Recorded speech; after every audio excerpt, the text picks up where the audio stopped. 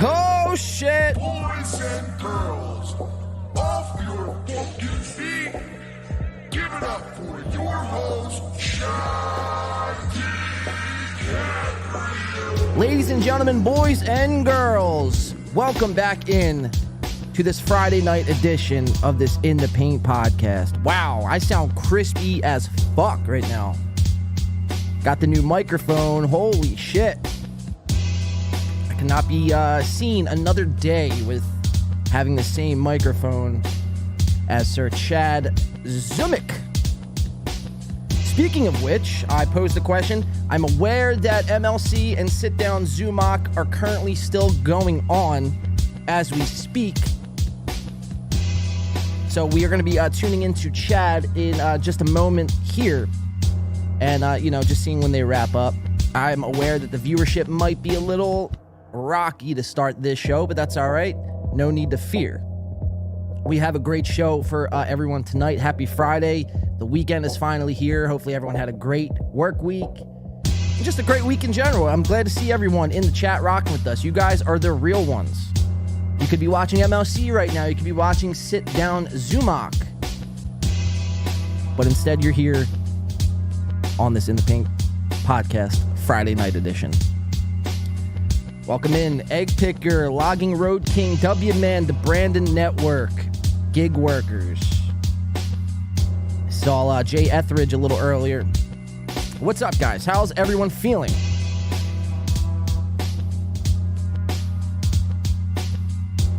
We do have a great show to get into. We are going to tune in live to Mudshark Loves Misery and watch the end of that. We're going to do a little stream sniping. Let's go to the camera. Yes, some stream sniping.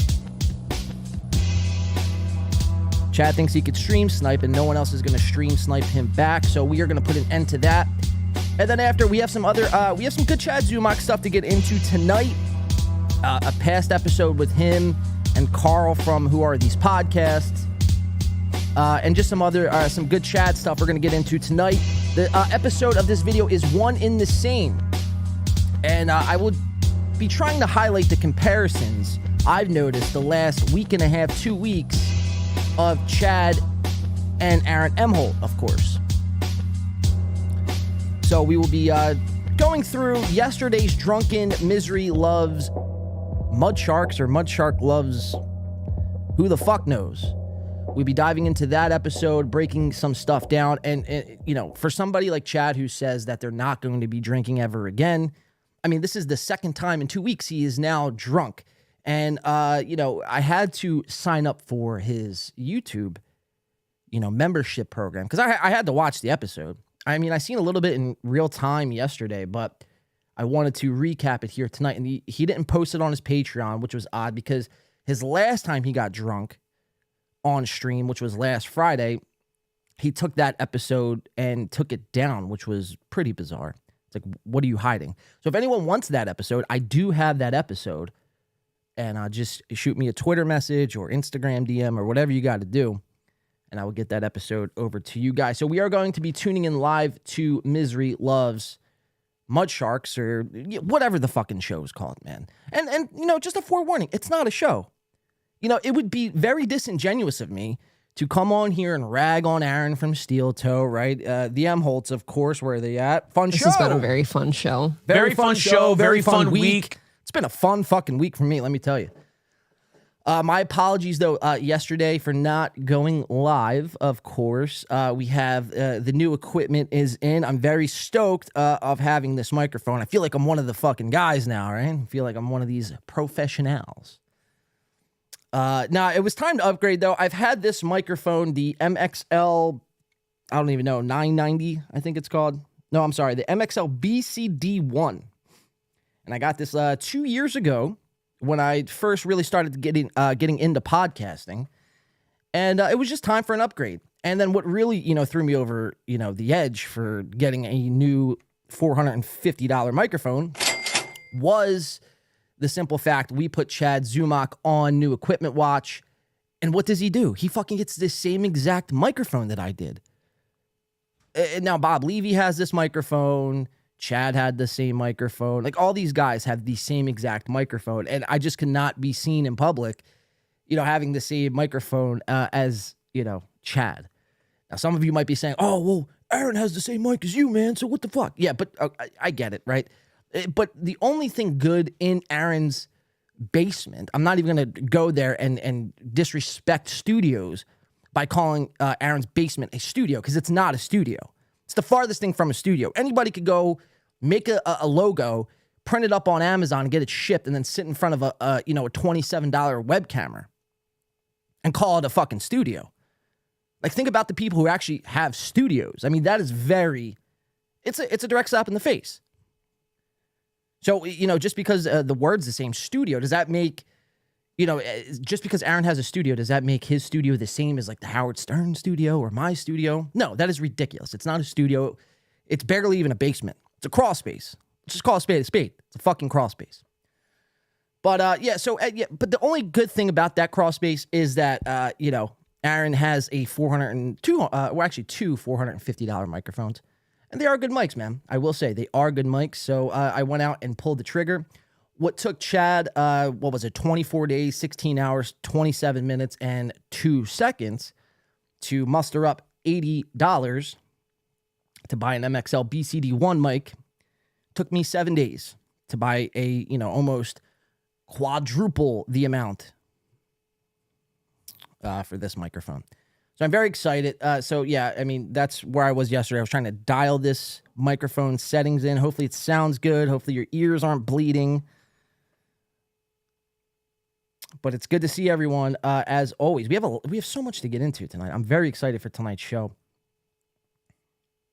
Studio basement, tomato. Yes. It's all the same. N-word. Unblock Sam V. Sam V's not blocked. Unblock Sam V. Sam V, you're right there. How are you blocked? I'm still blocked on Sit Down Zumock. Oh, on Sit Down Zumock. See, that's the thing with a lot of these guys. They want to claim free speech and they're for the people and all this fucking good shit. I mean, it sounds good when it comes out, the fucking your mouth. But when push comes to shove, if you get a little froggy with them, they will ban you. We learned this from Sir Aaron. Now, apparently, Sam V's banned in Chad's chat. A lot of people get very trigger happy. Corey last night. Well, it wasn't so much Corey. We do have some K-Cuck to get into tonight. I'm very excited for that. Tom Chillstrom. I mean, guys, can we just give a round of applause for Tom C. Chillstrom? That guy is my new favorite fucking guy to watch. It sounds kind of gay. I understand. But it just, for the sheer fact of comedy and localness, Tom Chillstrom is the guy. I guess this guy, Matt, I forget his name, Matt Weber from Ray DeVito's podcast yesterday. I guess he got wind and he had to try to one-up Tom Chillstrom. We will be diving into Ray DeVito's. I don't even know what that was yesterday. But we'll be diving into Ray DeVito. We got K-Cuck, Tom Chillstrom to get into later on tonight. We have the Compound Media Not So Special, the 4th rendition of Steel Toe on... Or was it the 5th? Because they've done 3 solos. I think it's actually the 5th total. They've done the 3 solos with April and Aaron. The Eimholtz, of course. Would you say he went hard in the paint? He went hard in the motherfucking paint. So they've done 3 of those, and then I believe they were on 21 Guns, which, I don't even know what that is. Again, it might be a Green Day reference from 2008. Why would you name your show that? I have no idea. And then put it on Compound Media. For what? Just so you could talk about black people and Jewish people? I mean, go to a 4chan forum to do that. But Anthony Cumia allows that kind of stuff. So shows like 21 Gun, Salute, are allowed to exist within that space. So that was their 4th. And then I think that sports show with Gino was, rounding out the total of 5 total Compound Media specials. No, or not so specials, I should say. So we have the Compound Not So Special. We're getting into K-Cuck. We're going to be getting into lots of Chad stuff. We're going to be diving into tonight. I do want to put this out there. Since I know Kevin Brandon, shout out to Kevin Brandon. I don't have to leave my house. Well, Kevin, now settle down. Sometimes you have to, right? Sometimes you actually have to leave your house. And for what I'm hearing, Kevin and you guys correct me if I'm wrong, but is Kevin Brennan, a podcaster by day, fucking, janitor by night? Which, hey, I mean, look, I'm not knocking anybody if you got a job or a side hustle or whatever, but the simple fact that, you won't just openly admit to it. Like, hey, man, yeah, that's what I do on the side. I need to make some, extra money. It helps pays my rent, and it is what it is. Do I screw in light bulbs at the end of the day for, $12 an hour? Sure. And then I come on a podcast and presume to collect super chats for the better part of 3 hours. But Kevin Brennan, I mean, it's like, Batman. If Batman were like kind of slow and stupid, Batman is Bruce Wayne by day, of course, and then Batman by night. Well, Kevin Brennan is like Batman in the podcasting sense. He's podcasting all day long, really, dicing us up with his wordplay. And then by nighttime, well, he's got to plunge toilets. Again, I'm not knocking it, Kev. Not knocking it, so don't make a whole expose on me, please. That would be the last thing that I need in my life right now. God. But, I mean, remarkable shit, really. If you guys could give me any clips on that, I would love, to watch it and really consume it for what it's worth. I mean, it's just truly fascinating shit. But I want to extend this offer to Kevin. So I've realized, Kevin, out of, this whole process of getting God only knows how much money in super chats, and again, it would be disingenuous of me to make fun of Aaron for his lack of studio work, I guess is the best word to describe it. And Chad's fucking dog shit karaoke microphone that he had before the MXL BCD1. So it'd be disingenuous for me to just look past Kevin's lack of equipment. So I will be extending this offer to everyone in this chat first. I mean, if you guys, obviously, I'm here to try to help you guys. Jay Etheridge says, Corey works at Chipotle. Hey, man, any way you can to make that dollar. It is 2023. Inflation rates are nuts these days. I don't knock it. I got a fucking full-time job. I'm also not a comic or an aspiring to be one anytime soon. But so Kevin Brennan throughout this whole thing is collecting money hand over fist, really just knocking them dead. Super Chat Central over there at the MLC podcast. But he still has the same,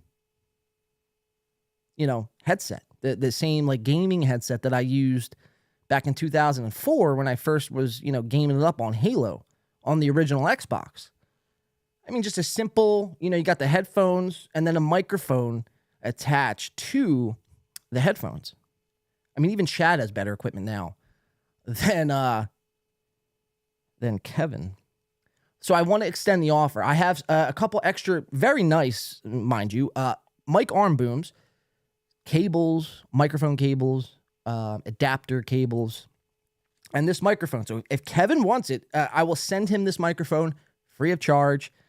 But of course, if any of you want it here tonight, if you guys are aspiring to be podcasters or you want to start, you get your foot in the door of some journalism and you want to start covering some shit and you just don't have a microphone or your equipment's not that good, DM me on Twitter. If you guys do want any equipment, I will abide by you guys first.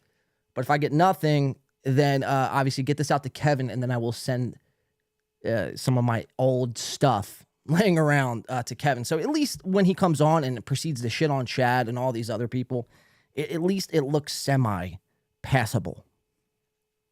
So that is my speech for the microphones. I'm very excited, though, again, to have bought the Shure SM7B industry standard mic. Pretty pumped. Enough of the tech shit. We got a lot to get into tonight, guys. So I want to dive. Let's see what is going on with, okay, so this is perfect. So Chad is still alive. Currently 258 viewers. It looks like, are they about to sign off? Let's just see. Let's check in with Chad.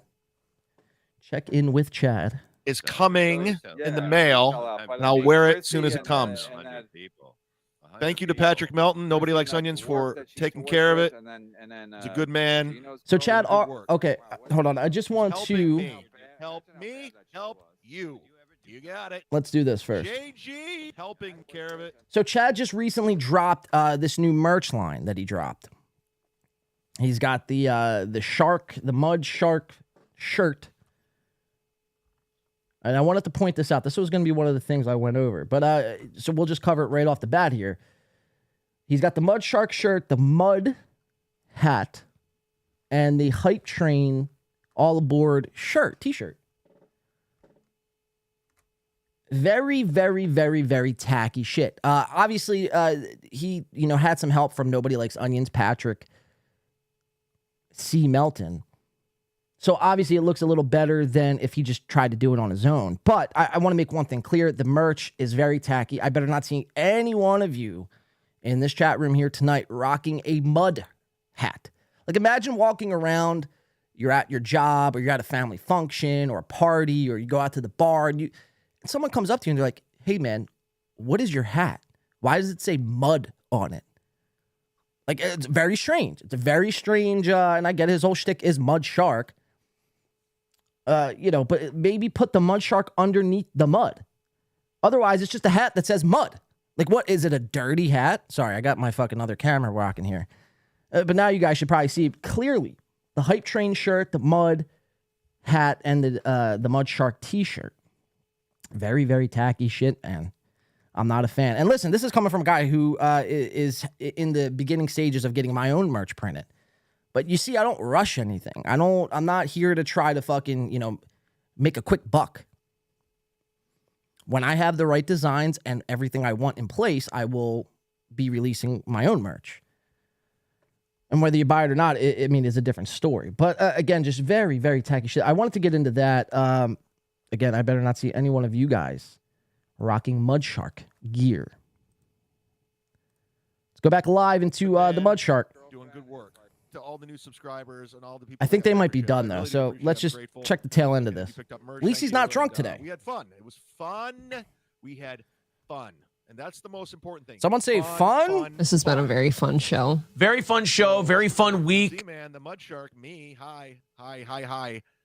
We will see you so it looks like it's Sunday. It's just wrapping up now. Cucks, Monday. And I might even take Gino out of the Cuck intro. Wow. We'll see. We have a lot to think about. All right. That's a wrap. All right, so it looks like this is all about over here. Everybody, Trump 2040, wow. Hillary Clinton, whatever, Bill Clinton, everybody. So that's it, really. Not too much on the Mud Shark front. I was hoping to catch some of that, but it looks like Chad just hopped off there. But did you guys catch the end of that there? He's going to be letting Gino off the hook. So Chad is in such a dire, sort of straits here. He's very, torn throughout this whole MLC. And I was making the reference last Sunday.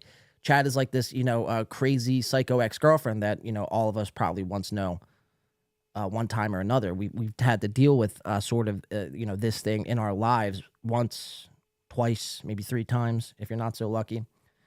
So that is, how Chad is kind of handling it. And, sometimes in those situations when things get a little squirrely, when you feel like nobody has your back, you start, hitting up your past friends, your past ex-girlfriends, people that have, really haven't been good to you in the past whatsoever. But you're just so, spiritually and emotionally bankrupt, you'll do anything to gain a friend at this point. And for Chad to pull off Gino from the Cumia Cucks, whatever, it's pretty wild if you ask me. But let's check in with the chat. That was a kind of abrupt start here. Hopefully everyone is having a good night. We are here for the better part of 4 or 5 hours. We have a lot to get to. Softcast will be joining us here tonight at the bottom of this hour. We're bringing him on. He's currently attending a family event. But let's check in with you guys. Code Jiho, someone says, Gino donated $10 to him and invited him onto his show.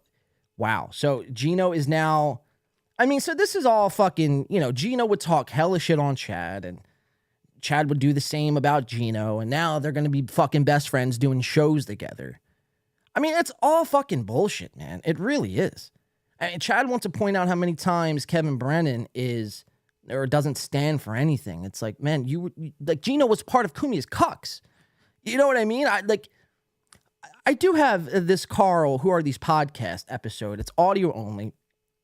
And I think after we play that, we're going to get more insight into, the thought process of Chad. Because after I listened to this podcast from Carl, this is from 2 years ago. Now, some of you may have already seen this. I had just, seen it the other day. But, I mean, there's a lot of cuckage going on, when it comes to people like Cumia, Stuttering John. And it's just like, after you hear that, it's like you can't really take the Cumia Cucks brand and name seriously anymore. It's like all that kind of goes out the window. And, I believe as the story goes, Cumia kind of went at Chad first. So if Cumia never went at Chad first and kind of started shitting on him and turned on him, would Chad still be in the Cumia business? Like, it just all seems so manufactured, like this hate at times, this drama at times. It just seems so fucking fake and outplayed and just, like, redundant. It's like, fuck, man. I don't know. Egg Picker says, nah. Chad working with Gino is trash. I mean, it's garbage. It's garbage. It takes your whole brand, the Mud Shark, and you might as well just fucking burn that shirt, burn the fucking show, and not even do it. Why even do it? Why even call yourself the Mud Shark? You're like a sand shark, bro. You're not a mud shark. A mud shark wouldn't fucking cuck it up to anybody. In times like this, you actually see what true mud sharks are fucking, made of. I don't even know what a fucking mud shark is, man. Is that even a real fucking shark? I'm aware of sand sharks, but they have no teeth. So, I mean, Jesus Christ. Hack Hell Radio. Yeah, it's all Hack Hell Radio, man. It really is. And I get it because I feed into the drama a lot of the times. Some of it is entertaining. Like, I'd be lying to you if I said I'm not entertained half the time. But it's like, if you're going to have a stance and you're going to dedicate a show called Cumia's Cucks, and one of your 5 cucks, you have E-Rock, Aaron, Gino, Chrissy, and Frank Pellegrino, or as I like to call him, Pellegrino. And then, one of those cucks, you're just now, because you're in like a weird spot in your life, one of those cucks are off the cuck train. Like, how's that even possible? Doesn't even make any fucking sense. Snark, shark, snipes, work. Wait, try to say that fucking 5 times fast. Snark, shark, snipes, work. Wow. Chad is a citizen, probably sums it up the best. Chad is a clownfish. Now, the chat is a little bit behind, but I'm just trying to catch up with you guys. I wanted to jump into that because I started streaming right when MLC and Misery Loves Mud, or Mud Loves Misery, or whatever we're calling it these days. Chad's stream sniping stream. So, I'm trying to get everyone, I'm waiting everyone to catch up. I do want to start off with a shot, though. And I seen a video, speaking of Anthony Cumia, and I had no idea about this. So, guys, please, if you've seen this already, don't spoil it. But I'm curious, how many people have actually seen this already. So we have the first video I want to play for everybody is Anthony Cumia's old band called Rot Gut. Now, has anyone seen Cumia perform musically before? Did you guys know Anthony Cumia was in a band? Am I late to the party here? Again, I'm very new. Like, I'm not going to sit here and lie to you guys. I dabbled here and there with Opie and Anthony, but I never really got fully, balls deep as a lot of, people in this world have. I was more of a Stern kind of guy back in the day, but, at a certain point, it's just like radio started getting very, very just not even saturated. I don't even think is the best word. Just very tame, I guess. The old Howard Stern from the 90s and even early 2000s, mid 2000s Howard Stern to now, it started getting very watered down. And it just wasn't the same anymore, man. It's like, I can get this kind of content on YouTube. And that's why radio today is fucking dying, because radio today doesn't like to push buttons and push boundaries. They like to play it safe because they're making, they're making fucking a paycheck every day. They're, providing for their fucking families or whatever. So they're not going to fucking, cross any lines or kind of, ruffle any feathers. They're going to kind of, toe the company line, as they say. And that's no different with Howard Stern.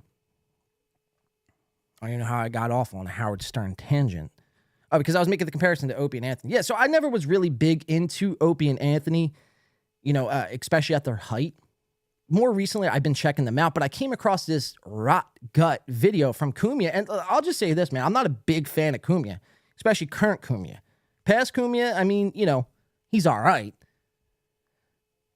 I mean, he was good at what he did, but it really wasn't for me. But current Cumia, wow. I mean, talk about a fall from grace. But his music, on the other hand, ain't that bad.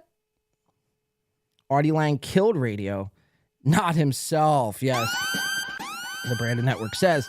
One of many Joe Cumia failed bands. Oh, so his brother was a part of Rock Up. Kmart Ready. Never heard of O&A. Watched some Stern. Yeah, that's kind of where I was. In the words of Mike Redbar, I like new Stern, not old Stern. There's no way fucking Mike said that, bro. Not a shot. It's a Verse Kevin show. Come on. Someone says, come on. I still have a soft spot for Ant, but I hate the Orbiters. Stern did not last long in Toronto. That's how Cumia got put on making parody songs. Yeah, well, that I see. I didn't know that, and that's kind of how like Opie discovered him, was from this rot gut experiment, and then they started doing parody songs for the radio station, as the legend is told. They started doing these songs, these musicals, these parody songs. One of them, which we're gonna play here. It's very remarkable for people who may not have seen it, and many of you probably haven't seen it. Because why would you? I've known Cumia now for the better part of like 3-ish years, and this is the first time I'm hearing about it. So I want to jump into this. I want to dive into a shot. J. Ether says it's a Mike troll. He did, LOL. Oh, I guess he did. Mike did say that, but he was joking. All right, that makes sense. I love the Opster. Rock gut radio is the perfect term for this community. I mean, the Brandon Network. That's I seen that going around on Reddit. Like, what should we name this community? And it's like you can never like go asking like, how could we come up with a name for something? Like, what's the best course of action here? Like, do you like this name? Do you like that name? It's like something like that kind of just has to fall in your lap. And I think it just did here tonight. The rot. I don't even know, the Rock Gutters or whatever the fuck. Rot gut. Rock Gut Radio is what the Brandon Network said. So let's get into it. I want to dive into a shot. So now Chad's doing it with Gino. Yeah, so that's what we're kind of just going over, Alex. All is fair in war. Electric Shock OJ is a classic. Yeah, so that's the first video we're going to be watching here. And just a forewarning, if you guys have kids in the room or younger people in the room, this video is it gives you the YouTube notice right off the bat that this video is not safe for the public consumption. Click here at your own risk. It's Electric Shock OJ. I just seen this video literally maybe 3 days ago.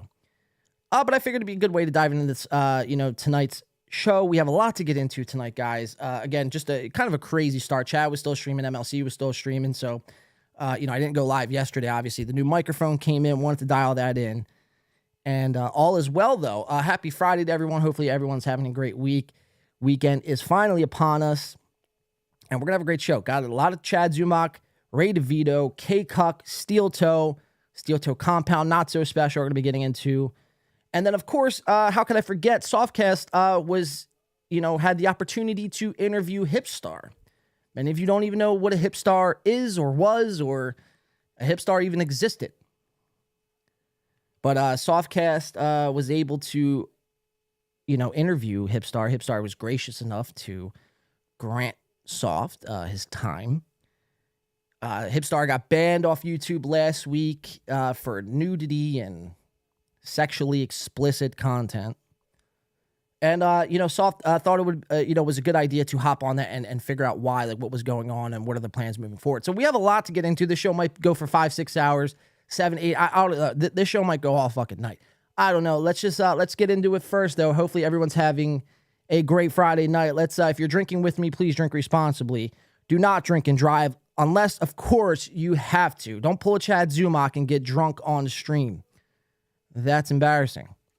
Let's watch it. So this is Rot Gut, Electric Shock OJ. This is an OJ Simpson parody. Now, I believe this song specifically was the song that got, Cumia or Cumia on Opie's radar. I'm pretty sure. I could be wrong about that, though. Let's watch it. It's Anthony Cumia pretty much doing, let's just let the video speak for itself. Why don't we? Anthony Cumia, take it away, Rot Gut.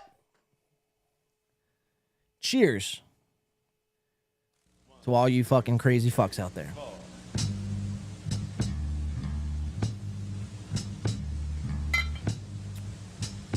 Wow. I'm sitting in Los Angeles jail, and the judge won't let me post my bail. Radio legend Anthony Cumia. JG, welcome to the Stub Toe. Appreciate the membership, man. Electric shock, OJ. Cook my behind like a chicken croquet. They gone electric shock, OJ. Toast my behind. Nicole, I really loved that girl, but she had the worst look in the world. I was only cleaning my knife. I accidentally stabbed her 36 times. Damn, he's doing super racist googly eyes. Grab your significant others now. Give them a big wet one on the side of their face. Grab them by the arm. And let's dance to this bad boy. Anthony Cumia. Taking another shot.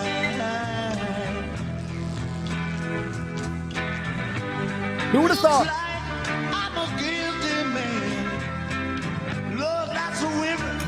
Someone says OJ's okay.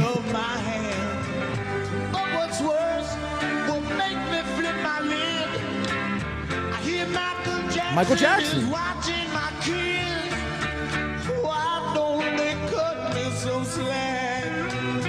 I'm an athlete, movie star, and I'm black.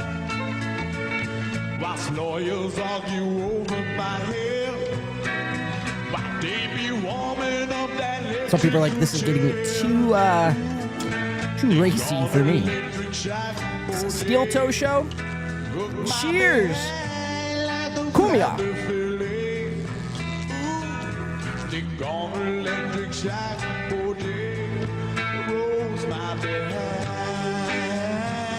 It's like some smoking music here. He's doing Aaron Shaka voice. He is doing, he is doing Aaron Shaka voice. Wow, Shaka Zulu, everyone in the building.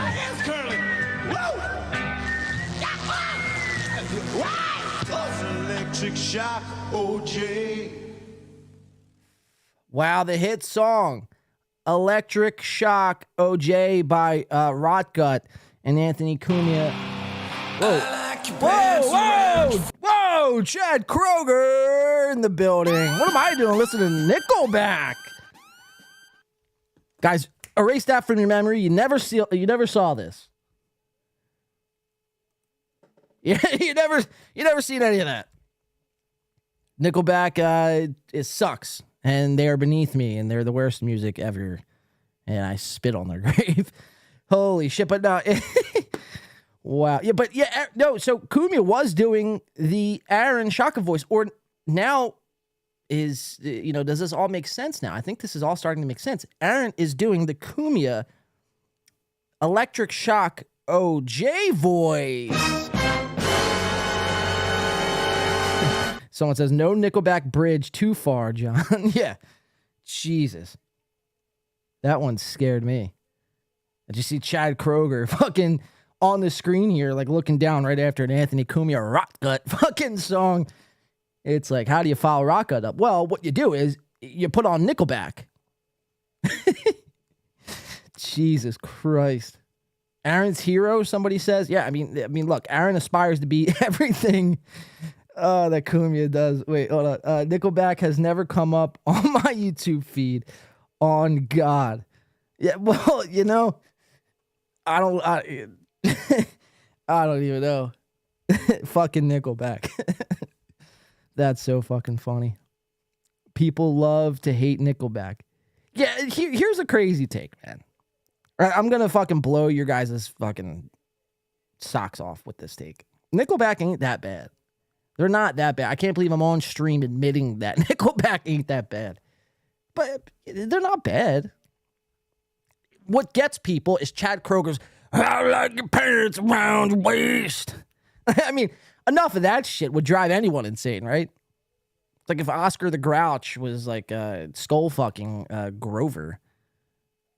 And they had a child, and that's, that it's just insane. That voice is insane. So the music, though, however, I will say, isn't that bad. They're pretty decent live, too. Nickelback, someone says Nickelback isn't horrible. They're bar music. Exactly. The Brandon Network, yeah, exactly. You understand. They are bar music. They're not music like you should be jamming out while you're doing dishes or cleaning your fucking house. You know what I mean? No, we'd put on like 21 Savage or Future. Someday, some hack. Jesus. I got to delete that from my search history. Zen's producer says, and they're Canadian. They start at a negative. Zen producer, that is very true. They are Canadian. Wow. Not too many good things come out of Canada. I'm trying to think, what was the last good thing? Like serious question here. What is the last good thing that's come out of Canada? And if you guys say Drake, I'll shut down shop right now. We're done. The correct answer should be 21 Savage. Actually, I don't even think he's from Canada. I think he's from Britain. It's all the same, though. I only listen to, Jay Ethler says, I only listen to Rot Gut when cleaning my home. Yeah, well, that's all you should be listening to. OJ's fucking parody. The lead singer is horrible, at least. Yes, Citizen M. The lead singer, that's, kind of where I'm at with it. It's like the music ain't bad, but the lead singer, Chad Kroger. Excuse me. Someone says The Weeknd. Steven Crowder, somebody says. Yes, Steven Crowder is probably the best thing to come out of fucking Canada. April Zumock says Nickelback. Well, Bret Hart, somebody says. Bob Dylan and Tom Watts only. You guys fucking, I'm sure everyone has seen it. I mean, it would be ridiculous for me to cover it tonight, but so I'm not going to. And April Zumock says Drake. Yeah. We're done. See you guys. I'm acting like Ray's fucking co-host or guest. I'm walking off. Norm Macdonald and Tom Green. I will give you that, Login Road King. Norm Macdonald and Tom Green. I will give you both of those, actually.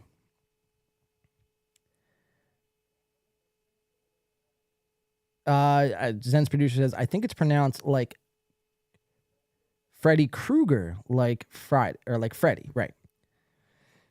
April Zumock says whiskey. Stephen C says Aaron Burke. Is Aaron Burke from Canada? Really? But yeah. So I'm not going to get into the Steven Crowder. I just want to say I'm not taking any. I'm not going to pull a Mersh and pull a victory lap on Crowder. All right. But we've said this here on the show before. Steven Crowder is not a good guy.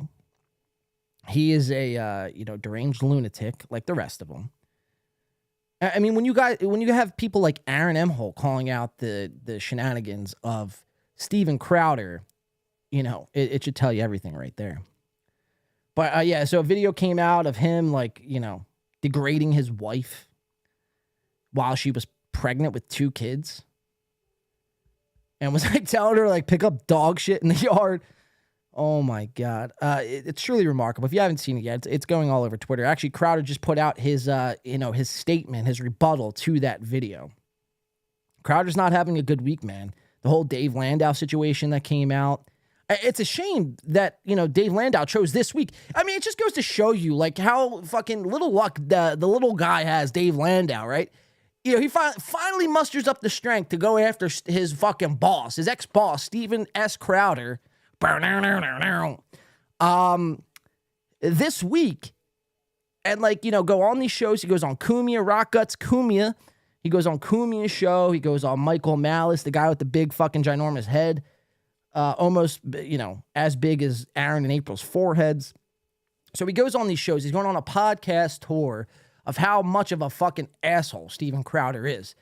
Just for it to wow, my voice just cracked. But just for it to get overshadowed by Steven Crowder's wife, Hillary Crowder, coming out this past week and saying how much of a, scumbag Crowder is. Dave Landau can't do anything right. He cannot do anything right. No matter where he goes, he's just a day late, a dollar short, Landau. And to the literal sense, very short, Dave Landau. So a lot of people, want to, come to the defense of Crowder, and it's listen, man, if you guys can't at least agree that, the guy is unstable, then, politics aside, right? This doesn't have to be a political debate here. If we can't at least come to that agreement, then, we shouldn't even be talking. Not that big. April Zumock says, play the vid. I haven't seen it. No, I'm not going to just play the vid for you, April Zumock. No offense, April. We all love you. By the way, guys, it is Mega Month, by the way, and a month dedicated to Miss, and she's in the chat tonight, April Zumock. You dare challenge Mega Mind. So, this month, this is April Appreciation Month. We will be giving thanks and praise to the one they call April Emholt, of course. Where's she at? There she is, right there over my left shoulder. We love April around here. Her hot takes, her zingers that she comes on the show with. I mean, her deep insight to all the topics that they dive into. I mean, without her, that show wouldn't really have any legs. That show would have been done years ago. But the fact that Miss April Emholt is here to save the day and, really grace us with her, I mean, just, her wordsmithness. I don't even know if that's a word, or it is tonight. We should all be, on our hands and knees giving thanks and praise to the one they call April Emholt. So April Emholt, of course, Mega Month. Thank you so much. I aspire to be a podcaster like you one day. That's why I got this microphone. Somebody says Melton. Zen's producer, why you just said Melton? Are you still behind in the chat? We love April unironically this. Yep. That's what I'm saying, man. That's what I'm saying. Boom, shaka-laga-laga-laga. All right, so let's get into some clips, guys. Ape sapes, somebody says. Forever headed. The crosstalk cop. Yes, the crosstalk police. But guys, I mean, in all fairness, nobody should be cross-talking. I don't know why anybody, should be intermingling with anyone else in the chat. If you guys aren't directing your sentences and your chats at me, what are we doing here? Because then I go back in the chat and I get lost. You guys are having your own fun little conversations. So maybe April is onto something. Maybe we shouldn't be cross-talking. How fucking ridiculous. I hope you guys know I'm kidding. So play the vid. April, no. Okay, it is your month, but I'm not playing the video. You're the only person who hasn't seen it. Someone said merch turned on Aaron today, any info? I've been hearing that murmur too. I watched a little bit of that Murr stream last night, but the amount of time I was watching it last night, he didn't bring up Aaron at all. So maybe I'll have that for Sunday's show. I'll have to do a little bit of a deep dive into Murr turning on Aaron. But everyone is starting to turn on Aaron. I mean, I think Aaron is even starting to turn on himself. I mean, we heard Carl on Monday. Now, whether he was just saying this because he was on, and by the way, Blue Mosaic, shout out to you for the $1.99. I could fucking buy some Cowtows tonight after the stream is over, of course. I can eat good. So whether or not Carl was just saying that to kind of, amp up the fucking show, the MLC stream, obviously Carl said, I'm going to be doing a deep dive into Aaron. It remains to be seen. But Carl, I mean, if it is true, I hope it is. That is my one biggest gripe with Carl. And I know, Softcast, is, likes Carl. And, it's not, you guys could like whoever the fuck you want. It doesn't make you any less of a person. It only, of course, if you like Aaron and April and then defend them, then that kind of makes you less than. But, I mean, if you like your shows and you like to watch your shows and you like to catch up on stuff, from certain people, whatever. But, my biggest gripe with Carl is his whole shtick is I'm going to make fun and dissect other podcasts. But he doesn't do it to Steel Toe or Cumia or Gino. And it's like, I can't take you serious. If you can't watch Steel Toe and not find anything funny or you're able to make fun of anything in their show, it's like, well, then, your shtick is kind of, it's a wash. It's irrelevant. And that's kind of where I'm at with Chad. So this is going to kind of tie into the Chad stuff we have here tonight. So Chad was on Carl's stream 2 years ago. I'm not sure if any of you guys have seen it. But this kind of changes, or it should change, your perspective on who Chad is. Because when people are talking good about Chad will, like anyone really, it's not a fault, of his, but if anyone's talking good about him, he is on their side. He's on their team. He will sing their praises. But the second they have anything negative or anything bad to say about Chad is the minute there are Cumia's cucks. So let's get into some clips tonight, guys. Welcome into the show. So happy to be here and streaming. Let's see. What do I want to? Okay, I already did the merch stuff. You guys know about the Mud Shark merch. Better not seeing anybody watching or wearing that, rather. So this was something sent to me. So we'll start small and we'll work our way up here. This was out of Cleveland Magazine. And this is a article titled Most Eligible Singles. And the eligible single, of course, is Sir Chad Zumock. Yes, Chad Zumock. So I guess the way this whole thing operates is Chad submits, to the radio station he was working at the time, all his good qualities about him, all the positive stuff, everything he's good at, everything he's done in his career, simultaneously, being funny, or at least, as funny as Chad can be, and, putting some, negative, blunders and flubs and, just things to laugh out about him and why you should date him. So I just want to go over this. This was very, very interesting. This was a very good find. Whoever, someone sent this to me. I don't want to give out the name if you want to remain anonymous, but they're in the chat tonight. So April Zumock says he is taken. Yes, well, of course, by you, Miss April Zumock. But so Chad submits this, dating application to his old radio station, 100.7 WMMS, The Alan Cox Show. Now, we've heard Chad talk about The Alan Cox Show multiple times in a negative light. But before he was talking about The Alan Cox Show in a negative way, he was doing things like this. And this is when he was 35. So, I mean, this is like 13 years ago.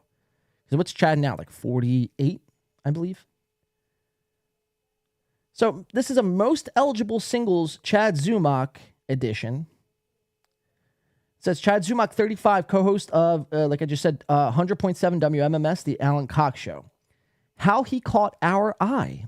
Well, it says the stand-up comedian caught our ears first, bringing a little laughter to our evening drives home.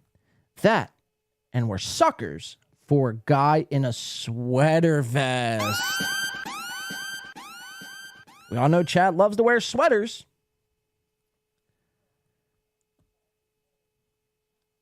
Kind of on the little flamboyant sign, if you catch my drift. You were saying Colt C's saying Chad is hilarious. Colt C, two things can be true at once. Two things can be true at once. Chad can be funny in your eyes, but comedy is subjective. I don't think Chad is that funny as much as he is entertaining.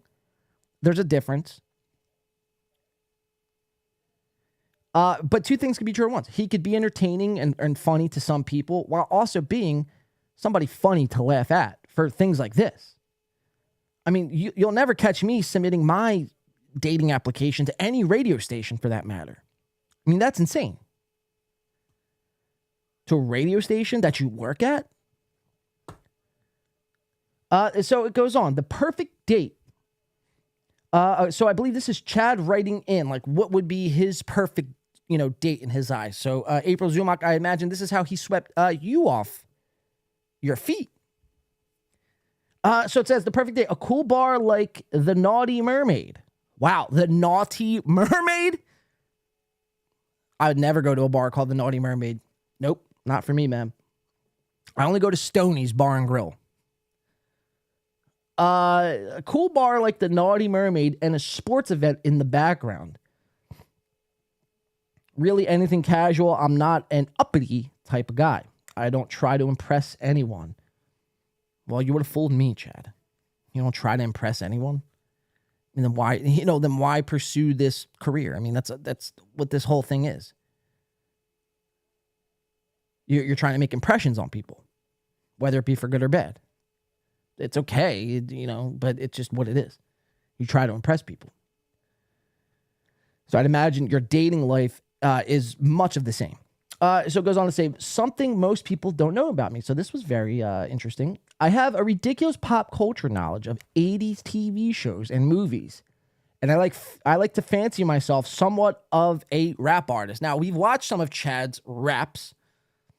And, I'd venture to guess most of this stuff is kind of aired on the side of comedy.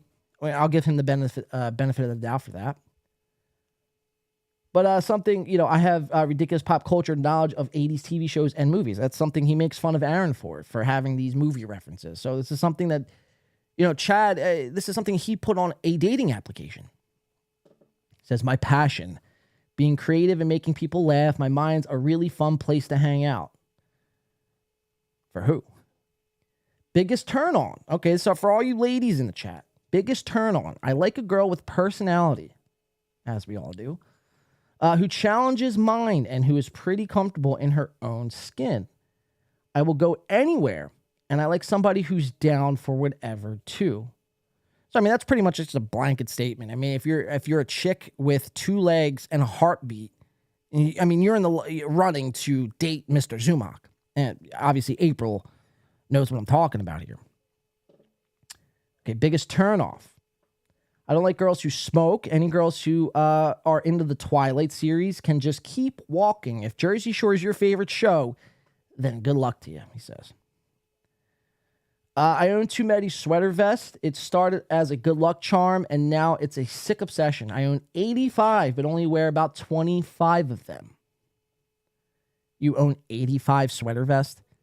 Not since Mr. Rogers have I heard anybody owning over 30 sweater vests. Now, you're claiming here on your dating application, why would you even put that on a dating application? Like, that is kind of a weird thing to put. I own 85 sweater vests, but I only wear 25 of them. I mean, that's kind of insane. 85.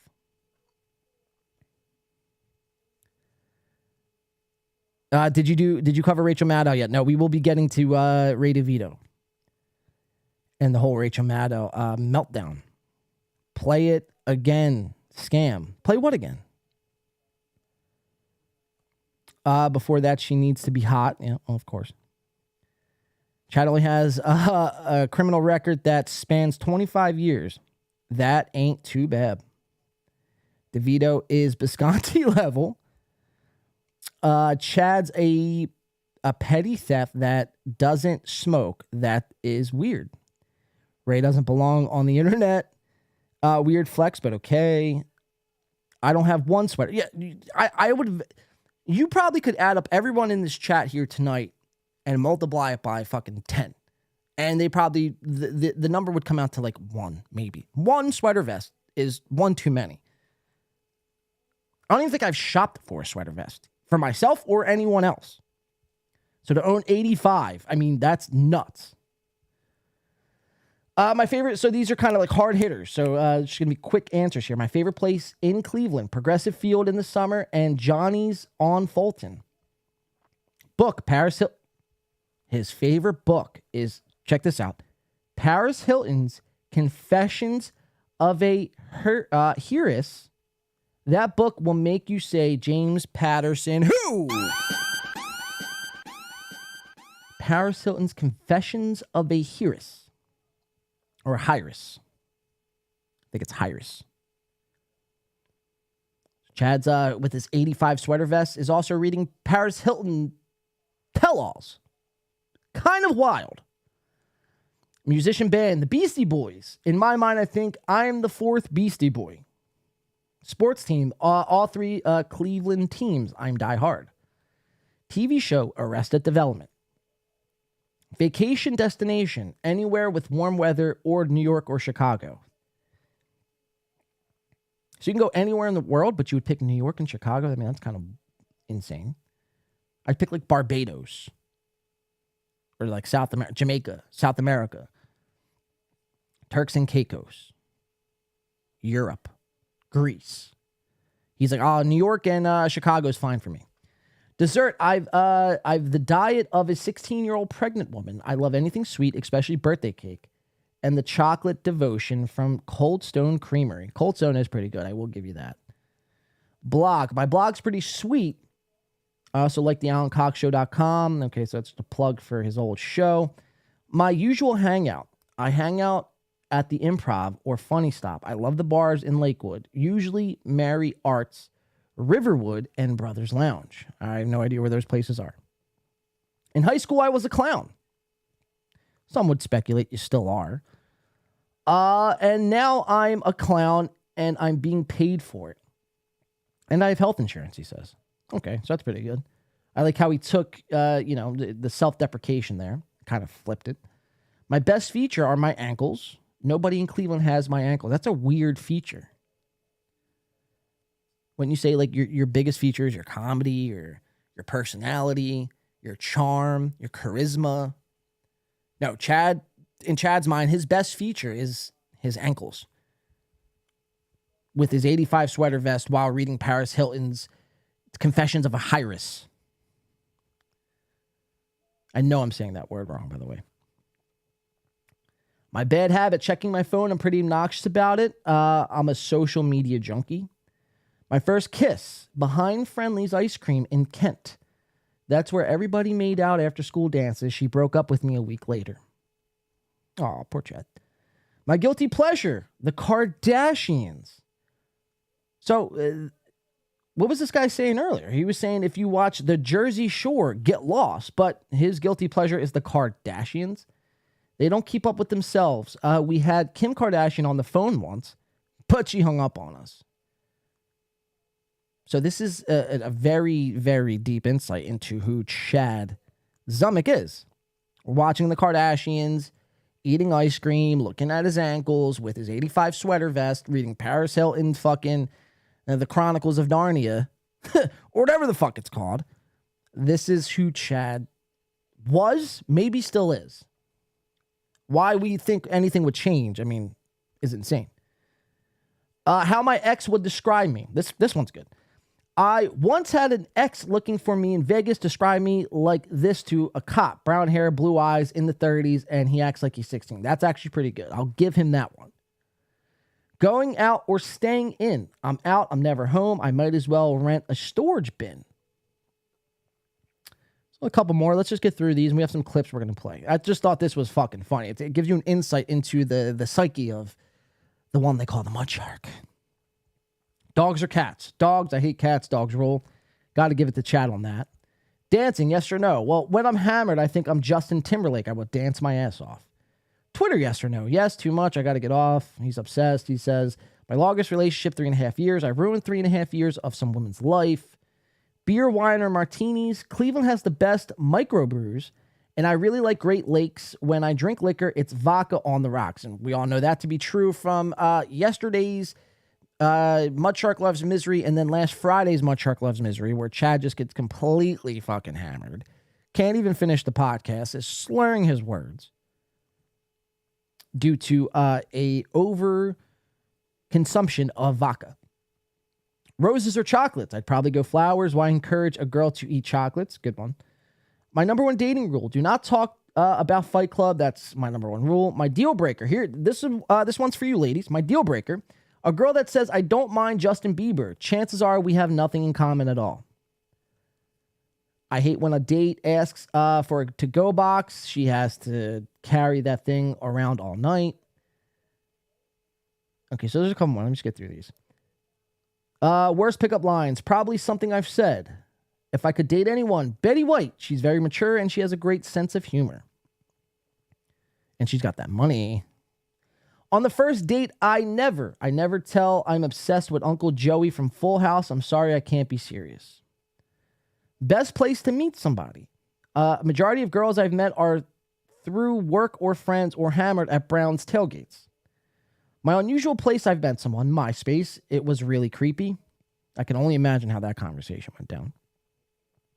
And this is the last one. It says, my take on Cleveland single scene. So this is Chad's take on this Cleveland dating scene. I think Cleveland is the toughest place to meet someone. Clearly. For some reason or another, here a lot of women have self-righteous attitude. I think he meant to put. It's a selfish, righteous attitude. I just like to talk to people and get to know them here. I don't know what it is. People need to be more open. And with that, ladies and gentlemen, that is Chad Zumock's most eligible singles application. Pretty good shit, guys. Pretty good shit. What do you guys think in the chat? All you ladies in the chat, you guys going to be hitting up Chad now that you know his ins and outs? People are saying K-Cuck rules. Yeah, K-Cuck is the best show. I said that last week. K-Cuck is the best show on the internet, hands down. Tom Chillstrom is the fucking man. Corey Adam, I mean, by far might be the best podcaster ever. I'm willing to die by that statement. Someone says, same Jay, except K-Cuck saved my life. Yeah, mine too, man. Mine too, Chris. I'm here for the gunshot drop. Where's it at? Boom! See, Chris was saved by K-Cuck. This is what that show does for people, yep. LassMG TV says, I would date Chad. K-Cuck is the glory hole of podcast. K-Cuck saves. LOL Brandon. I feel like I want to save K-Cuck for Softcast. We do have K-Cuck. We do have Tom Chillstrom content coming up. But I'm going to save that for Softcast. Which reminds me, let me open up my Skype.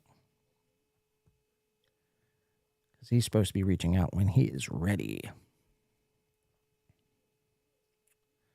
All right, so he hasn't called yet, so we got time.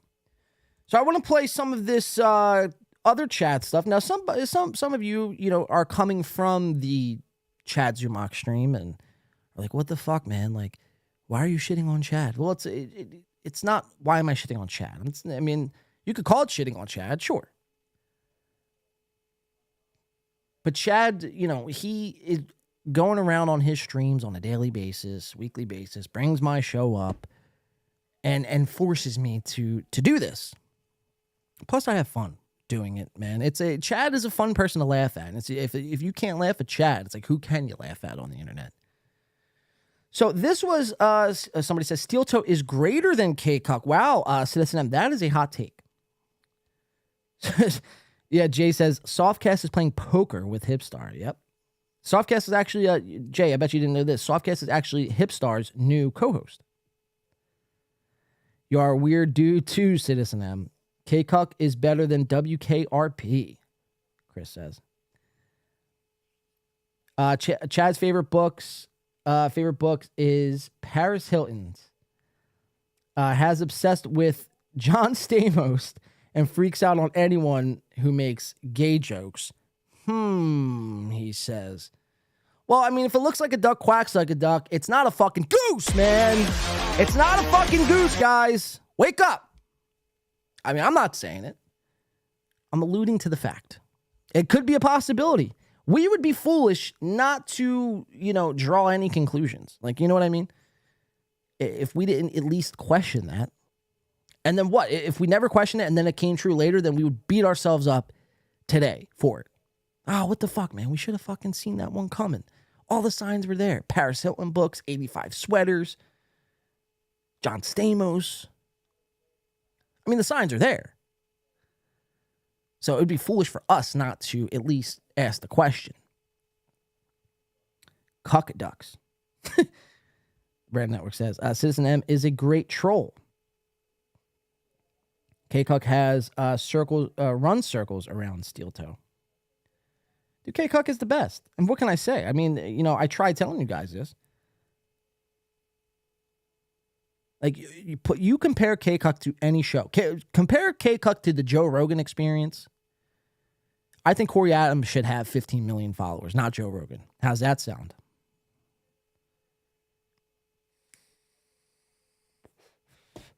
Let's keep it on Chad, though. We are going to get into K-Cuck coming up here in just a little bit. Let's keep it on Chad. Now, I wanted to play. We could do the Mud Shark Loves Misery stuff. Hold on, let me just read my Twitter messages someone just sent.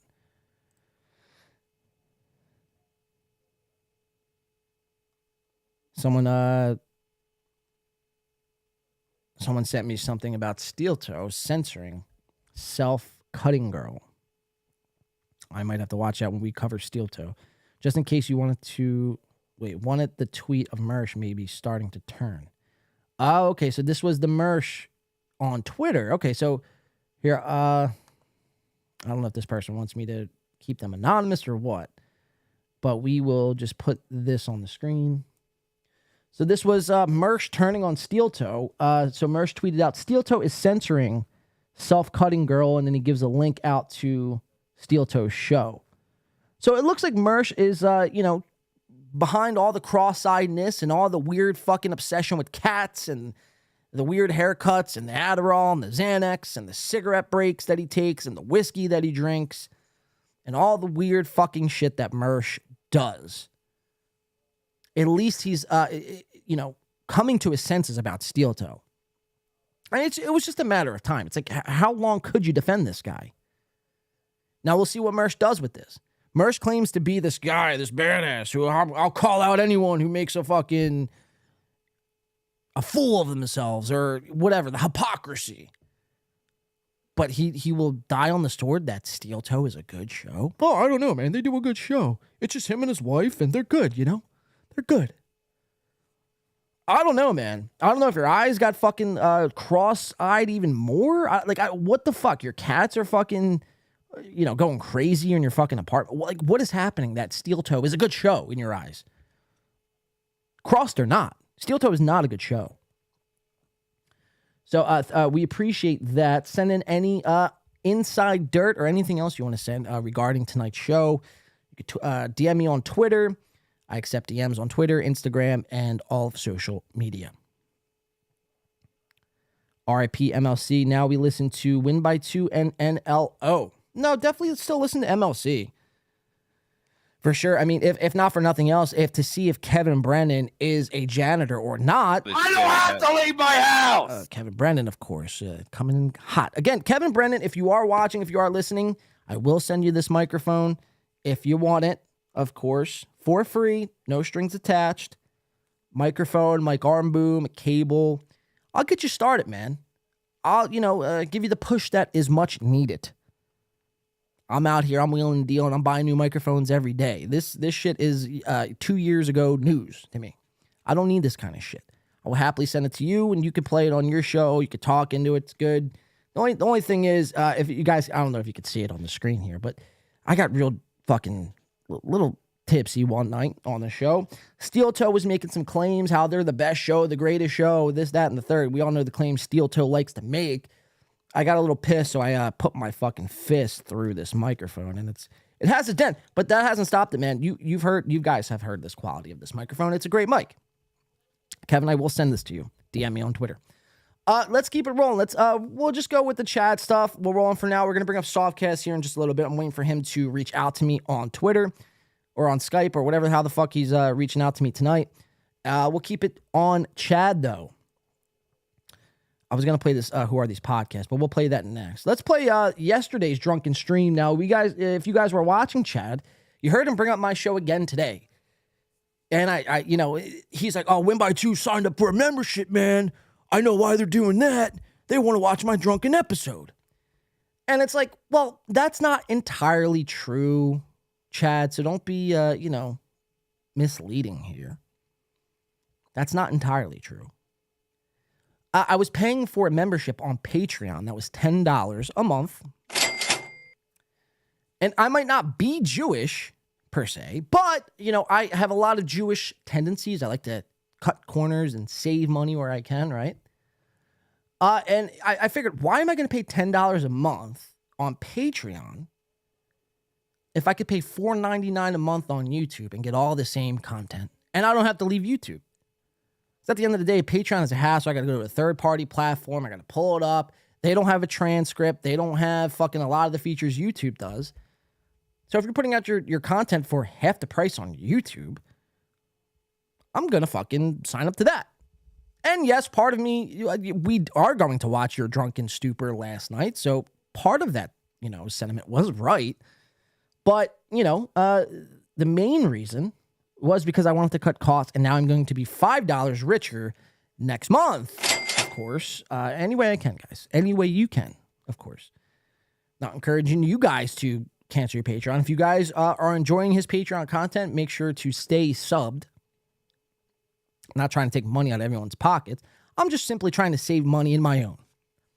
Times are tough these days. I'm buying $400 microphones, $7,000 camera lenses. Things get, I don't eat for, and you guys, I might have fooled you guys, but I don't eat for weeks here on this show. I simply just buy equipment and just fucking let it rip. If I eat, I eat. Purpose is to make the show the best possible experience it could be when the lights and the cameras are on.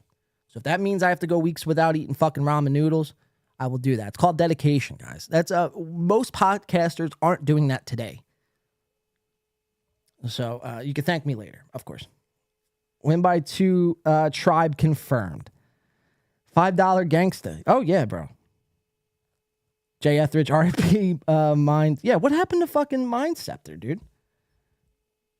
He just, fell off the face of the earth.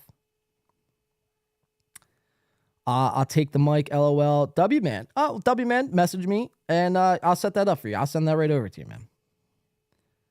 W-Man's a good egg, and, it would make me happy if I could, help him out any way I can. So message me. Again, first person to message me on Twitter, on Instagram. I'm not going to be taking it from live chat because it's just too insane to follow. So if you really want it, message me on social media or whatever, and I will get that mic to you. You're bigger than ever. I don't know. Now, Brandon, was that a weight joke, Brandon? Or are you referring to the numbers on the channel? If it's a weight joke, man, I'm not going to take kindly to that. Mine Interceptor, somebody says. Brandon Network, aren't you supposed to be doing a show as well? Aren't you supposed to be covering all of us, covering all these guys? Red Bar fans, he says. Red Bar fans, he says. I don't know what that is referring to. Both. Well, fair enough. Fair enough, Brandon. John Schemes. Chad Zumock, former #1 fan, gives the pink hello. If you guys want to use exclusive emojis, it's the only time I'm really going to plug, just because I think the emojis are pretty cool, and I like to work new emojis in when I can. We have emojis like Corey Adam Comedy, we have Aaron, we have Yak Yak, we have Megamind, we have Cope in there. Our memberships, and I will be doing more to for our memberships. The Hipstar interview is up live on our channel now for members only. I'm going to try to work in maybe a third show or somehow another video or two a week for our members. I've been slacking with that. I understand. I'm aware of that. But, doing 2 shows is insane enough. Plus working a full-time job, obviously buying new equipment every time I can, and not eating. It takes a toll on you guys, you know. But I will be trying to, provide for our members as much as I can. So yeah, $4.99 a month, guys, is the best way to support us.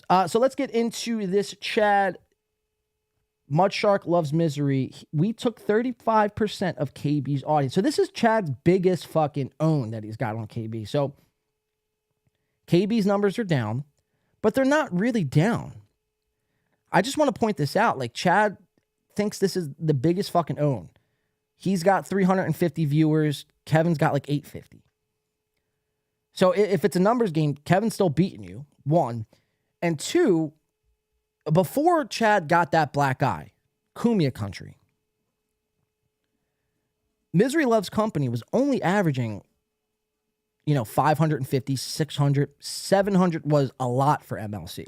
You guys got to remember, there was a time and place where Aaron Emholt from Steel Toe was, gloating about how close he was to surpassing Kevin with subscribers and live viewers. And at one point in time, I'm pretty sure you guys could probably go find that video. Aaron was very excited to have passed Kevin when you combined it YouTube and Rumble numbers. And I think the final total number was like 1,000 for Aaron total between YouTube and Rumble. So, Kevin's show was doing 600 to 700. Like, that was normal. Then Chad gets a black eye, and of course, everyone wanted to know what the fuck was happening. So the numbers went up. But, because Kevin hasn't reached 1,000 viewers, this is somehow a big fucking own for Chad. Now, the title of this video is one and the same. So I want to point out a lot of similarities between Chad and Aaron. Now, Chad has since came out today and says, I'm just joking. This whole subscribe thing is just all a joke. But, again, it would be very disingenuous of me for me to come on here and, shit all over Aaron for every 5 seconds claiming, pleading with his audience to hit the like button, hit the subscribe button, donate to us, do the members only. You guys could do gifted subs. Like, that's every 5 minutes. And we all shit over Aaron because of that. Now, Chad is doing the same thing, and nobody is calling it out. Like, everyone is just letting it slide. Now, some people are calling it out now in their chat rooms, in MLC chat rooms specifically. But everyone's just kind of letting it slide like it's okay. I'm not saying it's not okay. I mean, if you want to promote. But it's like when you do it every fucking 5 or 10 minutes, it's like, oh my God, dude. I maybe promote, and this would be a lot, twice on the show. If you guys want to sign up to the channel, you know where the button is. If you guys want to send me a super chat, you know where the super chat button is. It's not going anywhere. It's never going to go anywhere.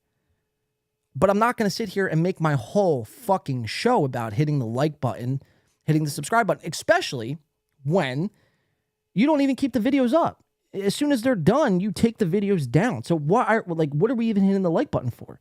And by the way, I want to point this out. 317 likes, which isn't bad. 129 dislikes. It's a lot of dislikes. It's a lot of dislikes. I mean, for a stream that had 3,500 views, we'll chalk about 1,500 of them up to hate watching. Maybe 500 of those views really are people who don't even know who Chad is or what the fuck is going on. So maybe 1,000 to 1,500 of those views are actually people there for Chad. To only get 317 likes, it could be better. But to get 129 dislikes, I mean, that's pretty much half of, or at least close to half of your fucking likes. But again, you take these videos off, so why are we even hitting the like button to begin with? If anything, just be promoting your Patreon the whole time. But let's jump into this. I feel like I'm just rambling on and on here. You guys get the point. So I want to point out some of this crazy. I mean, this show was nuts. Chad has said it today, too, that the show was a complete disaster. And it was. And it's insane, too. Like, here, I'm going to take a drink now. But you guys see me. I drink on the show, throughout the show. Now, I'll only stop if I feel a little queasy, let's say. But I never get to this point. Ever. It's like, you know, being almost like what they call a white girl wasted. It's like how you allow yourself to get to that point while you're live on stream.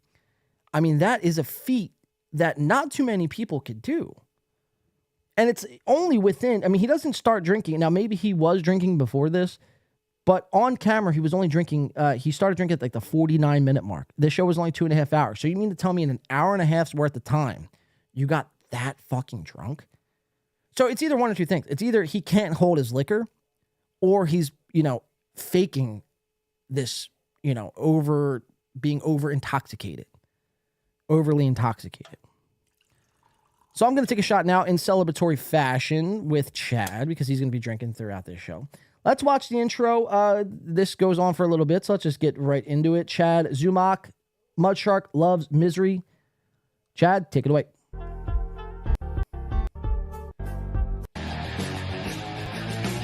Cheers.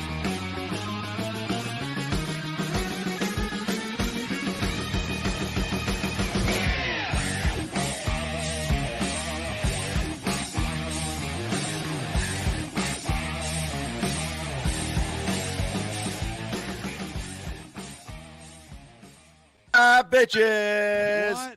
What the fuck? Kevin, shut the fuck up. Shut the fuck up, Kevin Brennan. Blue Mosaic says it's both. Yeah, probably is. I don't need the mud shark. I move on. I'll do whatever I want to do. Chris, I'll be clapping later on the program. Everybody. It's over. Hit like, hit subscribe. You guys are welcome to Mudshark Loves Misery. Hit subscribe, hit like. Our goal is to annoy Kevin. We don't care about super chats or anything or the goal. We want to annoy. So hear that. We don't care about anything or the goal. You know, I want to highlight that. We don't care about anything or the goal. We just want to fucking shit on Kevin and stick it to Kevin. Well, there's multiple instances on this show where, you know, your own actions would say otherwise. Let's keep watching. Boy, Kevin Brennan, and we're doing it.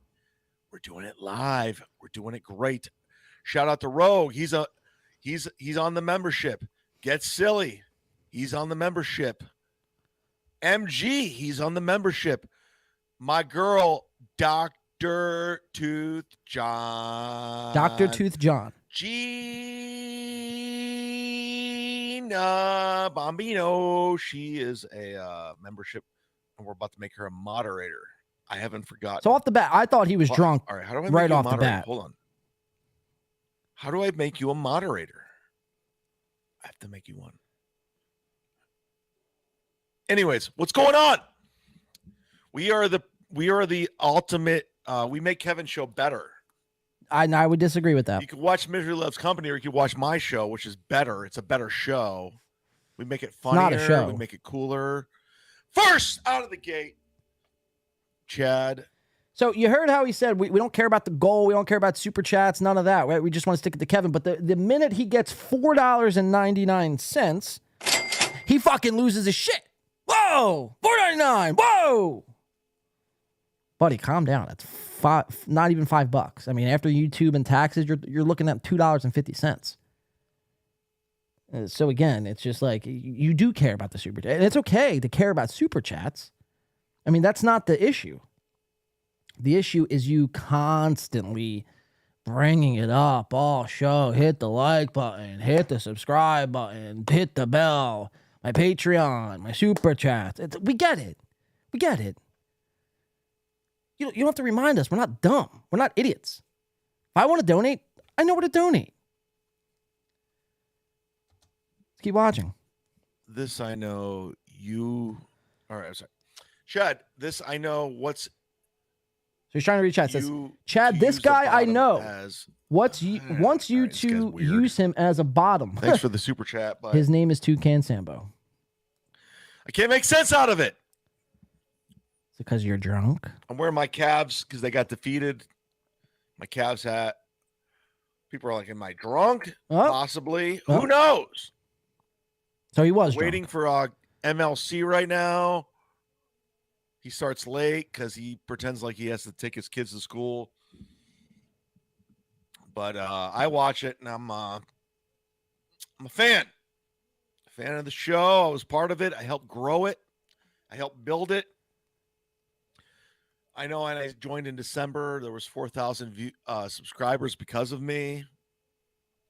So this is another crazy claim, and maybe I can, I'm completely off on this, but Chad is claiming here that he helped grow MLC by 4,000 subscribers. Chad doesn't even have 4,000 subscribers on his YouTube. How could he help MLC grow by 4,000? Now, maybe, Chad probably had something to do with MLC's growth, but I don't know MLC's numbers from here. Maybe we can look them up. Let's go to Social Blade. And we'll look up, I don't know really how to use Social Blade, to be quite honest with you guys, but we'll look it up, Social Blade, and we'll see what MLC's numbers were in December compared to now, and, the growth that it took. So let's, MLC. I guess that would just be the only thing to search. MLC. Podcast, maybe? I don't know. Let's see if we could find it. If not, I'll just keep moving on. I don't really use Social Blade, to be honest. A lot of you guys do. MLC. Can we search a fucking something here? All right. Misery Loves Company. All right. So can we see their subscribers since December?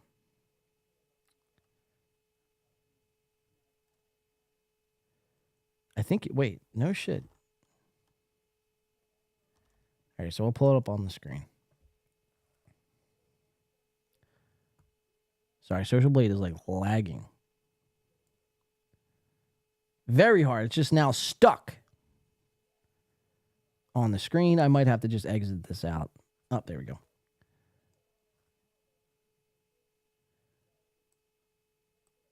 I don't know why this is lagging on me, but give me 1 second here, guys. Sorry about this. Just trying to prove a point.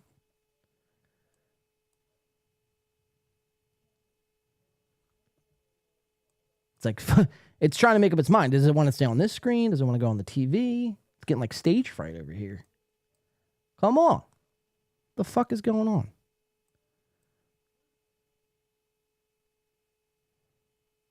There you go. Now it's just off the screen. All right, well, I don't know. I don't know if I'm going to try to bring that up on the screen. Here. Oh, there it is. All right, here we go. Let's try it. Yeah, this is just fucking very, very wonky. And these are April, May's numbers, June numbers. So let's see if this equates to 4,000. Curious. So December 15th, 2022 to December 21st, they went up 70 subs. Then December 22nd to 28, 80 subs. Then the next week, 100. Then the next week, 50. Then 120, 100, 60, 170, 90, 100, 150, 100, 100. And they've actually lost some subs or gained none. And then another 100. I mean, it's probably close to, I would say maybe 2,500 would be, if I'm doing quick math here. Definitely not 4,000. And definitely not because of you, Chad. So I don't know where this is coming from. Oh, since December, I've helped MLC gain 4,000 subs. It's like, Chad, you have 3,600 subs. Like, it would make sense if you had like 4,500 subs. Maybe you brought them over to MLC. Check out my podcast here. But you got, 3,600. All right, let's keep watching. Now I know there's almost 3,000 subscribers. Thank you from YouTube, guys. Jamie's right. End Thank them you. all. All right, let's take 30% of KB's viewers. Donate! Wait, what's Jamie saying here? I'm See, curious. And he just said donate. Utopia knows what the fuck's going on. We're doing it, guys. We're not fucking around. We're here to disrupt and cause problems. We're at 210 viewers right now. Hit like, hit subscribe. So there's like and We're subscribe. here to cause problems. Very That's all we're Aaron trying to do. Emholt-ish. That's the goal. If you ask me. I appreciate the super chats because that keeps me going, by the way. Kevin doesn't pay me anymore, but So then it again, keeps he him wasn't paying going. me The that super great. chats keep him going. But then he calls out Kevin Brennan for being addicted to super chats. He claims the goal, we're not trying to hit any goals or any of that. But in the same, now I get it. He might be a little intoxicated. So he's kind of talking out the, fucking ass side of his mouth. But when you do get intoxicated and you do, start to let your fucking guard down a little bit when alcohol enters the system, you start becoming more honest. So, I don't think Chad is completely blackout drunk here where he's just fucking saying nonsense. I think part of a lot of what he's saying is a little bit of honesty we're getting from Chad. He does care about the super chats. This is his fucking main income. This is where he makes his money. He's not making a fucking killing in comedy.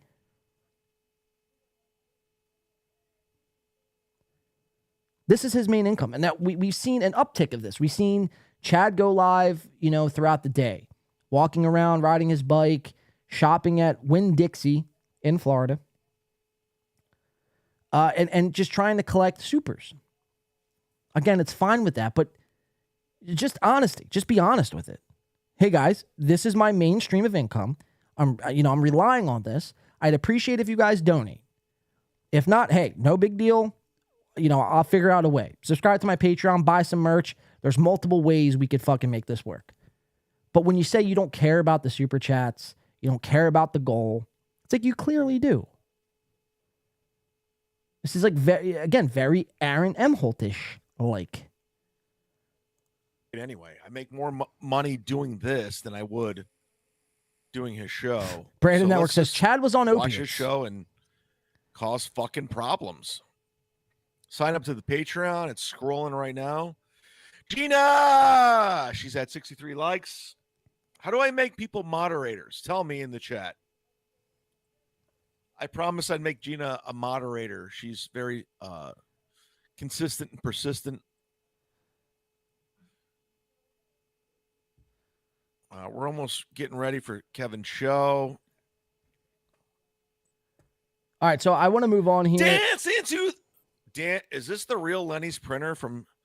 Let's just show a couple more quick examples, and then we're going to go into the clip that's kind of been the biggest controversy of the past 24 hours. And that, we've broke it here on the show. I think we were the first show to break Bob Levy's, Ariana Grande lookalike stepdaughter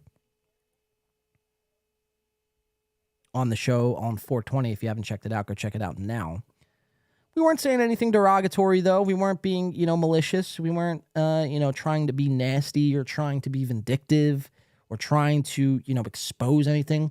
The images were leaked on Reddit, and we figured, hey, all the shows are going to start covering it. We're going to be the first. Now, Chad said something here, and from the sounds of it, Bob Levy and Gina Levy, they really didn't look into it much. When you first hear it, it's very shocking, right? Chad is talking about doing some sexual acts, to Bob Levy's stepdaughter. And at first, it's very shocking. It's like, whoa, dude, like, chill. Like, don't say that out loud on a stream. But then when you replay it in context, it's not really that bad, especially given the fact what Bob has said over the years about Chad's family, his mother. And this is not coming, to the defense of Chad. I'm just being logical, being, realist in this situation, right? I mean, the chick has an OnlyFans. It's insane to think that someone can make an OnlyFans and nobody would be jerking their fucking schlongs to it, right? That's why you make an OnlyFans. You don't make an OnlyFans to meet new friends. You don't make an OnlyFans to start up conversation pieces. You don't make an OnlyFans to add it to your resume. You make an OnlyFans because you want simps money. And what are they going to do with your, provocative imagery? Well, they're not just going to stare at it and, have a couple fucking swigs, lean back in their chair and fucking go to sleep watching you. No. If they're fucking heterosexual males, they're going to, I hate to say it, ladies, but they're going to spank it if they're subscribing. So at first, like when you hear that clip, it's like, holy shit, Chad, like calm the fuck down. But when you really like listen to what he's saying, it's nothing crazy. Like she has an OnlyFans. Now, if she wasn't online and she wasn't on Instagram and she wasn't putting herself out there as this like influencer, which I don't even like to use that word anymore, but it's kind of what she's doing, right? She's trying to make her living online, being an online personality, as being an Ariana Grande lookalike. Well, when you put yourself out there like that, especially making an OnlyFans, it's like kind of free game. So again, I don't think Bob and Gina really looked into it. I just think, kind of what Chad was saying on today's stream, that they were kind of just making assumptions of what, he possibly could have said and kind of just rolled with it. But if they really listened to it and then looked at it objectively, again, it's not that insane. I mean, imagine, looking at a porn star and saying, oh, I would like to jerk off to her. Does that make you a fucking creep? It makes you human. If you don't think that, that's kind of creepy, if you ask me. So we'll get to that coming up here, because that is the clip in question tonight. People are saying nothing is a work. We subscribe to the Onion fans, somebody says. Total BS. Total BS. And you're another one, too, Brian. You're on Bob Levy's shit list, man. Bob Levy is going to Florida, and then he's going to fly right out to California and fucking feed you to the fucking... what's out in California? The libtards. You're on Bob Levy's hit list, man. Tom was such a Chad. Who? Tom Chilstrom? Total BS. Are you watching K-Cuck? I don't know what is real or fake anymore other than Tom McCaffrey being a dork. Yeah, I mean, we'll get into that too. Tom McCaffrey, Tom Chilstrom. I think the overall arching theme, if you are named Tom, well, you should just put a gun in your mouth and blow your fucking head off. Blow it off. Figuratively, of course. Because you're definitely not built to be an online personality. A la Tom Chilstrom, a la Tom McCaffrey, a la Tom Winstrom, Tom Karnick, Tom Tomebloom, Tom, you get the point. It just don't, this week is not a good week to be named Tom. I would be changing my name immediately. If my name was Tom, no, I'm changing my name. It's just not happening. Wow. Feed him to the homeless. There you go. Thank you. Tony Sal. Thank you. Feed him to the homeless. Kill the hacks. Suggestively. Well, yeah, right. Suggestively. Figuratively, literally, suggestively. All the above. You leave Tom Hardy alone, as Carlos Danger says. It's not a good week to be a Tom, man. Tom Holland, Tom Hardy, Tom Chilstrom, Tom McCaffrey, Tom Brady, Tommy Two Steps, I'm trying to think of some other Toms. LO, Bob's on every show. The goal was to get our name in his head every time he does the BS show. Everyone is using him, including us. Bob seems okay. Total BS, I don't even know. I think the underlying thing was with you guys specifically was you had brought up his stepdaughter.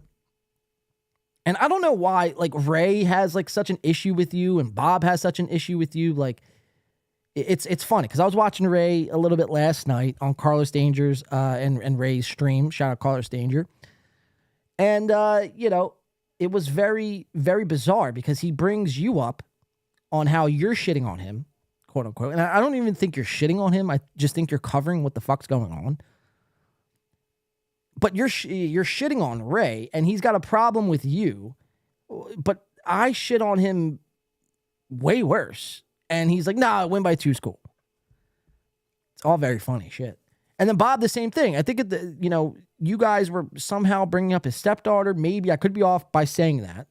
So don't hold me to it. But I brought up his stepdaughter on Thursday. And then Bob's like, yeah, man, win by 2. They're good. They're good guys. It's like, Jesus, man, give fucking Brian a chance at Total BS. I happen to be in the Total BS business when I'm not obviously working in this one. Tom Cat, somebody says. Tom Crowder, somebody says. Psst, McCulty. Tom Brennan. Thumb. Tom Zumock. Thank you. Tom Green. Tom Carroll. Random soccer player. Thank you. Carlos Danger and Ray's stream is how Ray's show should be described going forward. Yeah, I mean, Jesus. Everyone wants to shit on Ray DeVito, and it's like, I get it, man. Maybe podcasting isn't for everybody. Like, everyone shouldn't have a podcast. Like, there should be some sort of fucking, like, checklist and test you take before you start this. But whatever, there isn't. And so anybody with a microphone and a camera, you don't even need a camera. Anybody with a microphone and a computer, or a phone for that matter, can make a podcast. Ray DeVito is one of them. You don't land on the Shuley network for no reason. But everyone, is very, very harsh on fucking Ray. And it's like, Jesus, man, give the guy a break. He's not going to, what's he going to do? And I said this last week. It's like, we could shit on Ray DeVito, but it's like shitting on a dead person. They're not going to fight back. They're not going to do anything. They're going to, extend their hand and, shake it at the end of the day. I don't know, man. It's pretty bizarre shit. It's like, I try, we'll make fun of Ray DeVito, but, to actively shit on him, I think is a little bizarre. Like, the way Chad gets in a lot of these fucking episodes, like, his rage for Ray. Like, imagine having rage for Ray DeVito. It's like, maybe you should take a look at yourself in the mirror and figure out why the fuck you're so angry. Because if Ray DeVito is making you angry, well, you might need counseling. I don't know what to tell you. Ray DeVito shouldn't be making you angry. Now, if it's Aaron M. Holt, then I could see. A liar, a manipulator, hypocrite, self-soother, coper. I mean, Jesus Christ. There's some damaged people in this fieldom. I have no problem with Total BS, though. I think they're wrong about MLC. I don't even see what they've said about MLC. I've seen what they said about Bob. I have a couple clips. I don't know if we're going to get to that tonight. Maybe we will. Maybe we won't. I don't know. If that's really Patrick, tell him about Ray not taking advice. Tell who? I could tell if it's Patrick right now. But I almost like this whole fucking, anonymous nobody likes onions. You know what I mean? I almost like not knowing if it's the real guy. Carlos Danger says, I have no... Oh, wait, that was Carlos Danger. So now they're cross-talking in the chat. Where's my fucking mods at? Yeah, that's what the fake nobody likes onions would say. It's really me. Yeah, it's not you, Patrick. Get out of here. It's probably Tom Melton, right? Am I right, guys? I agree with BS completely, but when they tell the truth, offensive to people, I wear disguises and dissociate myself. So we have a Tommy in the chat. Not a good week to be a Tom. Mod me, the Brandon Network says. Sure, NLL, and I'm a real chick. Right. Yeah, Deitois, we all know you're not a real chick. Jesus. MLC is geared for the elderly. Yeah, I mean, that couldn't be fucking more true. Just a lot of senile old men yelling into not even microphones, headsets. And, $80 mics. Bob Levy has the same mic as I once did. Oh, but it's just, I mean, it's insane. It's insane. The reaction it gets out of people. It's nuts. Sometimes you have to take a step back and really, separate your emotions from what you're actually watching on screen. You can't be so attached to what you're watching. And I think that's where we went wrong in all of this. I think that's why everyone is so fucking at each other's throats. It's because humans are inevitably emotional creatures, and we've let our emotions get the best of us. And now it's snowball effect.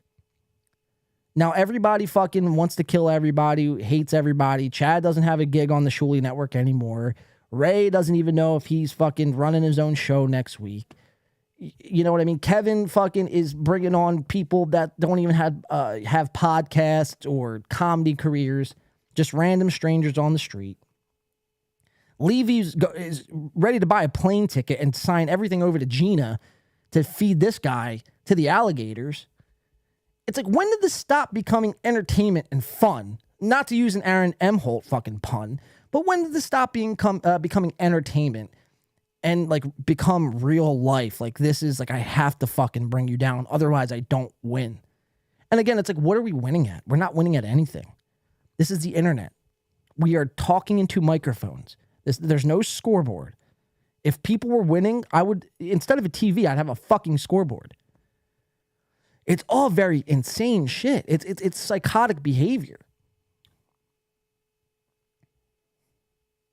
And it's not just, the people in chat. It's everybody. It's the hosts, co-hosts, producers. You have to separate emotions. When you step on screen and you step into a chat, you have to check your emotions at the fucking door. I don't want emotional baggage in my chat room telling me fucking, why they hate somebody or dis-hate somebody. It's fun to make fun of people. We should learn to separate the two. Making fun and poking fun is one thing, but when you start getting emotionally charged is where I might have to cut ties. This show and all these shows might not be for you. Should be looking into psychiatrists and things along those lines. I want to get back into this chat stuff. I love podcasts. The podcast wars are great until they're not, though. Until somebody dies. You know what I mean? And inevitably, that's where this fucking story ends. Somebody's ultimately heading until their, to their demise. That's where I see it going. And whether, Bob Levy feeds Chad to the alligators or somebody gets very depressed. You know what I mean? It's just, the writing's on the wall, man. Because what's happening right now is everybody is expecting drama. And if the drama isn't delivered from the people on screen, the viewerships are going to go down. So, subconsciously, these people, Chad and Kevin and everybody, subconsciously knows that we have to deliver some sort of drama. Otherwise, people are going to stop watching. The super chats are going to dry up. I'm going to have to go back to my janitor job. I'm going to have to go back at working at, not Chad, but Corey at, Chipotle.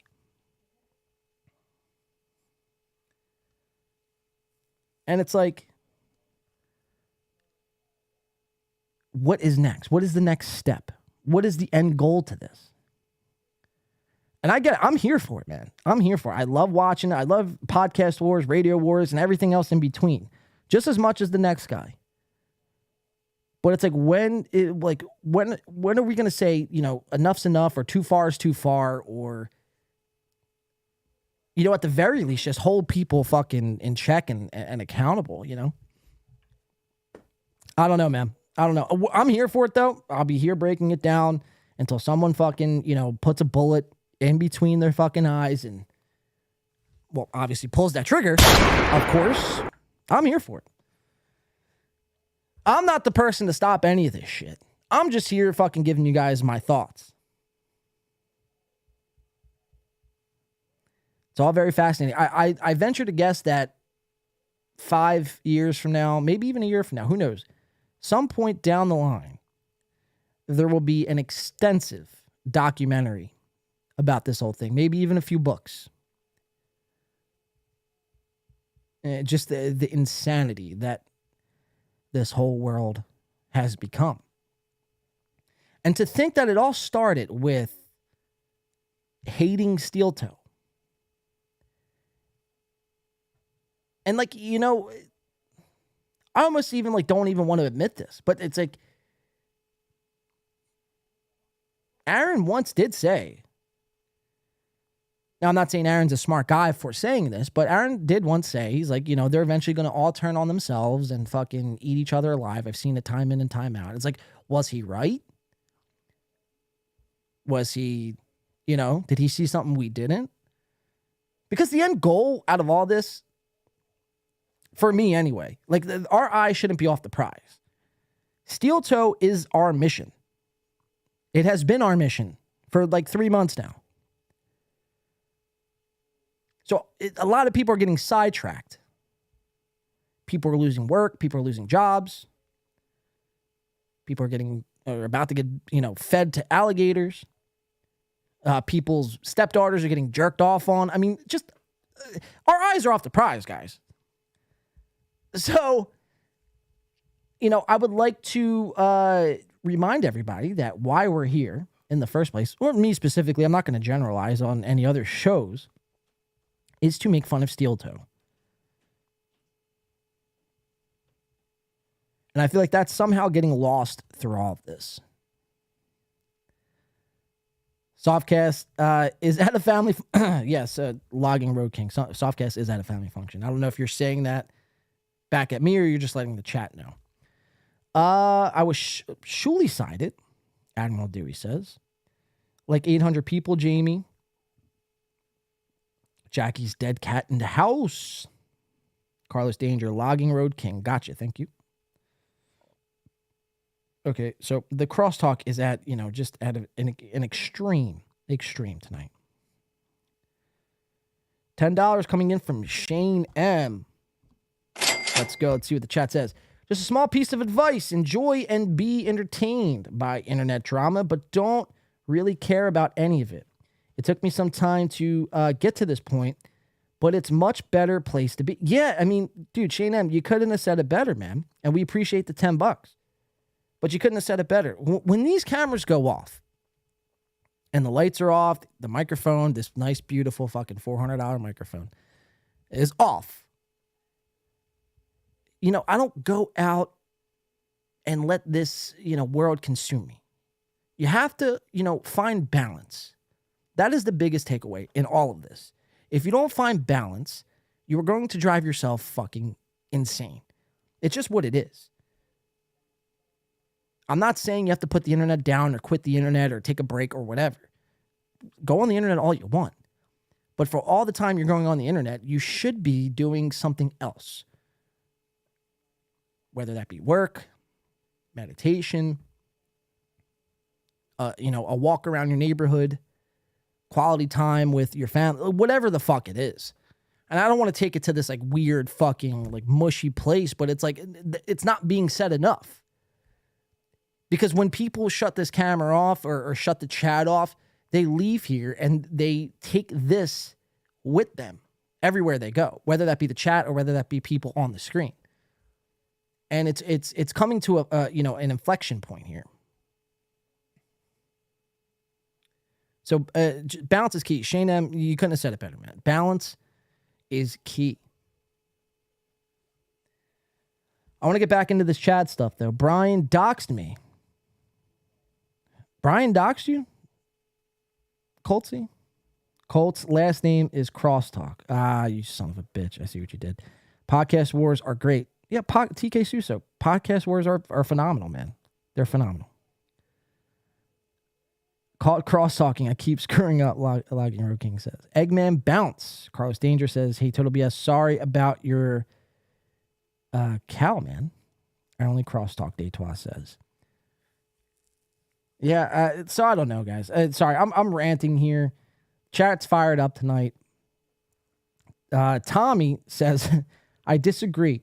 All of you should be on the internet or be in an internet addiction 12-step, but you'd all be texting from it. Well, you know, they probably do make an internet. If they do, I'm going to be really fucking floored, to be quite honest with you. But let's check it out. Internet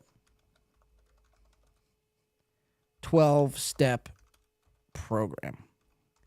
This is probably a real thing. If you could think it, it's probably a real thing.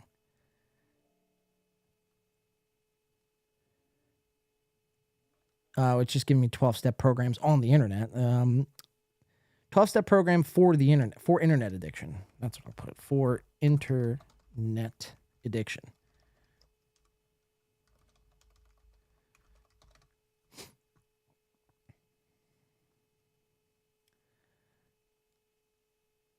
I don't think it's a real thing. Surprisingly. It's just a lot of 12-step models. But like Tommy said, man, all of you should be in a 12-step program. Maybe I'll start it. Oh, we got 2 fivers coming in. Appreciate you guys. Wrapping tortillas at Chipotle is a better gig than getting bullied for plus $300 a day, in my opinion. I'd probably have to agree with you, man. I'd probably have to agree. I would much rather work at Chipotle. It's a much simpler, much easier time. You don't have to worry about getting shit on by fucking your employees. You just go in there, you do your job, you fucking throw in some earbuds, you throw the fucking beans, the meat, the tortilla, the cheese, and you wrap it all up, sour cream, dish it out, get it to the next customer, and you're on your way. You go home, you collect your check. It's an honest day's worth of work. But, to a lot of people, Aaron and Corey Adam Comedy and a lot of other guys, they want to make this sort of thing work. That's why, throughout this whole thing, this is obviously all great. I obviously appreciate everyone here tonight. I appreciate the super chats coming in. But this is a passion of mine, but it's not my main sole focus.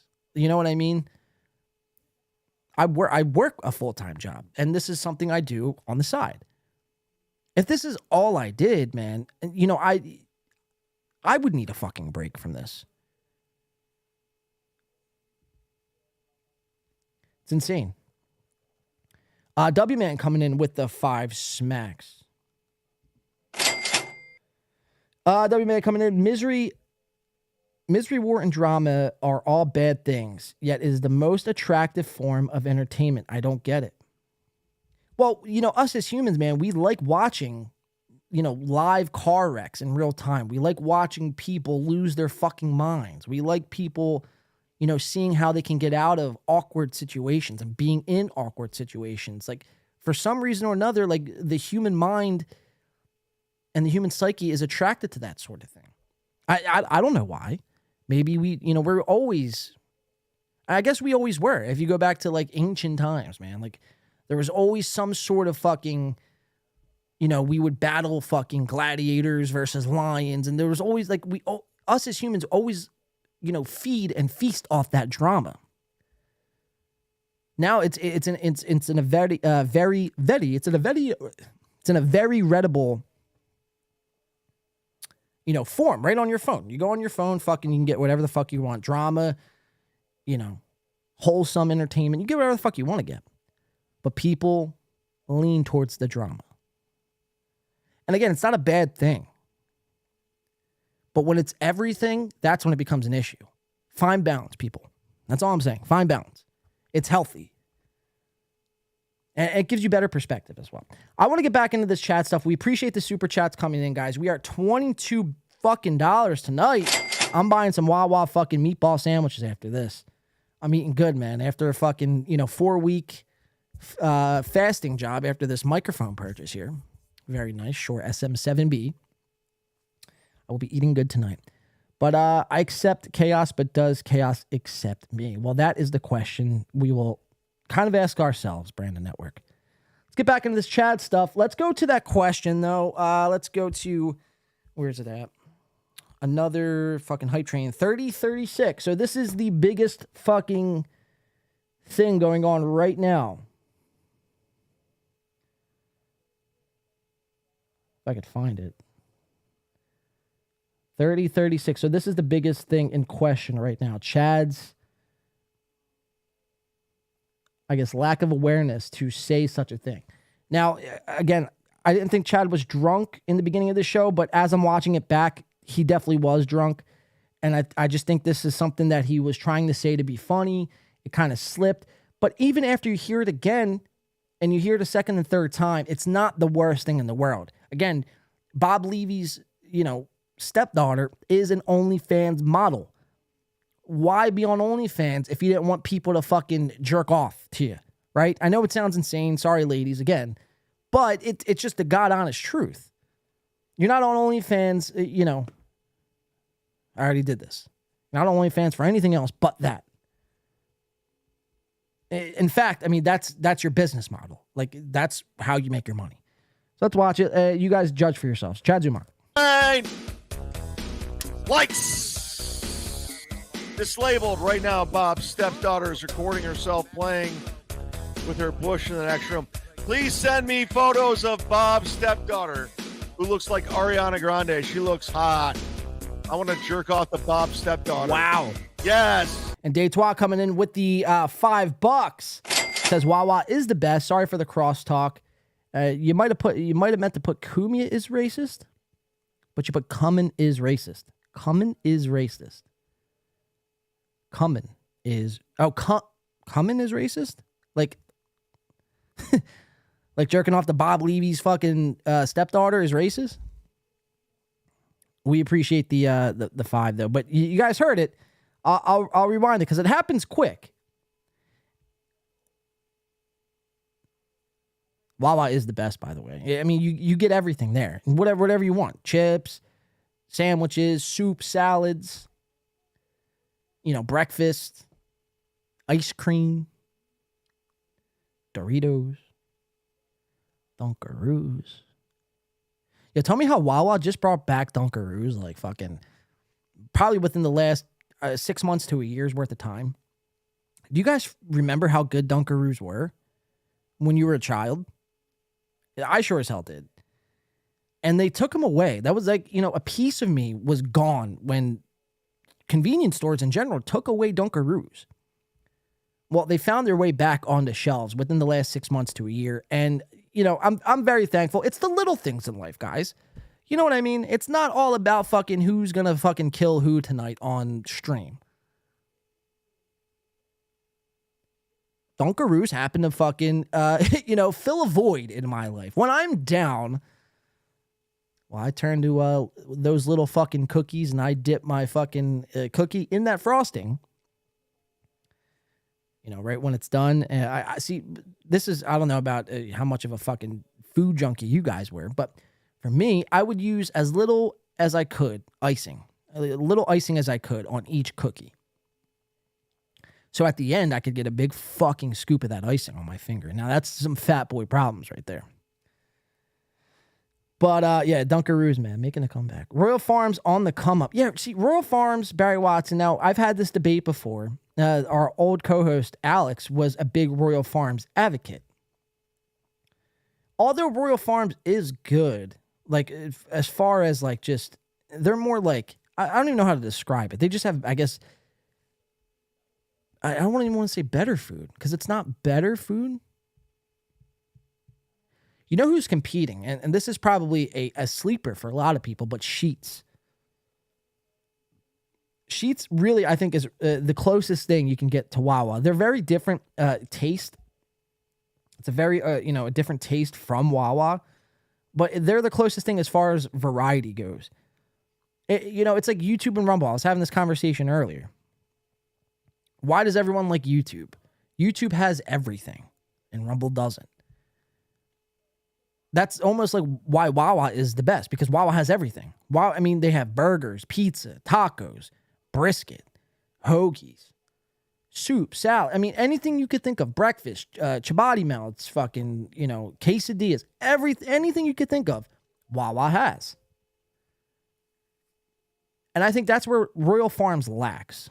Like, their quality is pretty good. Like, they're pretty fresh. But where I think Sheetz has, an advantage of is Sheetz has almost everything.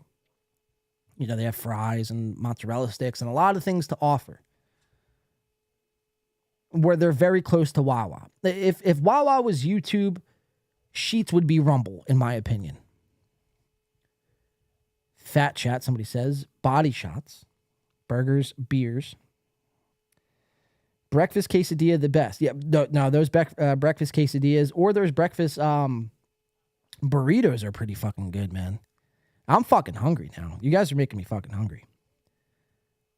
Coltsy says, I hate YouTube, but Rumble sucks. Why do PA people love gas station food?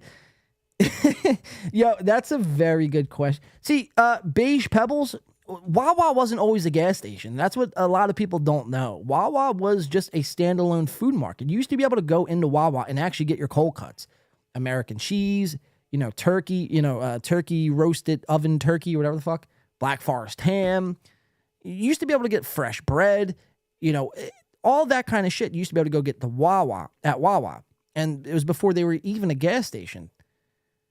I mean, Wawa used to be like a mini supermarket. And then they got very corporatized. They were bought out. And, since then, I mean, obviously it's very profitable to add gas and, all that kind of shit into your, business. And, with that, you sell the gas and, but it is very strange how us Northeasterns love fucking gas station food. It is very bizarre. 7-Eleven goons. Now, 7-Eleven is like, if I'm trying to make a comparison at all, it is like the crack cocaine of, gas station chains, I guess. I prefer Amish gas stations. I've actually never been to one. I do enjoy Amish markets, though, I will say. I'm just checking in on Soft. Soft hasn't even called me. Pretty wild. Maybe he Twittered me. Nope, no Twitter. Is it just me tonight, guys? Now, Soft is at a family function. So, maybe he's just running a little bit behind. I'm going to play this chat clip one more time, and then we're going to move on here. We have some K-Cuck I want to get into. We have some Ray DeVito I want to get into. Some Steel Toe I want to get into tonight. We appreciate everyone's super chats that are coming in, guys. Again, we are at $27 here tonight. Very, very, I guess, good. It's a good thing. I'm going to eat well tonight, thanks to you guys. Some Wawa at that. But this was the clip in question. This is the clip that is diverting Bob Levy's attention away from Chad, or I'm sorry, away from Total BS, Brian and Shayna. Go check them out. Total BS over on YouTube. They stream 4 nights a week, 11 o'clock Eastern time. But this is, shifting Bob Levy's focus from Brian and wanting to feed him to the Gators to wanting to feed Chad to the Gators. So let's check it out. This is Bob Levy. Or I'm sorry, this is Chad Zumock making a fuss out of Bob Levy's OnlyFans stepdaughter. Hey, stepbro. Likes mislabeled right now. Bob's stepdaughter is recording herself playing with her bush in the next room. Please send me photos of Bob's stepdaughter, who looks like Ariana Grande. She looks hot. I want to jerk off the Bob's stepdaughter. Yes. Hype. Motherfucking. So again, there's not really much. There's not really much there. It's not really that big of a fucking... When you first hear it, it's kind of shocking. You're like, holy fuck, Chad. Get a fucking grip, dude. But, you play it back again and again and again, and it's not really, that insulting. It's not that crazy. It's not really that much of anything. Especially when Bob Levy, would say these things about Chad himself and his mom. So, I don't know really where this leaves Chad and Bob. Well, actually, I do know. I mean, it's leaving both of these guys at each other's throats. Chad is now fucking online, on his stream, sober as a fucking judge, I might add. Accepting the challenge of Bob Levy flying down there to Florida to, beat the shit out of him. So both guys are at each other's fucking throats. They want blood. Kevin Brennan's eyes, this is great. This is why he does his fucking show. Burning Bridges, Misery Loves Company. He loves this shit. But again, it's like, I'll go back to it. What is going to happen when all of this dries up? When all this is said and done? Where does this all go? Who is going to lose their life from this all? Stay tuned next week for Misery Loves Company. All right, let's see. Let me see what else I got on this Chad thing. Most of you have seen this already, but we kind of already played that. Chad already drunk. Chad's upset at Super Chatters. Chad hung up on Vinny Cash. How drunk is he? Okay, so that's really, you guys already pretty much watched this. If you guys want this episode or the last Friday Sit Down Zumock, which Chad failed to post on Patreon. Or no, he didn't even post it on Patreon. Or he posted it and then deleted it. I have that episode. Just hit me up on the sly, and I'll talk to my people, and they'll, work something out. We'll get you that episode, right? So that was Chad yesterday on MLC. We will keep our eyes on that. I think I'm going to save this Chad Carl stuff for Sunday. Some of this stuff I do want to save for Sunday. So I think this Chad Carl will be good to bring up on Sunday, just because the amount of time I've spent on this Chad thing. I feel like, at least how I feel anyway, and I can kind of pick it up from you guys as well. It's like, this Chad stuff, this Kevin MLC stuff, after a while, like I said in the beginning, gets very redundant, very old, very quick. We all like the drama, yes, but two things can be true at once, where we like the drama, but it's also at the same time getting very played out. So I'll kind of let that breathe. I'll kind of put a pin in the Chad stuff, and we'll pick up where we left off on Sunday. And I'll be playing that Carl interview from Who Are These Podcasts? And Chad, and just pretty much a short synopsis of it all was Chad was, cucking it up to Cumia, shitting all over Opie, cucking it up to Stuttering John. And this was only maybe a year and a half, 2 years ago. And in the matter of that time, he has since did a complete 180. He is now friends with Opie, shits on Cumia, and shits on Stuttering John. Now, this was an episode where Carl has since said this was the only episode he had to, force someone to leave early. He had to kick somebody off early. So it is an audio-only podcast. We'll play that on Sunday. I want to save that. Let's get to the rest of the show. I want to get into this Ray DeVito stuff. So let's play this clip. This was from Carl. No, I don't think Carlos Danger was on this podcast, but this was from the beloved producer Joe. Now, a lot of you, I'm seeing a lot of you mistake producer Joe to having his own show. I'm here to tell you tonight, man, producer Joe, as good as he is at times, he doesn't need his own show. Producer Joe thrives in the position that producer Joe is in. I don't think if you gave someone like producer Joe his own show, he would be the guy you guys are expecting him to be. You know what I mean? In the position that he's in, kind of saving Ray a lot of the times, and kind of, almost, I don't want to say hijacking the show, but it is kind of hijacking the show in a lot of ways. He shines in that regard. But I think if you put somebody like him into his own hosting seat, I don't think the same magic would apply. So let's get into it. This was from yesterday. This is the clip that's kind of been insane to watch. This was from Tom McCaffrey, which was Ray DeVito's guest. Now, this guy, Tom McCaffrey, he wrote a book called The Alt World of Comedy. Let me see if I can't find a quick title here. Tom McCaffrey. Again, it's a bad week to be Tom. If your name's Tom, you might as well just fucking change your name now. Tom McCaffrey books, comedian. All right, so Tom McCaffrey books, comedian. Here it is. Yeah, so here we go here. Look at that. It's on Amazon. You can buy it now. Tom McCaffrey, you should be thanking me. I want a free book. So it's currently $19.99. And it's Born Funny, a comics chronicle through the rise of alt comedy. Now, I've never heard of this guy. I don't think anybody has really ever heard of this guy. But somehow this guy has wrote a book. Born Funny, a chronicle or comics chronicle through the rise of alt comedy. You can buy it on Kindle for $9.99 or on paperback for $18.99. I'll tell you this. It is the same price as Ashley LaRue's book,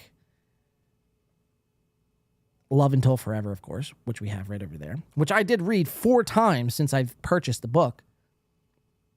Isn't it amazing, though? The book was only like 30 pages, and Chad Zumock still has not finished a 30-page book. I mean, and when I say 30-page book, it's not like there's words throughout fucking the top of the page to the bottom of the page. We're talking maybe 10 words a page. 300 words, maybe max. Max 300 words. And Chad somehow has had this book now for 2 months and still has not finished this book. And I want you guys to really hold his feet to the fire. Chad, hey, you bought this book. You supported Ashley LaRue, but were you really supporting her? Were you just doing this for the gag? See, I read this book. This book meant something for me. I don't even have a fucking family. I don't know. Love Until Forever? If it were up to me, I'd call the book Hate Until the End of Time. But, I read the book. I wanted to see what Ashley was all about. And I was going to do a read-along, but Chad had said some sideways shit. And since he had bought the book first, he thought it was his. This was my fucking shtick. This is my shtick. Like, bro, people could buy books, man.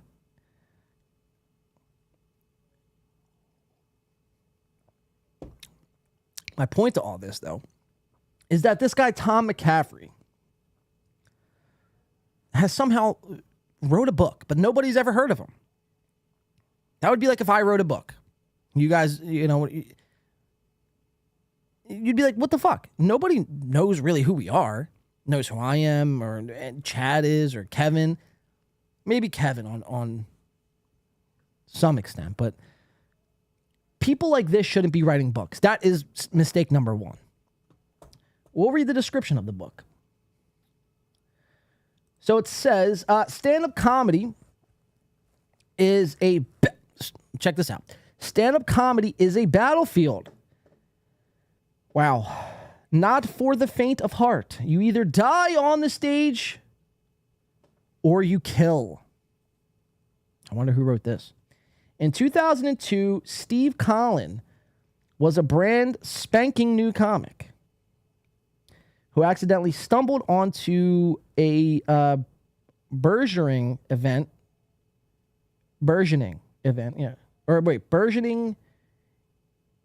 And why do they got to use fucking ginormous word back to back?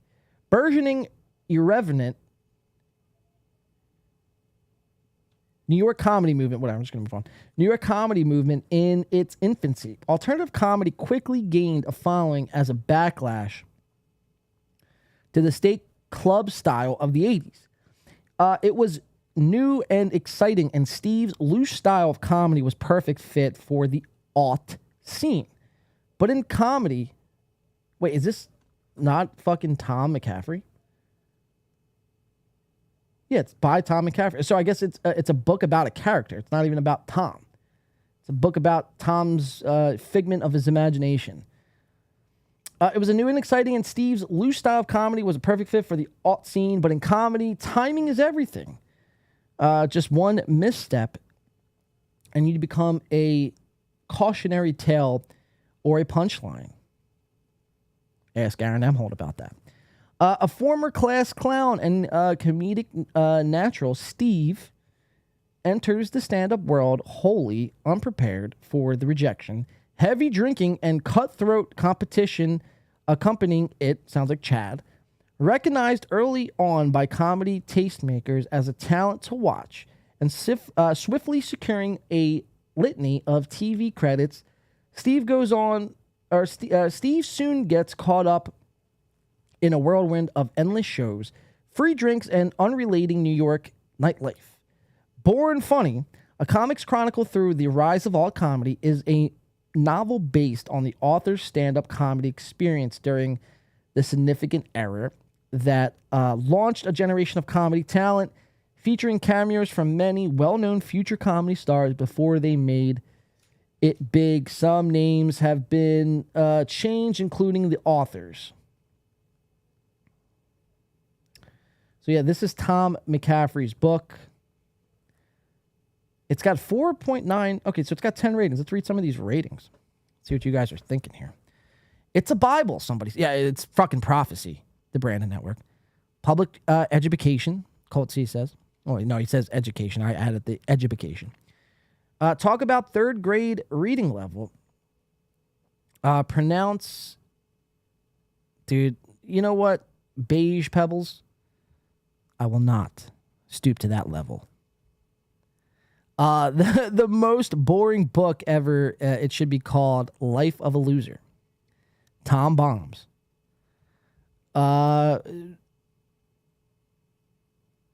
Jesus Christ. Boom Roasted.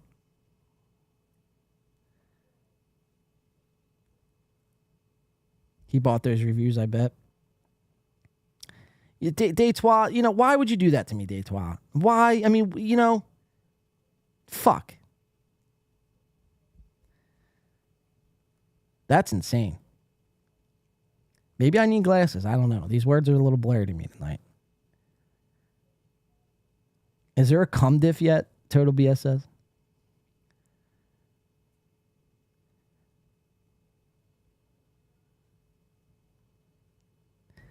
I want to read some of these reviews, though. You guys are fucking nuts.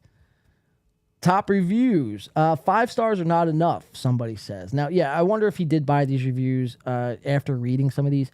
An honest soul-bearing sweet account, fuck off, of a highly skilled but unconfident comedian. I read it in 3 hours. Just awesome. I finished the book in 2 days. Excellent read with fascinating insights into comedy scene, as it really was post-'80s boom and pre-TikTok. The author is hilarious and honest, and you find yourself feeling and going along for the ride through the ups and downs of trying to make it in show business. All right, we're getting somewhere.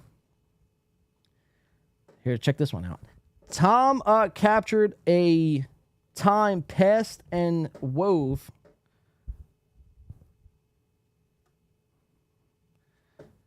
Sorry, my microphone was acting up on me. Tom captured a time past and wove in the pains and excitements of stand-up as well. The character Steve's internal anguish with his parents and comedy where tear-jerking and hilarious wit was always present. I lived through a periphery of this time and found myself wistfully recalling the smell, the vibe back then. Wonderful work. Yeah, so all these are positive comments. There's not one negative fucking comment. All 5 stars. So that is Tom McCaffrey. Obviously, he is a better author than he is a podcaster. Description of Tom McCaffrey. This is interesting. Tom McCaffrey is a writer, comedian, and lawyer. I didn't know he was a lawyer. Wait, is this the same guy? Why does he look so different in this picture? This is the same guy, right? Why does he look like if Nick DiPaolo and Dave Landau had a fucking oops baby?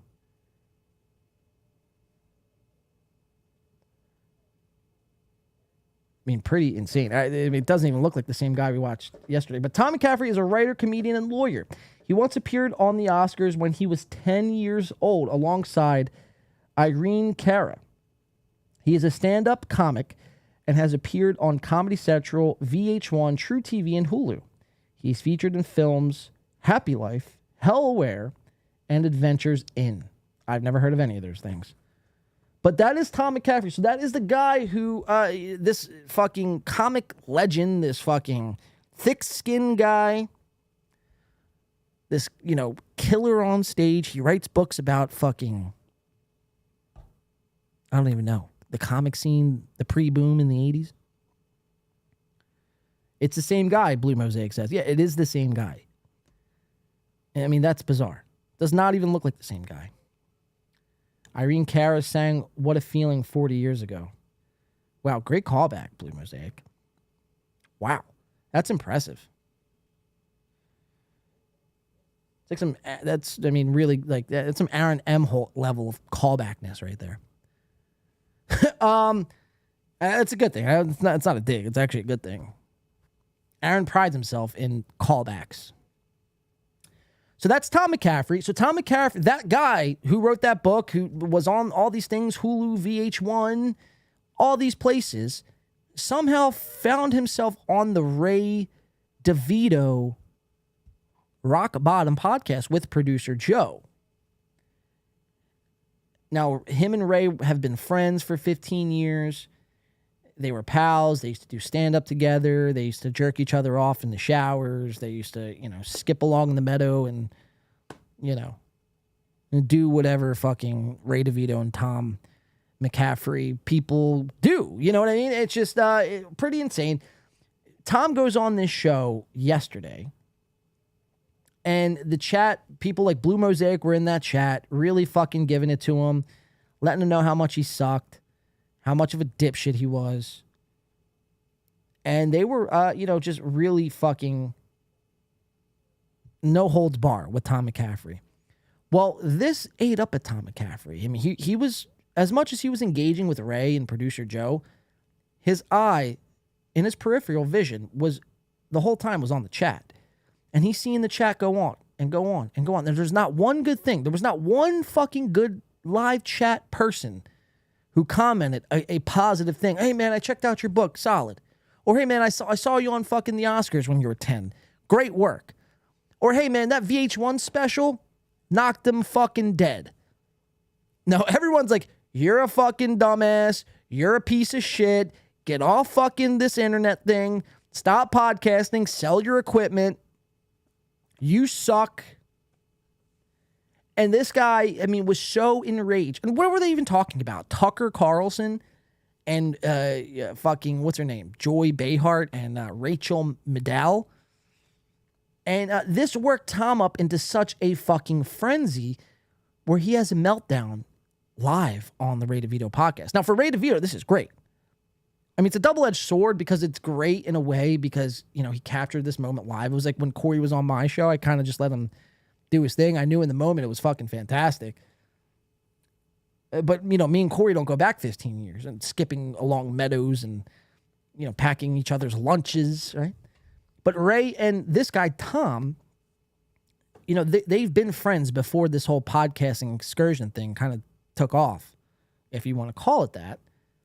And now Tom has since, he hasn't even been answering Ray's text messages, his calls, his emails, his Facebook DMs. He's been radio silent, as they say. Over what? Tucker Carlson and, Rachel Maddow? That tells me two things. Tells me, one, as much as you proclaim that you're a comic, your skin isn't that thick. You have very thin skin. And two, you're letting your political bias get in the way of a 15-year-old friendship. It's like, well, if that's the case, man, then did I ever want you as a friend to begin with? So let's watch a clip. Let's check it out. Let's see what the internet is fussing all over about. This is Tom McCaffrey, the author, who's been on fucking everything there is to know about fucking TV. Tom McCaffrey, See, I mean, am I wrong here? Does he not look completely different in that picture? I mean, this is almost like a completely looking different guy in this frame here. But let's check it out. Ray DeVito, again, couldn't hurt a fly. Again, I'm in the Ray DeVito business. Him and his dresser and 6 bobbleheads. I think Ray is one of our best and brightest and can probably pronounce words better than I could under pressure. But, maybe I was completely wrong for making fun of Ray and hate watching his special. So let's watch Ray and Tom McCaffrey. You're gonna have to like go through the steps, and I mean, he is. I mean, forget your views. Just listening to him is like nauseating. He's just talking about Tucker Carlson. I mean, do you like love him or something? He like No, I just know that like his voice is nauseating. He's just he's like on every house in Ohio around 5 o'clock. That's what every house in like Ohio watches. Not all heroes wear capes. Ours is named Carlos. Thank you, De La, and you are not wrong. Carlos is a hero. But anyway, I don't know what Wait. year. I just don't think he's a very Who sent in that charismatic chat? for appealing. But anyway, Ours is named Carlos. De La, Thank you, okay. De La, and De you La, are not okay. wrong. Sorry. Carlos is a hero. Continue. but anyway, I don't Continue. know what year. I just don't think he's a very charismatic or appealing. Well, he's obviously charismatic. So again, these guys, you could tell these guys are friends. Obviously, Ray with his dresser in the background here. Where's my mouse? Here we go. Ray's dresser. We tried to get Ray while he was on the show to open one of those dressers, but he refused. But again, I don't know what it is. Kevin Brennan has a dresser in the background. Ray DeVito has a dresser in the background. This guy, Tom McCaffrey, this comedic icon, the person who's been on Hulu, VH1, MTV Cribs, and everything else in between, has got a dresser in the background. I mean, did they get together and coordinate this before the show? Like, hey, man, by the way, just to let you know, my background is a dresser, so feel free to, if you have a dresser in your home, feel free to set up your camera in front of it and go live. My fans, they don't care. They're here just for the blood sports. They just want to see people burn. They don't care if it's in front of a dresser. They don't care if it's in front of a fucking Arby's. They just want to see blood. So go ahead. Yeah, show up in front of, just show up with a dresser and these paintings, these Vincent van Gogh paintings, and your blinds.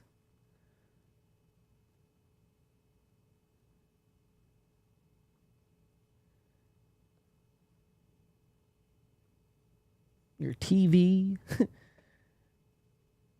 I mean, this guy is like a wholesome sort of guy. Like, this guy should not be doing podcasts at all. At all. Especially with people like Ray DeVito. Tom, don't you know who Ray DeVito is? He's a gotcha kind of guy. Ray DeVito, for everybody who thinks Ray DeVito was like done wrong by producer Joe in this situation, I'm here to tell you, Ray DeVito orchestrated this whole thing. He knew what the fuck he was doing. You can say what you want about him. He's obviously charismatic. I've seen him. He's charismatic. I guess to certain, it was Yeah, not in the way that charismatic. I would, He's so mad. I mean, you don't like his message, but I he don't is like him charismatic. though. Just him. I don't like his Okay. voice. To me, he's just sort of like off-putting. And Ray got like, that dresser Well, from who do you like? Craigslist. Let's go into that. What do you like? So what do you like? like in news or just Now, this is why you don't do topics. This is the exact reason why I threw topics out the window a long time ago.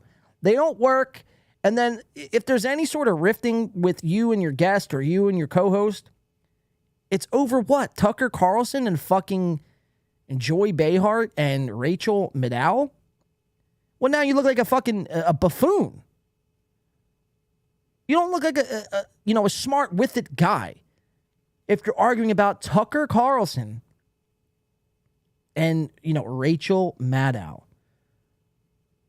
That's some soy boy shit. just in general? In general, who do you like listening to? Who do I like listening to? Yeah. He's like Eminem. Like So Eminem, that's where you get all your politics. Joe Rogan, What Eminem is In terms saying. of like news, David personalities? Goggins. Yeah, well, I Don actually Lemon's gone too, so you can't no, get him. I like Rachel Maddow. Rachel Maddow. I think she's a very good pundit. Joe, what do you think about Rachel Maddow? And you hear What Joe, about Rachel "Bleh." Maddow? What does she do? Let's get into this. Now we're getting to the real topics. This is a Tom versus Joe. Rachel Maddow. This is a very contentious. By the way, I just noticed this. Not only does Ray have his dresser here in frame over his right shoulder, but over his left shoulder, you will find what appears to be 2 trash cans, possibly. Definitely 1 trash can for sure with some paper in it. But what looks to be like another trash can, I can only describe for audio listeners. I liked it better when Ray, when Ray was centered with his dresser. At least all you seen was the dresser and, his bobbleheads. But now you see everything in this, 5x6 room. His blinds, this awkward shaped looking closet that only, Big Bird could fit through. And, his dresser, his bobbleheads, his Wade Boggs signed baseball, his Raiders helmet. I don't know why he thought this was a good angle. But this guy, whatever his name is, Tom McDonald, thought, I'm going to take a page out of Ray DeVito's book. But again, producer Joe is like, ugh, man, Rachel Maddow, PU, disgusting. Not for me. And I tend to agree, but I'm kind of in the same boat as producer Joe in this sense that, all of cable news, it really at the end of the day, is just propaganda. When you really boil it down, there's nobody on cable news who's actually telling you what the fuck is going on. People on cable news would fit in great with our little fucking world that we got going on here, in the simple fact that they want people at odds with each other at all times. So in that sense, I do agree with producer Joe, but it's like you're doing a comedy podcast. How politics got involved in this, I'll never understand. I'm going to play the clip and shut the fuck up. I just think she's good at she's different. Like she kind of puts things into she's very smart. She puts things into perspective in a historical context. She knows her shit. But Tucker Carlson is just very and most, not even just him, a lot of people are just like ranting about what's happening and kind of trying to distract you. She will she just did a podcast that was about what's his face, the guy, the vice president for Richard Nixon, and it's kind of all about Spiro Agnew. Yeah, Agnew. I got it right. All right, Blue Mosaic, $1.99. Where do you find such charismatic guests? Oh, they're trying. I see Blue what you Mosaic. You fucking love Tom. He's a fucking very funny comic. Go down. Blue Mosaic doesn't like me, but then they watched my stand-up comedy and was like, oh, Ray's real. You will find the same thing about Mr. Tom McCaffrey. This isn't again, and Blue Mosaic, please stop me if I'm out of school here or if I'm talking out of context. But I could venture to guess that you're not a fan of Ray DeVito's comedy. But this is just like, a lot of pre-programming, telling the audience how to think, how to act from Ray. It doesn't make him a bad guy. I just think he's in this situation. He's acting on the behalf of Tom. Like, he doesn't want things to go sideways because Tom is a sensitive guy, and Ray knows that, being a friend of 15 years. We didn't know that. We just thought this was somebody Ray chose, just closed his eyes and fucking, all right, Tom McDonald, we're bringing on. And, what the fuck's his name? Tom McHunson?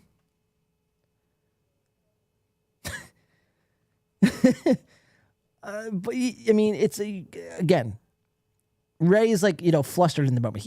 We know this. Ray isn't, a fan of drama. He doesn't know how to handle the heat, as they say, which is very weird because in this clip, he's like, yeah, I'm all for the heat. But then a second later, he's like, nah, man, I'm not for the heat. It's like, well, which one is it? Are you for the heat or do you buckle at the first sign of fucking any confrontation? stand-up comedy time right now. We're talking about issues. We're doing topics. We're getting down to it. Then Stevie Lou, $1.99. He says, Ray, do your Snagglepuss impression. He's the one that says you sound like Snagglepuss, which is not off. It's not a exit stage left even. Yeah. Is that Snagglepuss? Yeah. Okay, cool. And this guy is currently sipping He on was pretty ice. charismatic. He was. Now, I've heard the Snoop Dogg and Dr. Dre song, Sipping on Gin and Juice. This guy takes that song and amplifies it by 1,000 when he's sipping on Dunkin' Donuts ice. Not iced coffee. Not iced mocha lattes. Ice. Tom McDonald sips on ice. I mean, if that's not a cope, I don't know what the fuck is. There's nothing in the cup besides ice. I mean, this guy's so nervous, he's willing to crunch on ice cubes. I mean, how pathetic. Charismatic. So, Joe, why do you not like Rachel Maddow? Now we're getting to the heated topics.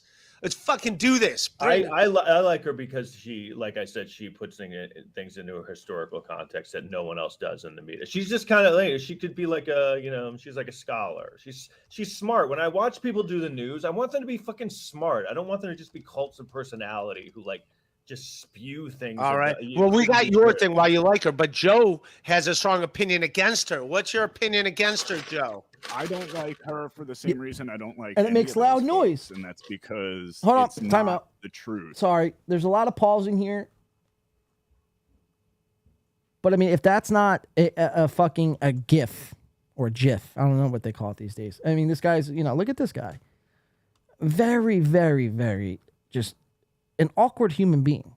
I mean, I would venture to guess this guy is single, is over 45 years old, single, and, when he goes out, he, like, shows his, blind dates, his credentials. Like, yeah, look at me. I was on Hulu and VH1 and MTV Cribs. My name's Tom McDonald, and I chew on ice. Can I get a cup of ice with a side of ice, please? Because if anything goes awry, I will be chewing nervously on ice cubes. It's like, you can't even fault this guy, though, because he didn't know what the fuck he was getting into. He didn't know how toxic you guys were. Blue Mosaic the whole time in the chat's like, fuck you, you fucking suck. You hack piece of shit, I will take you down. Like, you just met the guy an hour and a half ago, and he's like threatening to fucking burn him at the cross. Has a strong opinion against her. What's your opinion against her, Joe? I don't like her for the same reason I don't like any of those folks, and that's because Frosted Lips it's Sue. not the truth. They're giving you Chuck what E. do they call it in Cheesy. wrestling, like kayfabe. Got them whatever. sweet Bed It's Bath and Beyond curtains, though. Deitois If you says. want news, go to Jimmy Dore. Or Thank you for Breaking giving me Points words with I could Crystal read, and Deitois. Sagar, or things like that. Like where you're Wawa. gonna hear Glenn Greenwald or people like that. If you want real news, if you want bullshit, go watch people like Rachel Maddow and Joy Do you Reid. watch Rachel Maddow? No, I don't watch any of them. No, I've So been. how on do you Joy know Reid. how do you know that? Then it's not because based in fact. Because I've worked with people like her. I worked with Joy Reid, who's also. Now, on look, Ray's getting MSNBC. I've very been I on don't like her uncomfortable. Joy show. Reid. Very I don't like uncomfortable. any In fact, I really don't like Joy Watch Reid. Ray. Joy Reid was a real person before she got a $30 million contract on NBC, and now all Like, of a he's, like, sudden she's a breathing heavily. character, and they're all like that. I'm sure of it. Well, that's kind of a blanket statement, but all right. Yeah, I don't. Make a statement based on my experience with those people. Ray is Right. This is what I like. People This is the fighting, problem. controversy. This is what it's all about. But I'm All not- over Rachel I just Maddow. wanna- I just Rachel wanna be clear. Maddow brings out the passion in people, and that's why I like her as a topic. I think this why when Ray, this is a question, and this is a serious question, Ray. I know you're probably watching, or somebody close to you is watching. But why, when presented with controversy, like you flail like a 16-year-old boy? It's like you brought this topic up. You wanted to talk about this sort of thing. And then you went ahead and furthered it by saying, I enjoy the controversy. This is what I like. But now when things get just a little bit hairy, you're like doing some weird shit. You're getting up out of your seat. You're breathing heavy as if you're meditating. You're visibly, you're sweating visibly. Your dimples have dimples. You're smiling just so frantically. It's like, who cares, man? People are going to disagree in life. Not everybody is going to get along. People are going to disagree. People are going to be at each other's throats. Your best friends in life are going to disagree with your friends in life. That happens on a daily basis. If Tom fucking Sizemore can't handle it, then fuck him. Who cares? See ya. This is my fucking show. If you can't fucking handle a simple Rachel Maddow, Tucker Carlson debate, I don't want you on to begin with. You're a fucking pussy. You're a fucking, just a bitch. You're nothing. This is the type of guy who, like, if a burglar would, I'm talking about Tom here, a burglar, they broke into his house and held him up at gunpoint. I don't even know where I was going with that. Tom would give him everything he wants, but why wouldn't he?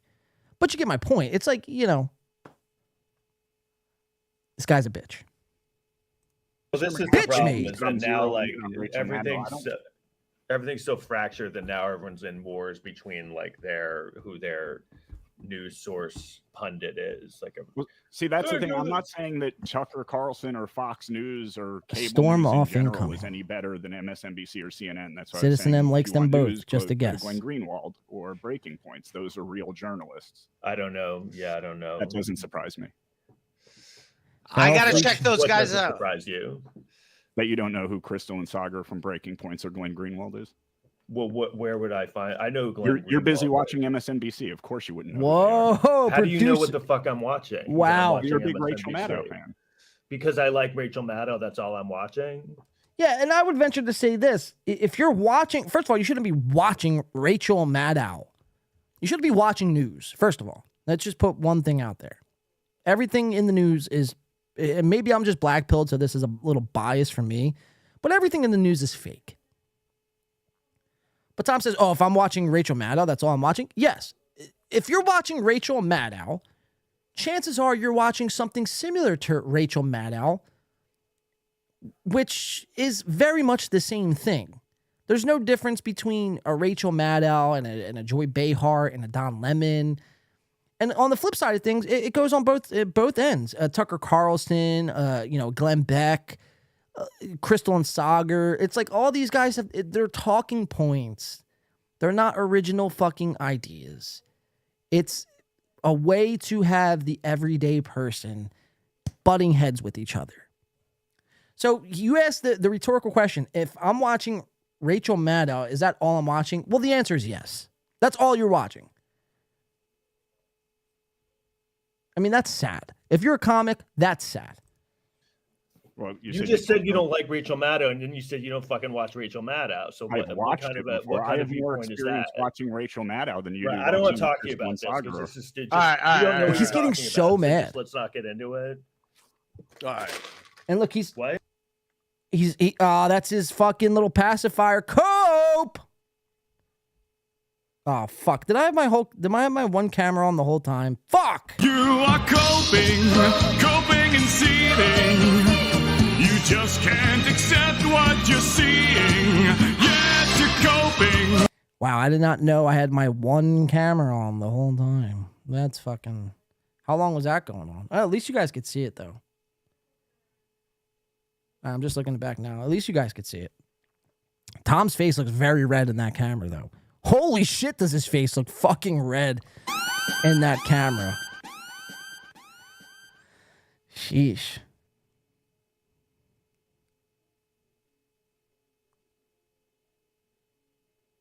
Copa banana. Cope dopes. I'm like, I hate when shit goes wrong on this show, man. Because I spend a lot of time fucking making sure it runs flawless, right? So I just looked down and I seen this camera was on, which there's nothing wrong with this camera, but this camera isn't set up to capture the whole screen. If anything, it has my fucking head in the way. But I mean, you still get the point. I'm looking back on the monitor now. At least, damn, I had that fucking angle on the whole time. How long have I had that angle on? And when did I hit it? Anyway, let's get back into this. Ray, now you guys could see it, how it was supposed to be seen. So this guy, let's just go back, getting very angry about Rachel Maddow. I know what you're talking about, so just let's not get into it. All right. What? No, I said all right. No, I agree with you. Stokely, $5. Thanks, because somebody needed to give Ray $5. Thanks. Yeah, my bad. I wasn't trying to. Yeah, I wasn't trying to push buttons. I was just. I don't listen to any of them. So now we know this. Producer Joe has now put up chats from everybody, and now look, this guy again. The whole time he's trying to have a conversation with Ray while also being shit on by Producer Joe. His eyes were on the chat the whole time. And now Producer Joe has now really leaned into this and put the comments on, the shitty, nasty comments from the chat. And Blue Mosaic was one of the first ones. Exactly. Producer Joe is a kayfabe. It's a kayfabe. But it gets worse. Like, that's actually not that bad. It gets worse. So, yeah. So I definitely don't know what's going on. So I did not mean. And then Tiberius says, oh, wow, this guy is the worst guest yet. I did not. All right, Joe, don't put those up. And look, he sips again. Take another sip, you motherfucking bitch. You are coping and seething. You just can't accept what you're seeing. Yes, you're coping. Bitch. This is from Mighty Horse Rocks D77. Joe, don't explain yourself to this dipshit. Sorry, that was the wrong one. I meant to put this one on. Fuck. This guy. Well, sorry. This guy. Wow, I freak myself out sometimes. This guy, though, amazing. Tom McDonald had a farm. Joe, please don't put those comments up, man. Bye. Come on. Bye, guys. I gotta go. Thanks. Wow, and there it is. Tom fucking go. Yes, Jay Etheridge. Joe, that's my buddy. I don't, yeah. I'm so sorry. What a fucking asshole. No, stop it. All right.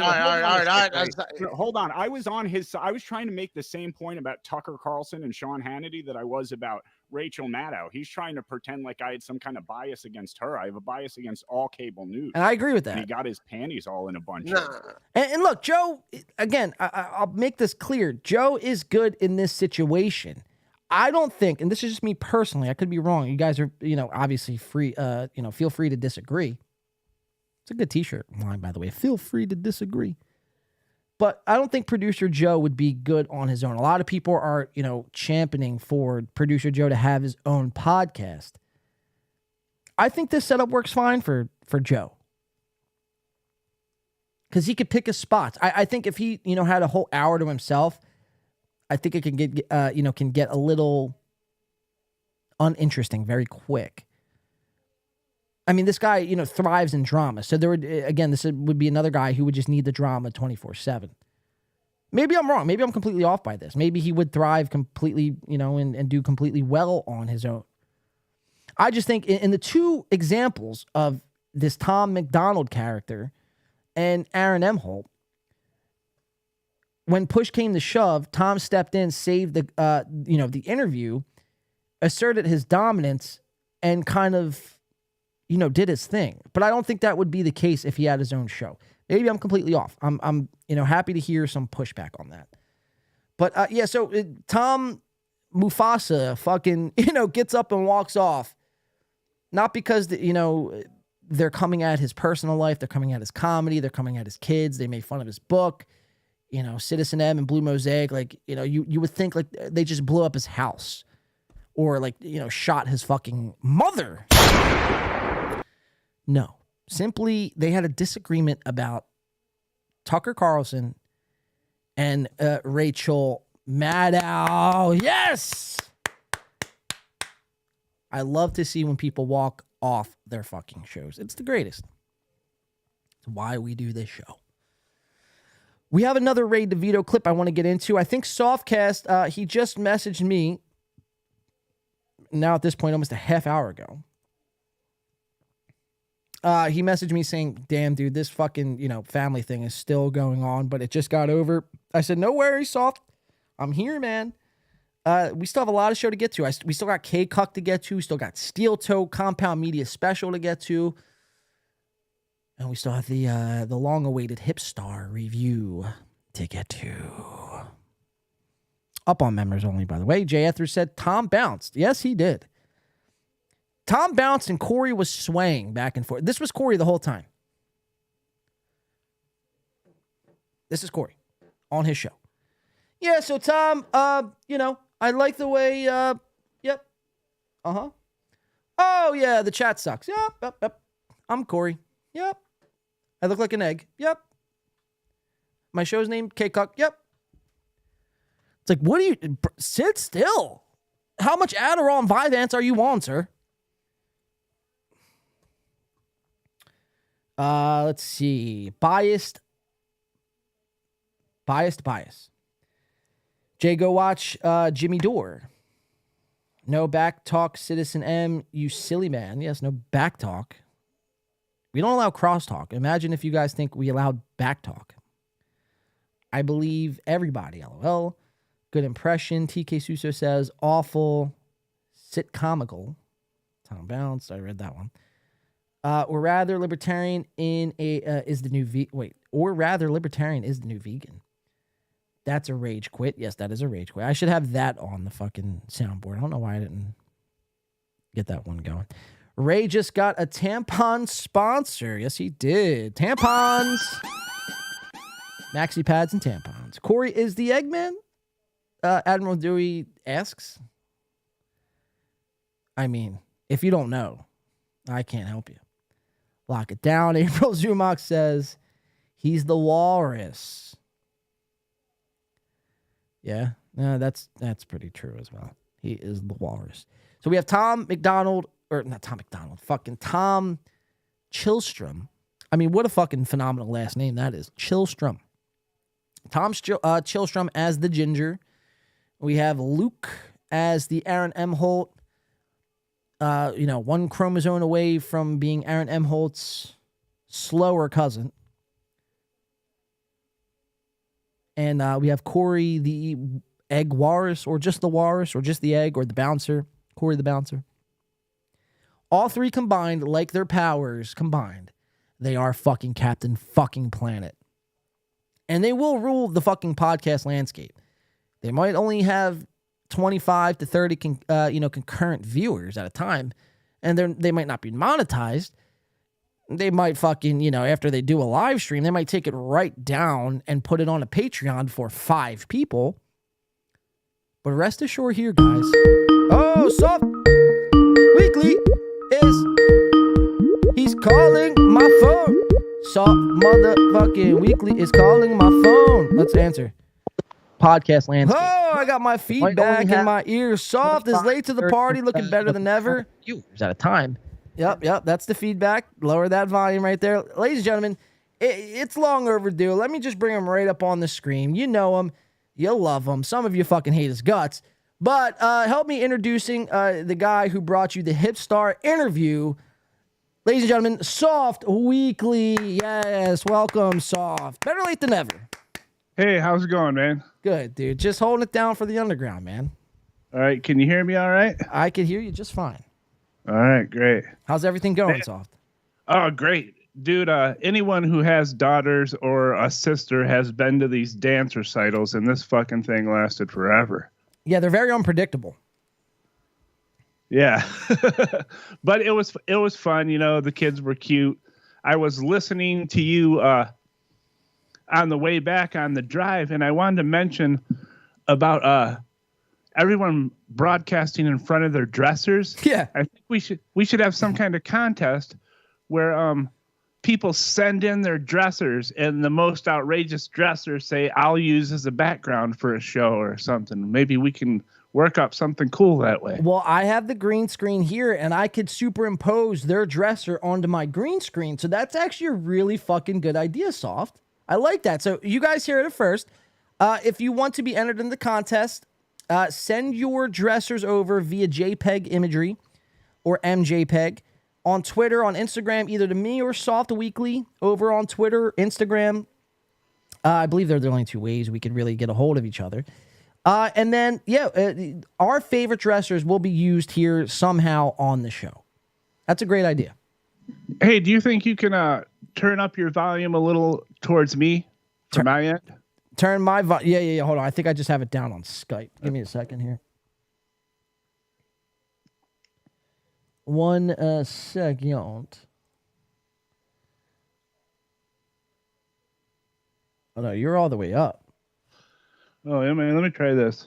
Say something. Check. Chickity, check. All right. Yeah, that's good. All right. We're good. All right. K-Cuck with Ray DeVito, somebody says. Didn't we do this already? Somebody says. Didn't we do what? Dressers? I don't think we've done the dresser bit thus far. Jacob Ryan is sensitive to what people say about him. Hothead. So Soft, well, welcome back into the show. We still have a lot to get to. I want to show this Ray DeVito. Actually, you know, I'm gonna move on from Ray. We might save that for Sunday since we just spent some time on Ray. I want to jump into K-Cuck. This is the internet's best show ever. I was waiting for you to do this. I think I stalled enough time, almost 3 hours. I mean, that's pretty fucking impressive shit if you ask me. Yeah. But I saved K-Cuck. And then we have Tom Chillstrom getting ran off at a comedy event, which was very remarkable shit. We got some steel toe, and then at the end, I want to get into this Hipstar interview and what was going on there. So why don't we jump into the K-Cuck stuff first and kind of take it from there? Sounds good. This is the stuff I was really excited about. I'm glad you held it for me. Yeah, man. Well, it wouldn't be any other way. So I'll save all this other shit. Hold on. All my clips are going to play now. Give me 1 second. Called Bob because... Shut up, Shuli. All right, so that's... All right, so let's go into... K-Cuck. All right, let me just share my screen. Make sure that's all good.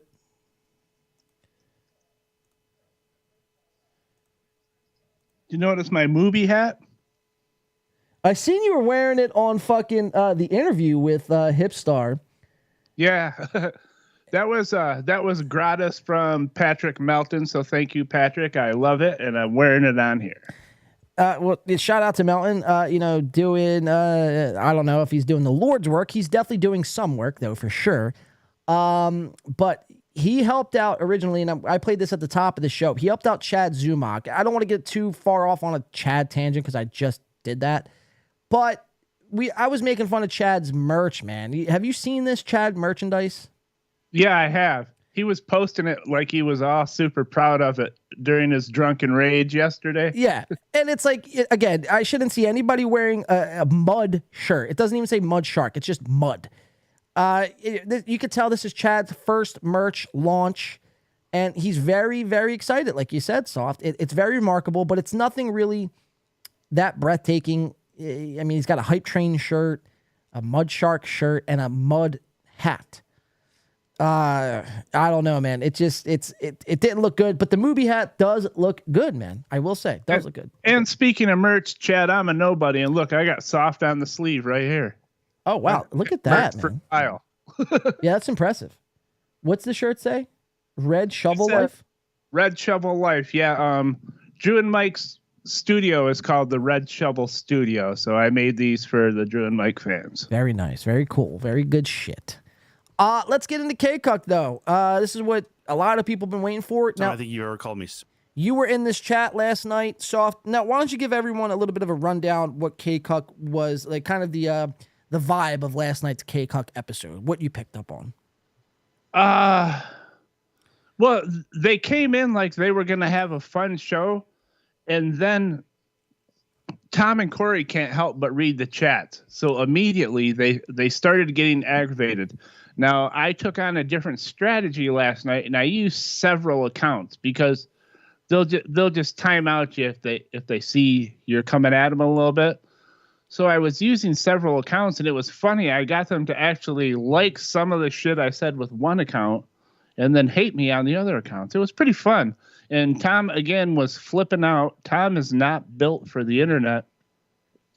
Luke is still the hero here. I think we can turn Luke. Yeah, again, we are Team Luke. Luke Skywalker, that is. We are Team Luke. Corey, actually, in this episode, wasn't that bad. all the grief we give Corey, I don't think Corey was that bad. I think really the biggest takeaway from me watching this was, like you said, man, Tom just can't help himself. But he was almost like the other guy, Tom, we just were watching on Ray DeVito's stream. He has one eye on the fucking Discord, and then his other eye is fucking completely focused on the chat. And, Tom doesn't do himself any service, because he lets his fucking tells come out, and he lets the audience know what his tells are and what bothers him. So therefore, we keep provoking him. And it's like, it's amazing, dude. Again, it's my favorite new show. Tom Chillstrom is my favorite new character, and we're going to be making fun of him for the next 10 years. So strap in. He was so mad about all the racist jokes, and we all know it's just a joke. No one really thinks he's racist. We just know it gets to him, and it was driving him nuts. But the fact that he would what was he doing yesterday? That was almost very, very telling. That almost led me to believe that he was racist, because the fact that he was dwelling on it that much.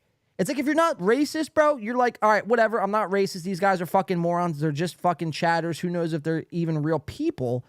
This guy would dwell on the fact that he's not racist, so much so that his face would turn redder than his fucking head, his hair. And with one of my accounts, I said, Tom's protesting a bit too much here. What's going on? Right. So is Tom Chillstrom racist? Is Tom Chillstrom racist, or is he not racist? I don't know. We're going to find out here on K-Cook episode 5. Welcome, Tom Chillstrom, to the screen. Let's get into it. K-Cuck, we got Corey on the bottom, black on black on black. Tom top right, again, with the Big Lebowski and Samuel Adams cardboard cutouts. Now, we will be watching the next few weeks if Tom Chillstrom gets a black cardboard cutout. He was looking at Clubber Lang cutouts yesterday. We will see if he follows through with that. And then I also think I mentioned to you that I'm looking into buying a cutout of myself and sending it to him. I've been checking on prices. Now, that would be the greatest. If we just seen a cutout of Softcast in the background, like with a movie hat on, I mean, that would be a job well done. But this is Tom Chillstrom, Luke Skywalker, and Corey the Walrus. I don't even know his last. Do you know Corey's last name? Adam, right? No, that can't be a last name. That's definitely a middle name. Yeah, it's some pseudonym, but he's just Corey Adam to me as much as I'm Soft Weekly or Softcast. Well, that's true. That's true. Daytwat says, I wish Corey would put up his live chats. Yeah, he don't put up his live chats. Well, in all fairness, I don't put up my live chats either. I just don't. I can't be doing 30,000 different things. I'm already doing a lot. I do want to say before we get into it that I agree with you that Corey has kind of settled down and he seems a lot better than when he was on this show. And I think, I hate to always take, I don't want to take credit on somebody changing their behavior. Like, I don't want to be like, well, we were the reason why. But I feel like he took a long look at himself in the mirror after coming on that show and completely fucking blowing, multiple fuses. And, he's like, is this really what I want to do? Do I want to hunt down people, anybody who's saying anything negative about me, and proceed to go on their show and tell them off? Is that the person I am? Or am I just someone here to fucking have a good time? And I think what Corey's really doing, he's almost baiting Tom Chillstrom to get this worked up. Because Corey knows, Corey's not a dumb guy. All the shit we say about Corey, we don't say he's a dumb guy. But, maybe he is in some regards. But I think in this regard, he knows the locale capability of Tom Chillstrom, and he's kind of egging that behavior on. I would 100% agree with that. He's kind of... And like you said, I don't want to try and take credit and say he did this because of that, but he's seeing like what shows like what Carl does, what we do, what Melton does, and like how Kevin treats Chad and everything. And he's starting to get a little bit better idea and a little thicker skin and starting to use some of that technique or, that style himself. Wait, we got a couple chats I want to read. I do agree with that. This is from Jay Etheridge. Corey was only more comfortable last night because Tom got all the attention. Yep, 100%. We'll have to see if Corey, has his fall from grace moment again. But for the meantime, Corey is looking good after this show. Barry Watson says he's leaning into it. And this chatter's name is probably the best chatter's name I've seen in a while, but this is Zen Rhino's Underwear. And he goes on to say, someone help me. Zen Rhino ate burritos from the Dollar Tree again. Phenomenal. Keep them coming. The Taxes Theft says, yo. The Brand Network says, Corey can't move comedy. That's, factually accurate. That's good trolling, TK Suso says. The Z-Man is getting a bad rap, PJ says. No, see, the Z-Man brings it upon himself. I don't want to go back into a Chad Zumock rant, but this is kind of just like I'll just say this and kind of move on. Chad brings all this fucking negative energy and negative tension onto himself. This is not nobody else's fault. This is not point your finger and deflect the blame on the other people. This is directly a result from Chad Zumock's behavior. So that's kind of I don't want to get back into a Chad talk. K McDuck says, I think Corey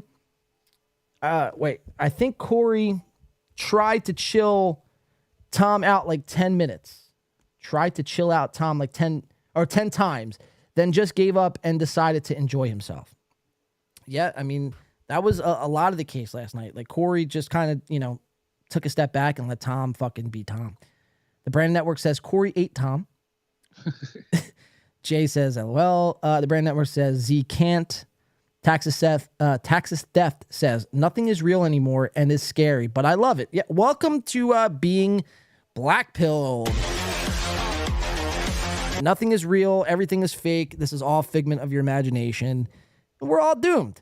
But hey, at least we're going to have a few laughs on the way out, right? Sorry, I like Chad's behavior, TK Suso says. Two things could be true at once. You could like Chad's behavior. You could think he's funny, entertaining, but he can also be bringing this negative heat onto himself, is all kind of what we're saying.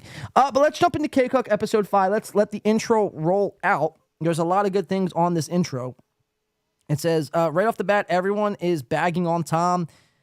And then right off in the beginning, it's, Corey is going to point out how Tom is racist, which is very foreshadowing because ever since Corey said that, I don't think it left Tom's mind. This kind of stuck with Tom throughout the whole episode.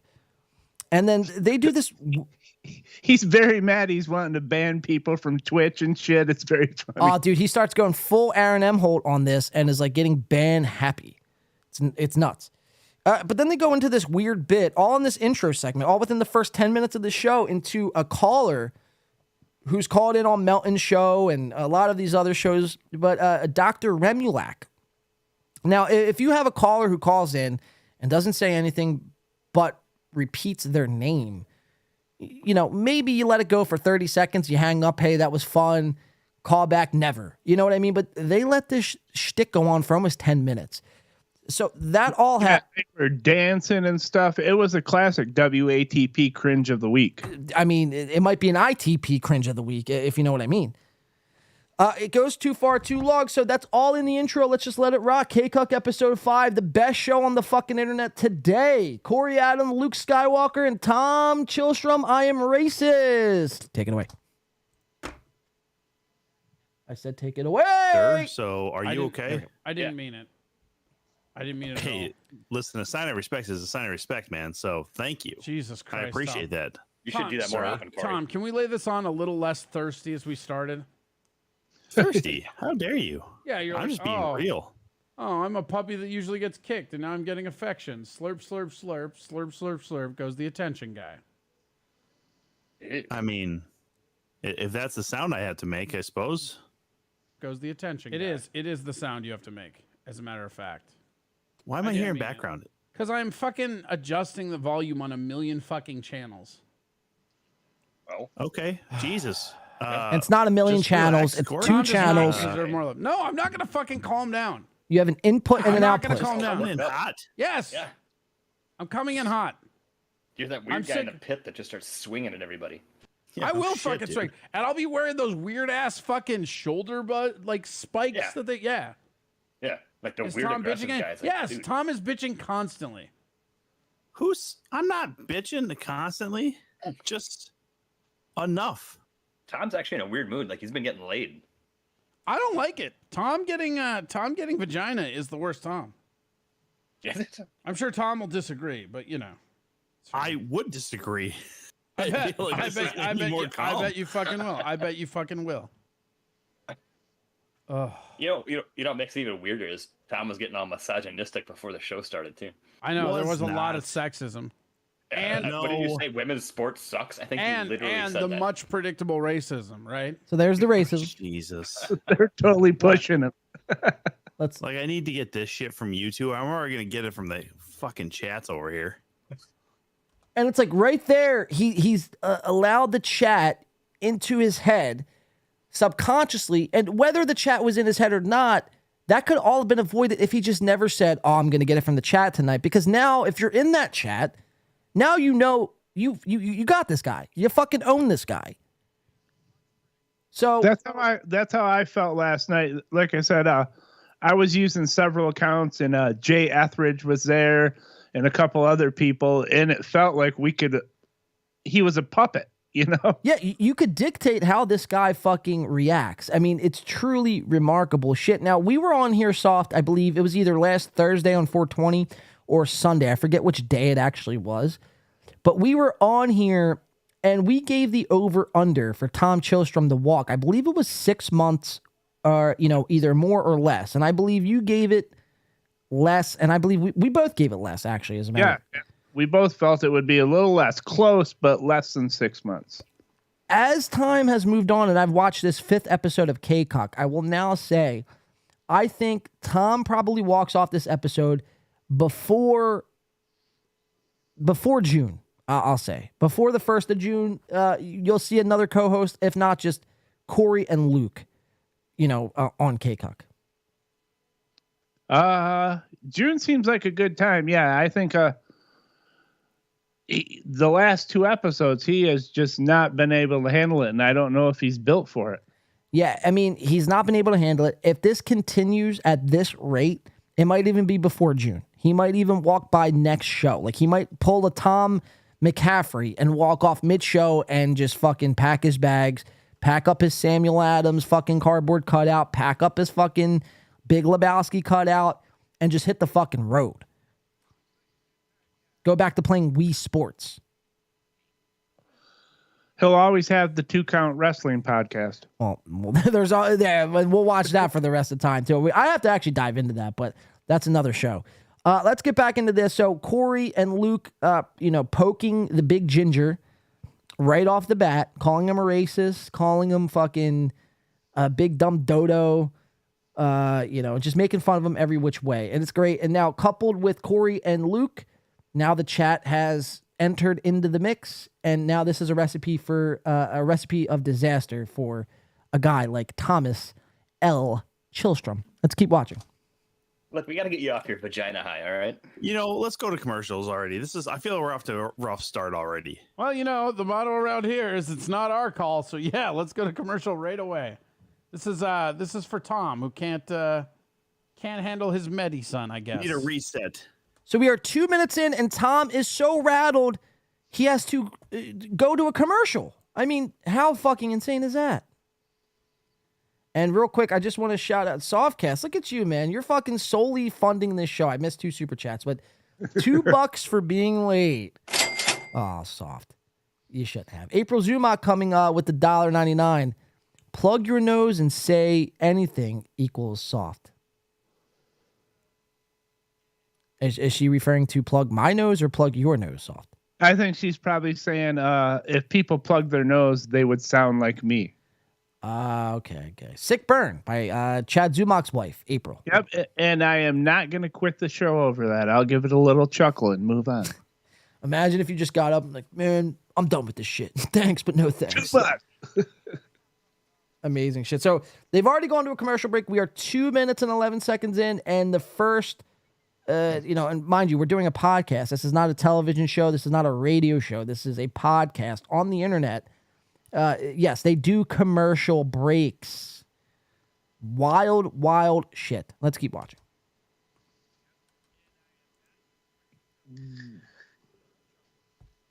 Sorry. Let's keep watching. Yeah, we got your fucking reset. We're resetting.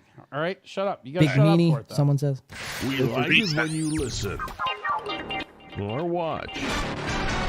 KCUK.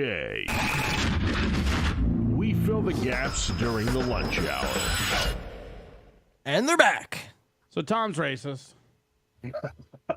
You can't come back with that, dude. Why? Zoom in on Tom. Because you know why. It's not fair, first of all, to just say that. It's not with fair. No evidence. No evidence. I mean, we need evidence? yes, you do. Okay. Good to know. And Luke does. No, you said just me. Now, one of Tom's big takeaways was you need evidence. I seen this in the chat. I want to look this up really fast before we move on. Let's just do that. Now there is something I'd like to mention while you're finding this. They play some commercials a few more times, as you know. They play this one commercial that Corey really likes, and he tells you why he likes it. He likes it so much that the next time they play a commercial, they play the same one again, and he tells you again that he likes it and why he likes it.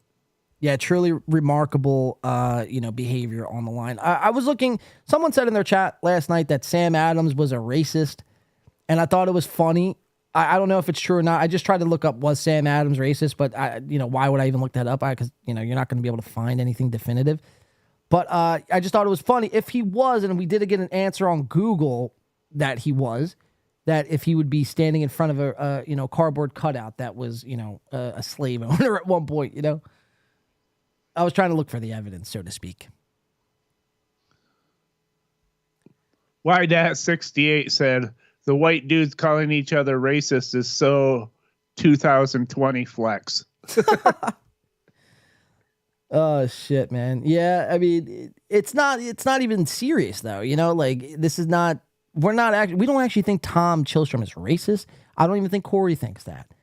But the way Tom reacts is just if he was reacting like this on my show, like Soft, if you reacted like this, I would persist to call you racist. I'd be like, look how fucking mad he's getting.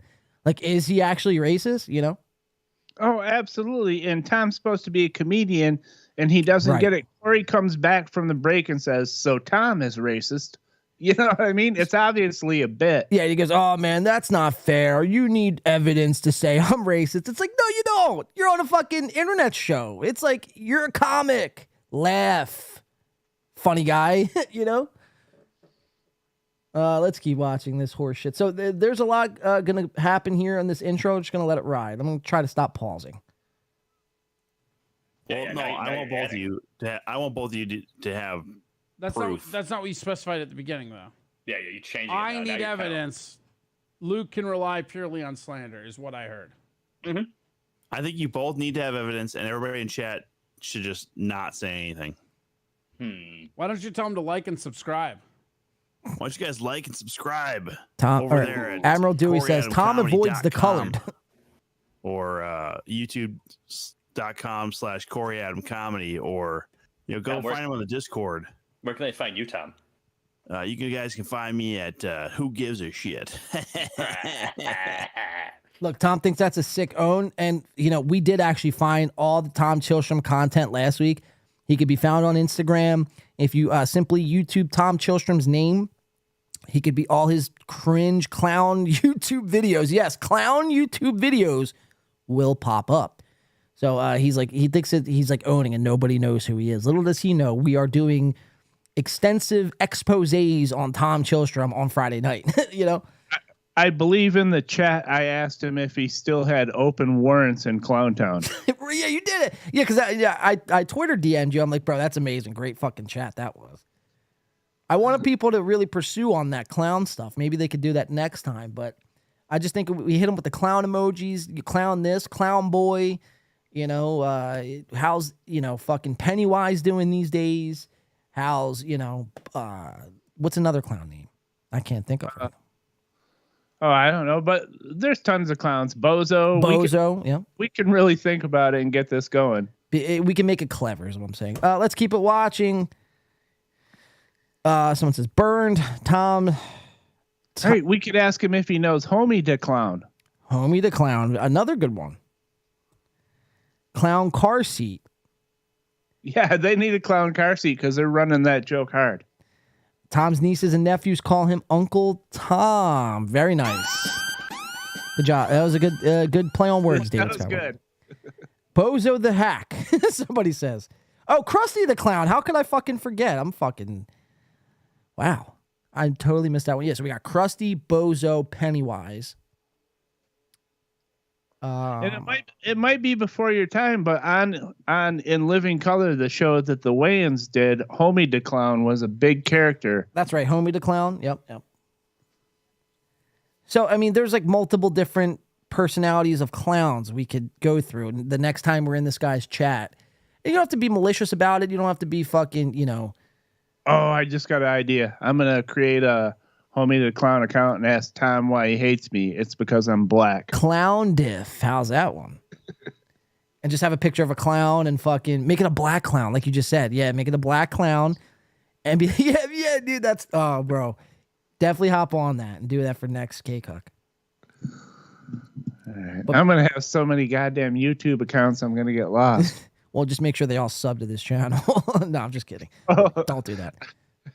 Don't do it because, if that's like buying bots to some point. Well, no, not even that. It's just like, even if you did do that, YouTube fucking erases, like, they look at that as spam accounts because they see it's coming from one IP address. So they just like, yeah, That's not happening. Because then everyone would just create fucking, 100,000 fucking YouTube accounts and fucking make money. But enough about us. Let's get back into Tom the Ginger Chillstrom, who, by the way, stands this whole podcast, can't afford to buy a seat. He can afford cardboard cutouts. This man cannot afford to buy a seat. No, if you guys want to follow me on social media, it's always I'm muted my computer right now. So we're gonna zoom back in on Tom. Corey muted his computer for the plugs. I know, that was great. Go follow that. Follow the red Whatever thing. Tom said. Yeah, the red thing. Oh shit. So here's their caller. We have a phone call already. Damn. This should be good. Dr. Remulak. I am Hello, Dr. caller. Remulak. Whatever Tom said. Yeah. Hello. Oh shit. So that's not my audio system. That's Hello, theirs. Dr. Remulak. Doing this feedback. Hi, Dr. Remulak. How are I am you? Dr. Remulak. Hello, Dr. I am Remulak. Dr. Remulak. Tom, say hi to Dr. Remulak. I can't. I'm hearing so many voices right now. I feel like I'm going insane. I am Dr. Remulak. Dr. Remulak, I think you need to turn down the volume of your phone. I am Dr. Remulak. There we go. Hi, Dr. Remulak. I am Dr. Remulak. So again, after one or two times, maybe even 5 times, that's funny. Dr. Remulak. This goes on for about 8 minutes. I am Dr. Remulak. I am Dr. Remulak. I am Dr. Remulak. I've heard it before, Dr. Remulak, and welcome to the show. How are you today? I am Dr. Remulak. Hey, do you want to talk to John Russell? I might be able to get a hold of him. I am Dr. Remulak. Well, I know, but before you always wanted to talk to Russell. Do you want to try and talk to him? I am Dr. Remulak. Hi, Dr. I am Remulak. Dr. Yes. Remulak. How does it feel to be Dr. I am Dr. Remulak? Remulak. I am Dr. Remulak. I am Dr. Now look, Remulak. Luke starts I am Dr. dancing, very Remulak. I am autistic Dr. dancing. Remulak. Corey starts I feel like bobbing this is a weird, and bouncing, like, of Guardians course. the Galaxy, I am Groot thing. And No, it's Dr. I Remulak. am Dr. I Remulak. know. so I know it's Dr. this Remulak. comic, It's not Tom confusing. Chillstrom, thinks it's a great idea to say, I am Groot. Well, I am Groot. I mean, unreal. Just say I back- am Dr. Remulak. I am Groot. Yeah, there you go, Tom. Get him. I am Dr. Remulak. I am Groot. I am Dr. Remulak. I am Dr. Remulak. I am Dr. Remulak. Tom thinks this is I a am Dr. fucking Remulak. own. I am Dr. Remulak. He's like, this is the You think best that's, thing I've Dr. ever done, Remulak? ever. I I think think so. it is Dr. Remulak, but I am also I Groot. am Dr. Remulak. I am I Groot. am Dr. Remulak. Hey, who is this guy? I do you think? am Dr. Remulak. Who do you think this guy I is? am Dr. Remulak. Remulak. I am Dr. People may Remulak. think I am it's Dr. old Remulak. now. They I am beat Dr. this thing. Remulak. I am Oh. Dr. Remulak. Yeah, but I am you get my Dr. point. Remulak. I mean, this Dr. is only going on for Remulak. I am Dr. 2 Remulak. minutes, and I'm already fed the fuck up. I just want to get to the point where they think it's a great idea. This is the only gripe I had with Corey this whole show, is he should have nipped this in the butt right off the bat and, moved along from this bit because this wasn't a good bit. This bit sucked. It's just somebody repeating the same thing for 9 minutes.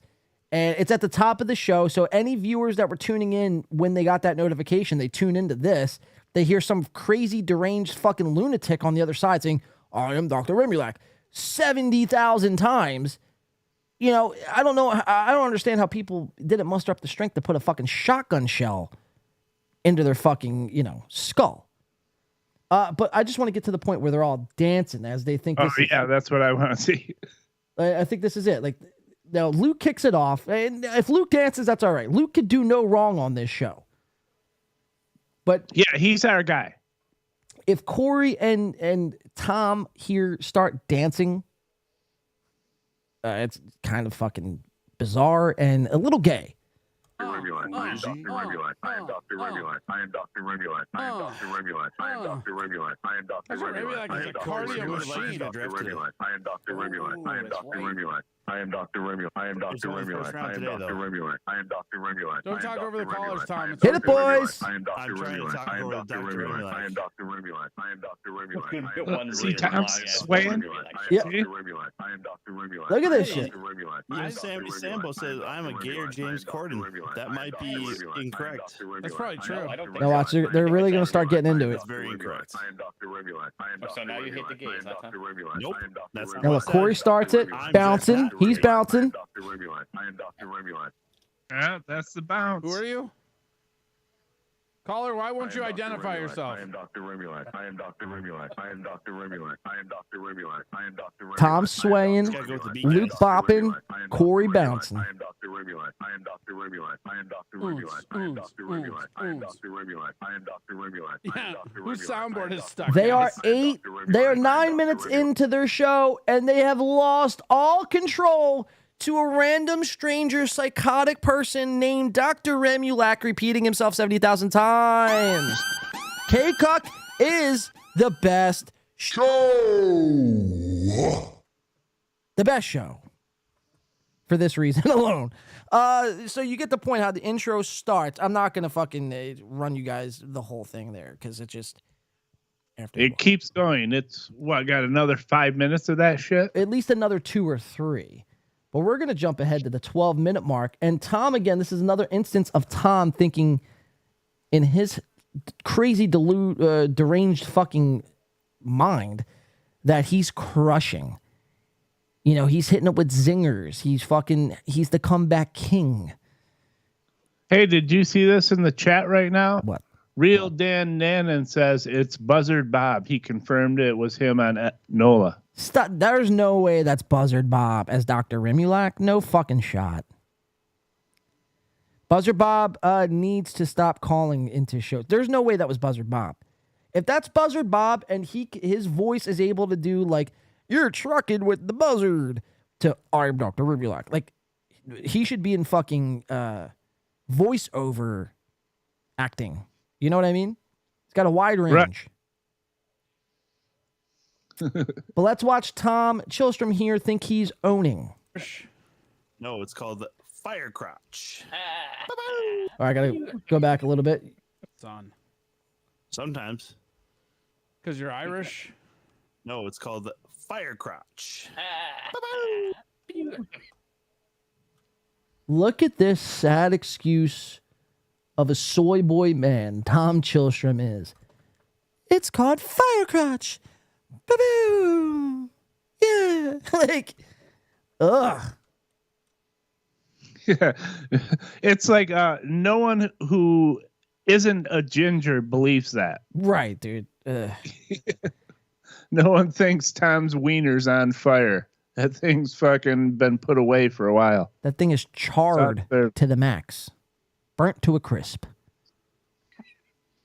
What is wrong with you today? Look at this guy. I don't know. God. I don't know, man. We're Are you gonna be like this? Are you gonna be like this all day or what? And he's drinking. I like new Tom. And it's gonna take a turn soon. He won't be smiling so much. Oh no, this only lasts maybe 15 minutes, and then it all takes a turn for the worse. I've had a bit of a long day at work, and now I'm just ready to have some fun here on Twitch Talk and We're not. KCUK. Yeah, we're not on Twitch Talk, buddy. Oh, fine. Awkward. Tom, did you KCUK. Wow. Look at this fucking dude. Oh my god, I can't get enough of. We're already to have fun on Twitch Talk. And then Corey's like, yeah, we're not on Twitch Talk, bro. Like, we're on YouTube. He's like, oh, okay, KCUK. And then like this just big doofus fucking looking smile. Everything about this guy really irritates me. People like this should not have access to buy microphones. I understand everyone has access to Amazon Marketplace, but just because you have access to something doesn't mean you necessarily have to go ahead and pull the trigger and actually buy a microphone. You really put a bad name, a bad rap on people who actually are good at this. Because it's like now you're involved in what I do. You know what I mean? And now, like, how we're somehow not that we are equals, but just because you're doing this, we kind of are doing the same thing. But it's just like, man, it's I said this at the top of the show. You should have to do a test to start a podcast, some sort of IQ test, broadcasting test. It'll never happen, but you should. I've said this before, and I don't want to offend friends I have who are stand-ups and comedians and work and make a living at it, but comedians, for some reason, all think that, oh yeah, all I got to do is get a laptop and a Blue Yeti, and I'll be a podcaster. Right. It's infuriating. Yeah, it's like, you weren't good at comedy. What makes you think you could be good at podcasting? It's like, why don't you try perfecting one craft first before you fucking jump off into podcasting?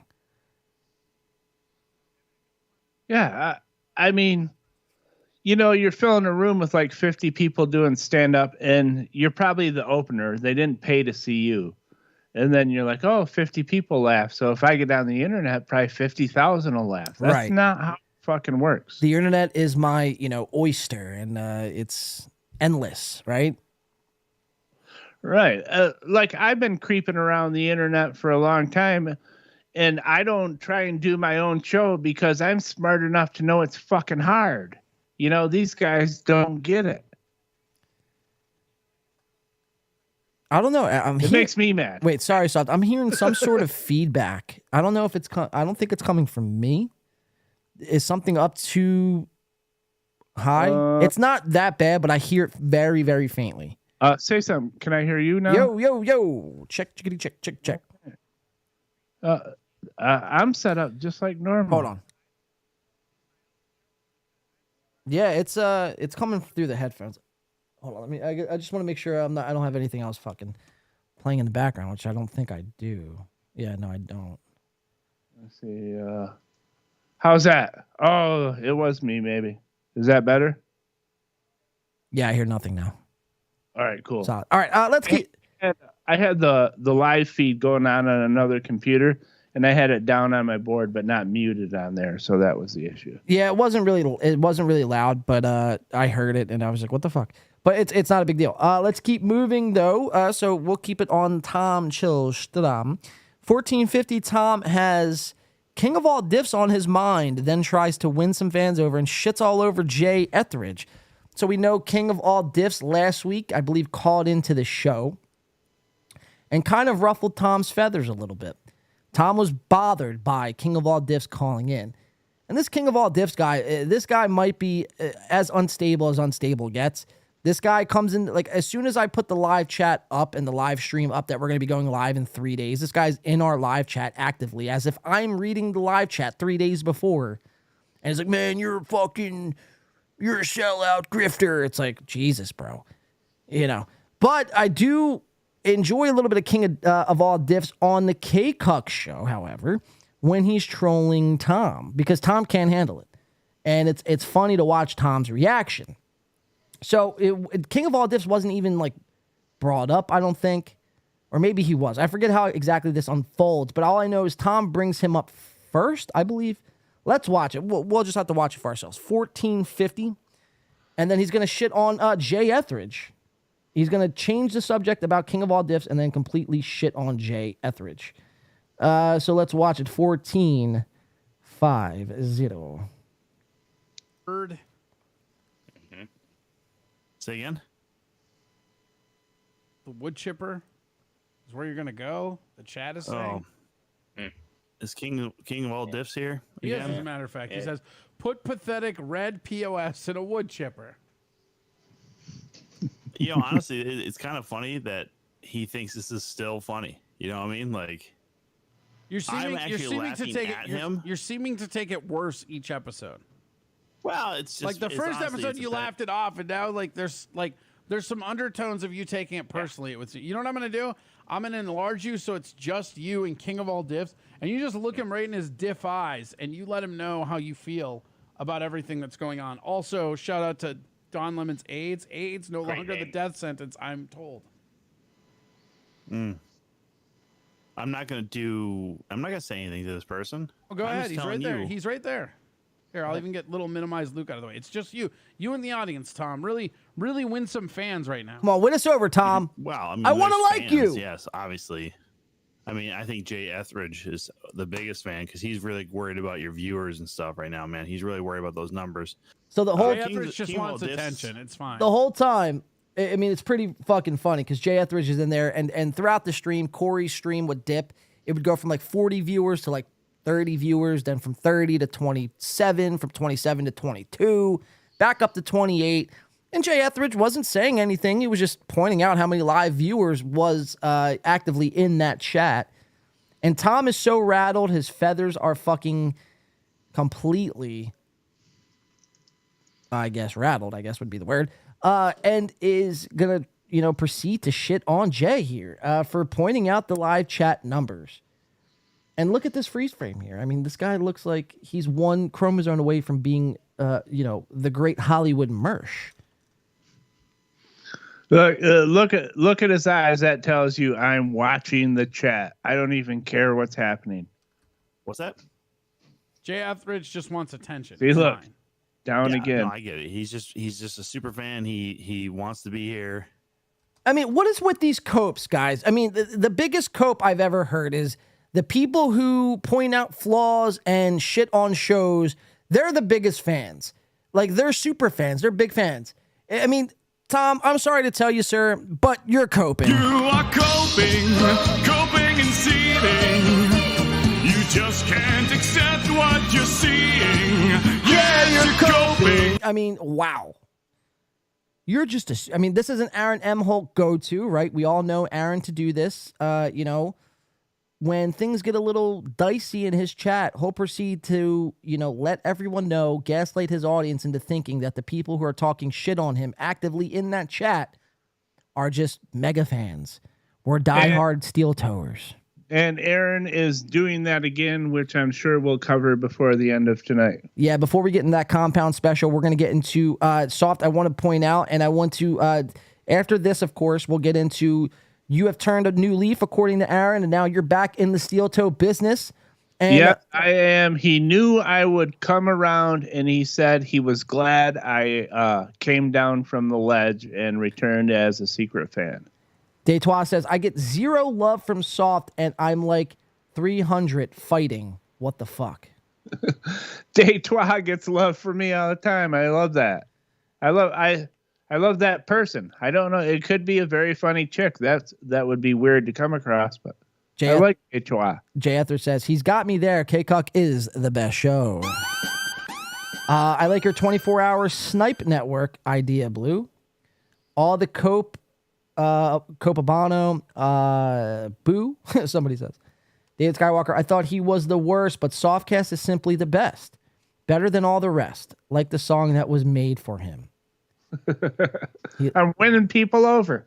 Yeah, I've actually gotten a lot of positive feedback about you. Like the last 2 weeks, a lot of people started out hating your fucking guts. But now I've had a lot of people reach out and say, you know what, Softcast, he's actually not that bad. I'm actually starting to like this Softcast character. I understand some of that because when I first find something that doesn't, like ring for my ears or draw me in immediately, I'm like, well, look at this asshole. Right. But I've changed my mind on people, and if people change their mind about me, I appreciate that. Blue Mosaic says, Crumbum, run it through, win by 2. I can message him. So I think they're cross-talking, trying to figure something out about a 24-hour snipe stream, which would be remarkable. I'd definitely be down, open to doing something like that. Red Dan Nyman says, soft as aight. Softcast was great in the Hipstar interview.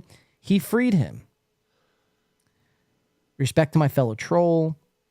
If you got a few people, 2-man, the switcher on the stream, it could work. B Dabbler says Softcast is very lovable. B Dabbler's my buddy. I love that guy. People should check out his show. B Dabbler just dropped a new show with a puppet, right? Like a hand puppet. Yeah. Hold on, I got to give that the like Grover or something. It was like a Muppet, and he was your super liberal friend. I got to give that the proper fucking, because I checked out some of it today while he was stream sniping Chad. It's called Tukey over on YouTube, and it's I would probably venture to guess it's close to, if not almost better than like the corn, the potato, because I mean, you guys just have to see it for yourselves. Go over to B Dabbler, check it out. Tukey loves Mud Shark, Loving Misery, episode 2. Yep, and Obnoxious John is on that show as well. He's a buddy of mine. I want to give him love. He's a good guy. Yeah, man, all good stuff over there. So let's keep it rocking here. Tom Chillstrom. We have a couple more clips. I do want to get to this compound special. Let's see here. We'll go to the 21-minute mark. Caller calls in and says Tom is gay, and Tom lies, saying he can't hear the caller. So I was watching this in live time yesterday, and Tom, you seen it here in the beginning of the show where Dr. Remulac calls the show, and Tom hears him. Tom is dancing for 9 minutes like a big buffoon that he is, the big fire crotch that he is. He's dancing around, fucking doing jumping jacks. But the point is, he hears the caller.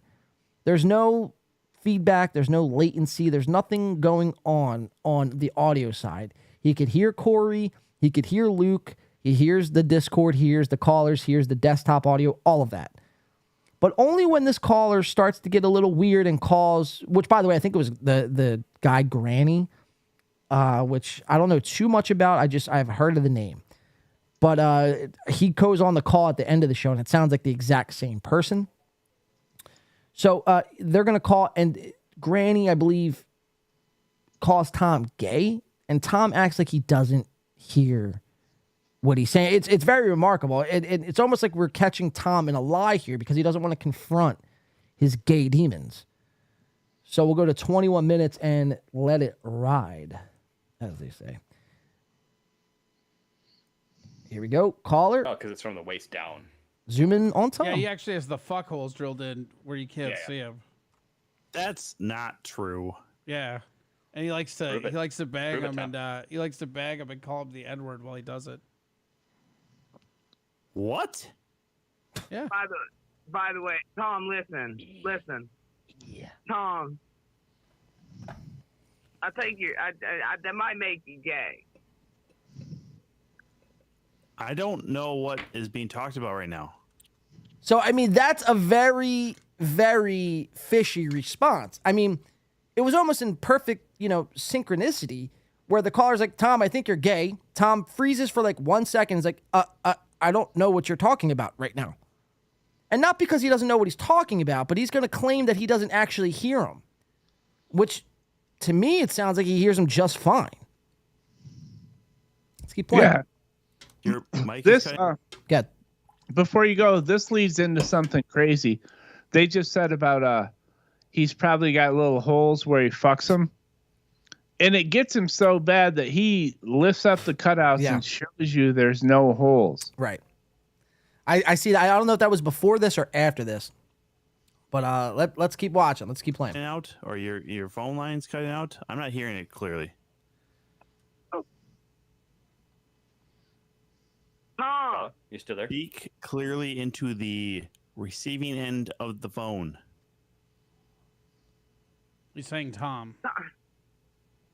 I can't hear it, man. Here's the thing. And it's crazy because the caller would talk stop talking, and Tom like hears the caller and doesn't talk over the caller. Like, you picking that up, man? Like, check this out.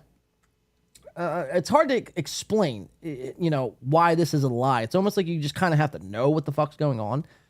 But it's like, he just seems like he's lying. The receiving end of the phone. See, watch. He's saying Tom. I can't hear it, man. Here's the thing. This is good stuff. Tom, you ever had sex? What? So, I mean, obviously he can hear him. Tom, he asks him a question. Tom, have you ever had sex? Tom's like, what? Like, in timely fashion, the caller asks the question. Tom says, what? So he obviously hears him, but he's playing dumb because he doesn't want to answer these questions for whatever reason. Tom, have you ever had sex? I didn't hear a word. No, Have you I'm ever not had deaf, sex, Tom? Jay. I can't hear it through whatever reason. He asked you if you've ever had sex. Oh, yeah, I have had sex, but I can't hear anything, man. What's going on with Discord right now? And he gets bailed out here because the caller at the end of this, their phone line does actually break up. But the whole time it wasn't. Like, we all heard it. Corey heard it fine. Luke Skywalker heard it fine. But the only person who had a hard time hearing it was the person getting called gay and have you ever had sex? And Tom's playing dumb. What? What'd you say? I can't hear you. You sound like a robot. Right. And he's looking for Luke and Corey to bail him out. Right. And oh yeah, we lost the audio. We'll get back to that. And to Corey and Luke's credit, man, they fucking let him out to dry. They fed him to the fucking wolves, man. It's like, bro, you're supposed to be a fucking comic, bro. Do something. Say something. You're just like, what? What happened, dude? Oh, man, I can't hear you, man. Oh, man, talking to your phone more, man. It's like, what the fuck, bro? Funny guy. This guy's a joke. Let's keep it moving, though. I love fucking Tom Chilstrom's the man. 5420. Now, this is the clip in question. 5420 is Tom A. Rosast. And this is where kind of things start to kick off here because I think it's going to come up another time at the end. 5420 is Tom a racist? Dude, 10 grand. I bet you have $10,000. And they were like, Tom, this $10,000 is yours. He would be like, let me lick that slippy finger out of my mouth. You wouldn't 10,000. You wouldn't do it, Tom.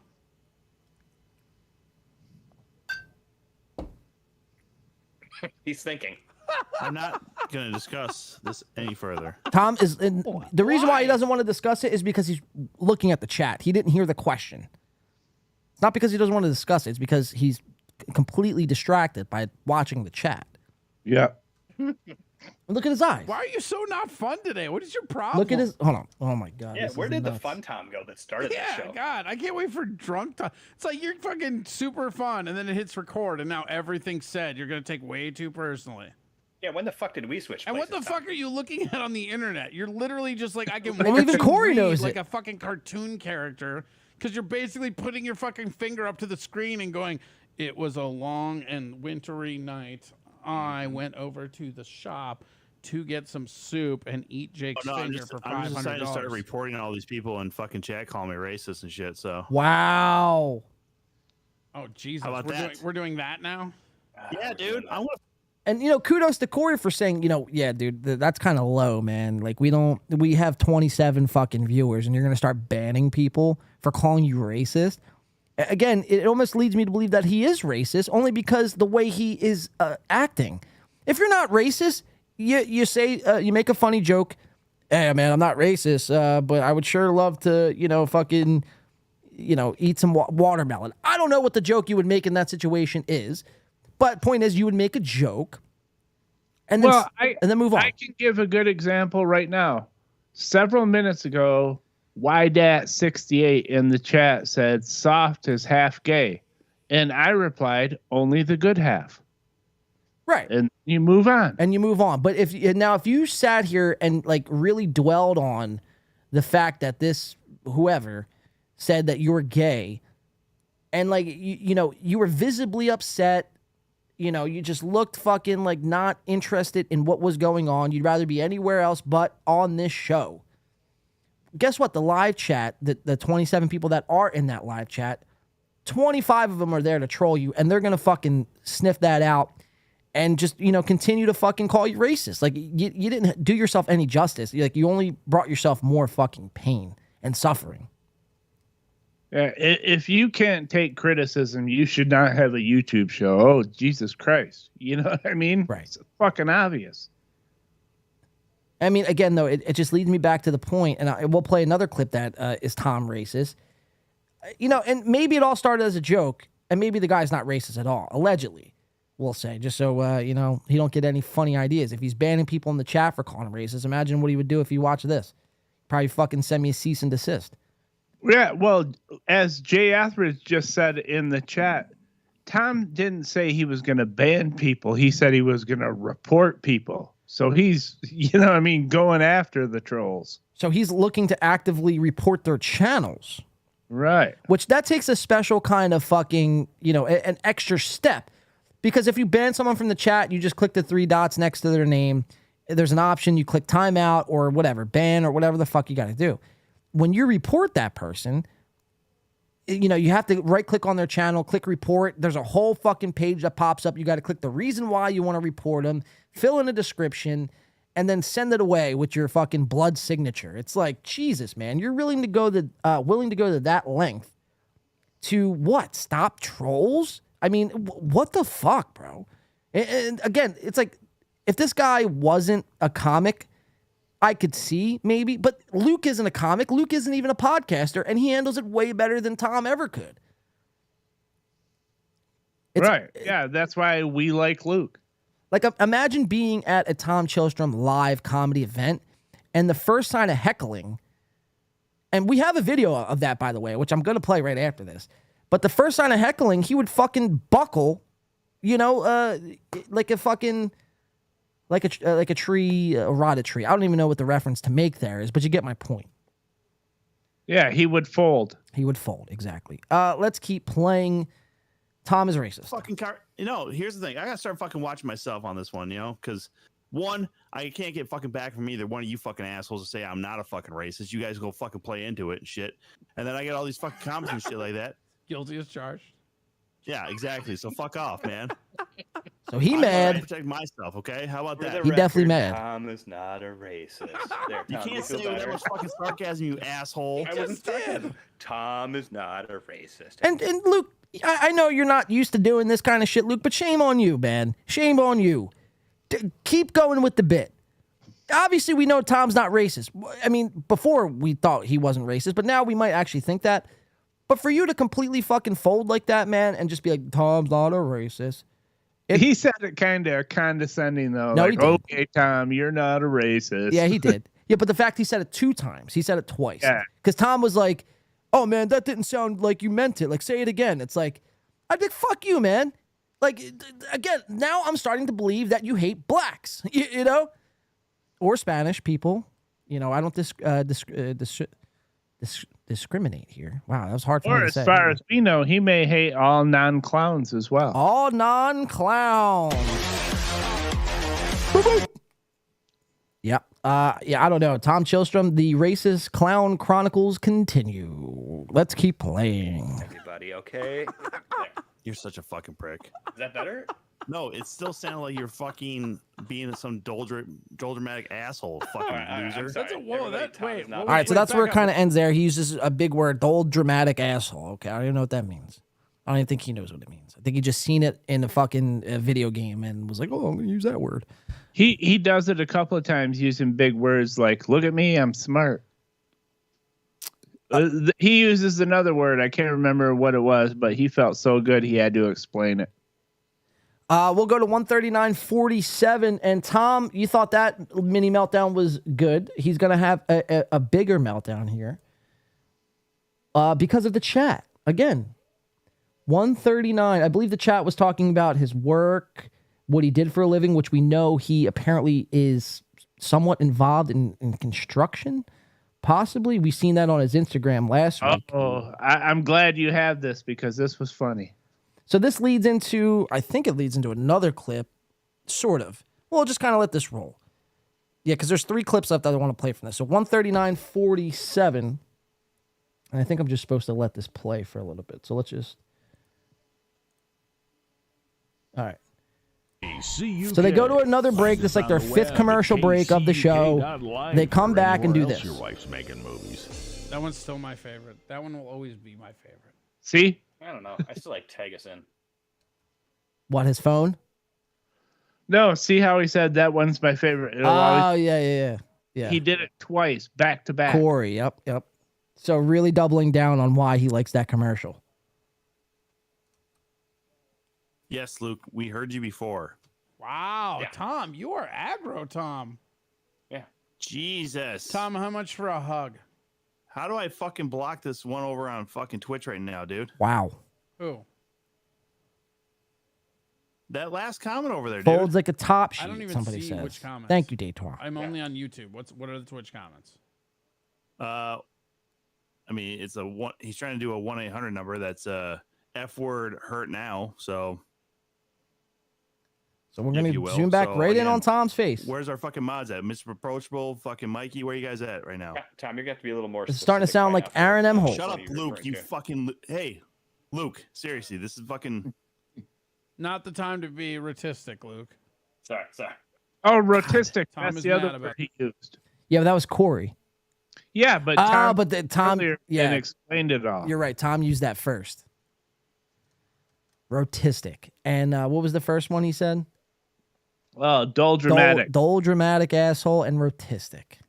All right. Tom Chilstrom definitely not, shorting us of big words here. Let's keep watching, though, because he's going to freak out on the chat, and he's also going to freak out simultaneously on Luke. He's had enough of this Luke character. Luke is like a thorn in his side. He can't get away from him. He has nightmares about him. At the end of the day, he wished Luke was off this show. So I think it's going to come to a point at a head where Tom makes Corey choose. Hey, it's either me or Luke. And I think we can all see this. Tom rather doesn't know how to have fun. Where at least Luke could laugh at himself. So I think if given the choice, Corey would pick Luke Skywalker. Yeah, you can't have your co-host, your second mic, flipping out 10 minutes into the show because of the chat. That's fucking ridiculous. And then proceed to flip out every time the chat gets a little fucking, wild, It's like, all right, then guess what? Your chat fucking privileges are over. I'm taking the chat away from you. You cannot look at the chat because it's taking away from the show. I've known podcasts that have done that. They're like, dude, don't look at the Discord. You can't do it if you're going to be on the show because you don't focus and you care more about that. Exactly. It's pretty bizarre shit, man. It's pretty bizarre shit. But again, this is like what you learn when you pick up that book that I mentioned a couple weeks ago, Podcasting 101, Podcasting for Dummies. This is one of the first rules that's in that book. It's obviously don't look at your chat if you're trying to run a serious professional show. This has been a very fun show. A very fun show. Very fun week. Very fun week, of course. And then the second rule is you have to get your industry standard microphone, a Shure SM7B. Oh, yes. I have not had a chance to comment about that tonight. Oh, what the new mic? How does it sound on your end? Sounds terrific, dude. That's the big boy mic.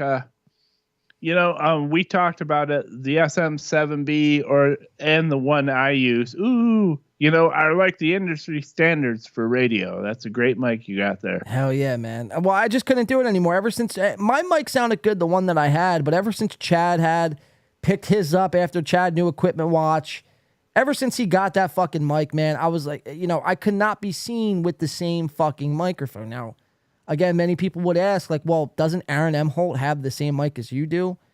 And to that, I'd say, yeah, but that is the only thing good about Aaron's cross space of a studio is that microphone. Everything else is dog shit, but that microphone does hold some weight. I mean, this is one of the best microphones you could buy. Yeah. Like I said, for like radio broadcasts, everyone uses like an RE model or the SM7B. That's it. That's what they use. All right, let's keep watching. Tom's gonna completely melt down, and then we have, I think, one more clip after this, and it's the way they end their show, and it's almost as good as Tom McDonald walking off a Ray DeVito show. It's just as good. Something. No, I'm serious. Well, you can't. It's that F word. All right, guys, come on. All right, We literally hung up on a guy for using it earlier. How about that? Okay. Jesus Christ. Thanks for being more specific. You're an asshole, Luke. Would Wow. you fucking get your mind out of the fucking gutter and fucking focus for a second? Jesus Christ, man. You're you act dumb. No, listen. You act dumb and it's fucking irritating. Like, if you're funny, but you're not. You're fucking acting like an idiot to try and get laughs, and it's fucking annoying to me. You're not funny Fucking either, focus in. motherfucker. When I say F word, I'm clearly not saying fuck. You're a I will big say dummy. fuck. Jesus. Just wanted some clarification. You're a big fucking buffoon. So dumb. I mean, talk about the projection. I mean, in this clip, that's, speaks all. Like, this is everything that Tom is. Not funny and dumb is exactly who Tom Chilstrom is. But that's why I love him, of course, because he's, Right. it's moments like this is what we cherish here on this show. Well, what he's bitching at Luke about is because he's used to being the comedian, and he doesn't get that sometimes it's funny when you're the butt of the jokes too. Right. You got to be able to roll with that. You know what I mean? Sometimes people are going to bag on you. It can still be funny.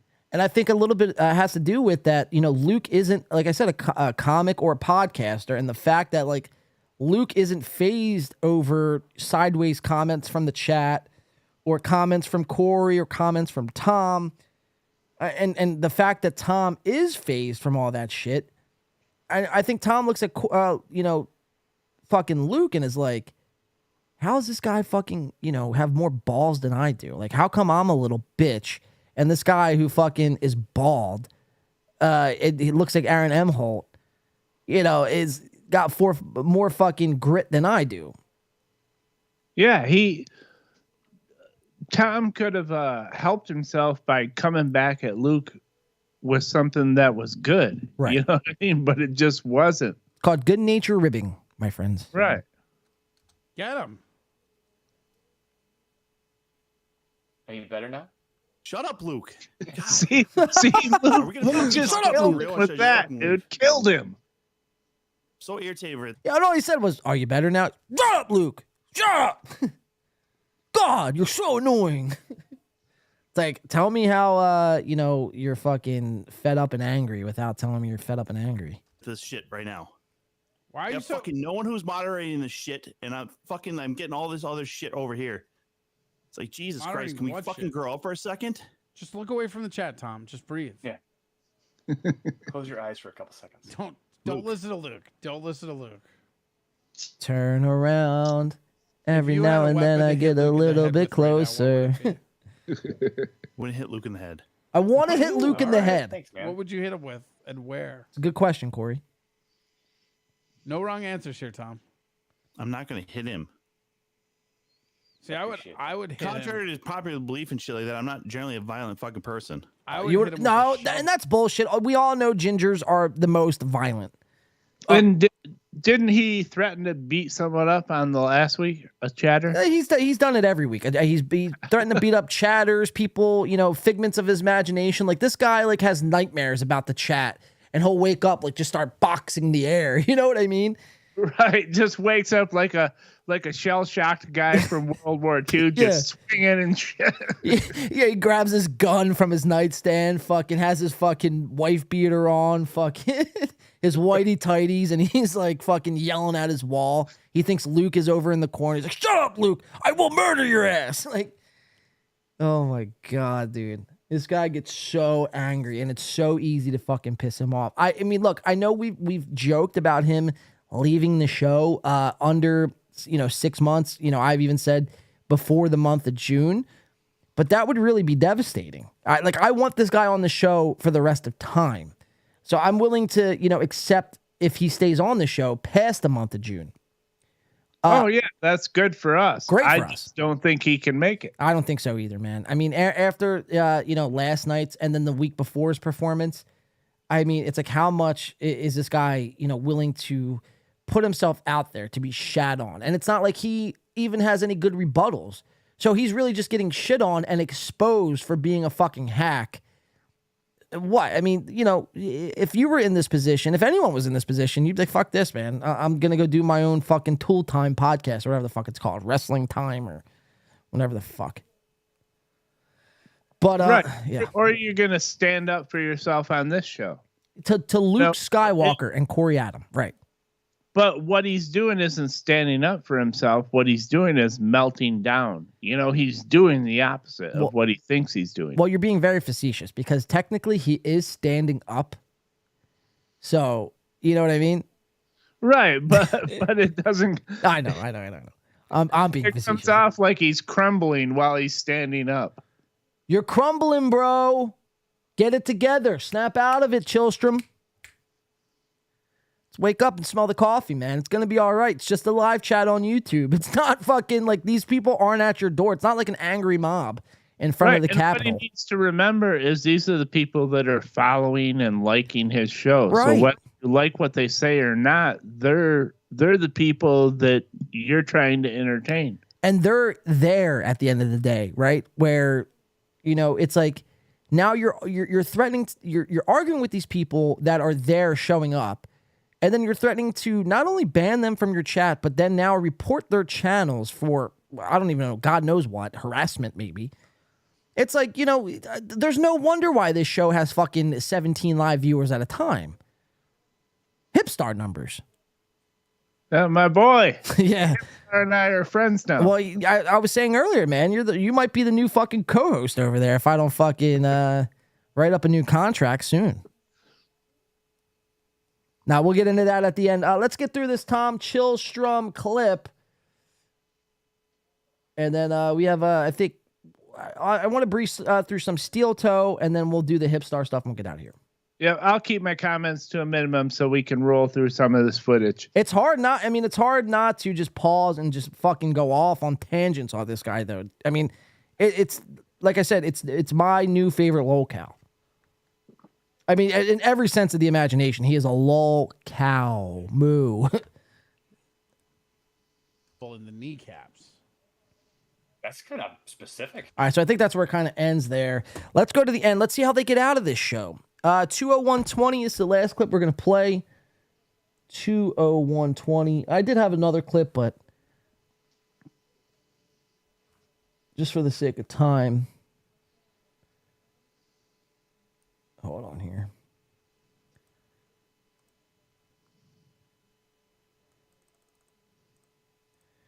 $201.20. All right, so they're getting to the end of the show. They just did 2 hours. Corey realizes it. Now, Corey, he poses the question to, Luke and Tom is like, do you guys want to do overtime? And Tom immediately says, fuck that. I barely could do 2 hours. What makes you think I could do an extra fucking 30 minutes? We got no super chats. What do you think this is, Steel Toe? Just watch this. It's insane how they fucking leave. Fred, why are you so full of hate? That's pretty funny coming from the guy who's like Steel Toe, no talent, right? grifter. Yeah, right. B4 or B40. I mean, I'm only as full of hate as everybody in the chat. How about that?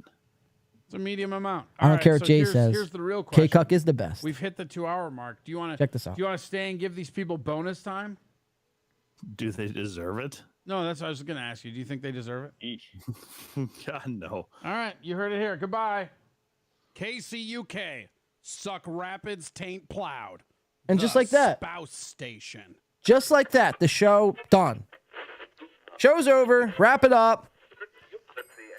Tom's like, this is what I was saying about them Corey just trying to build his view hours.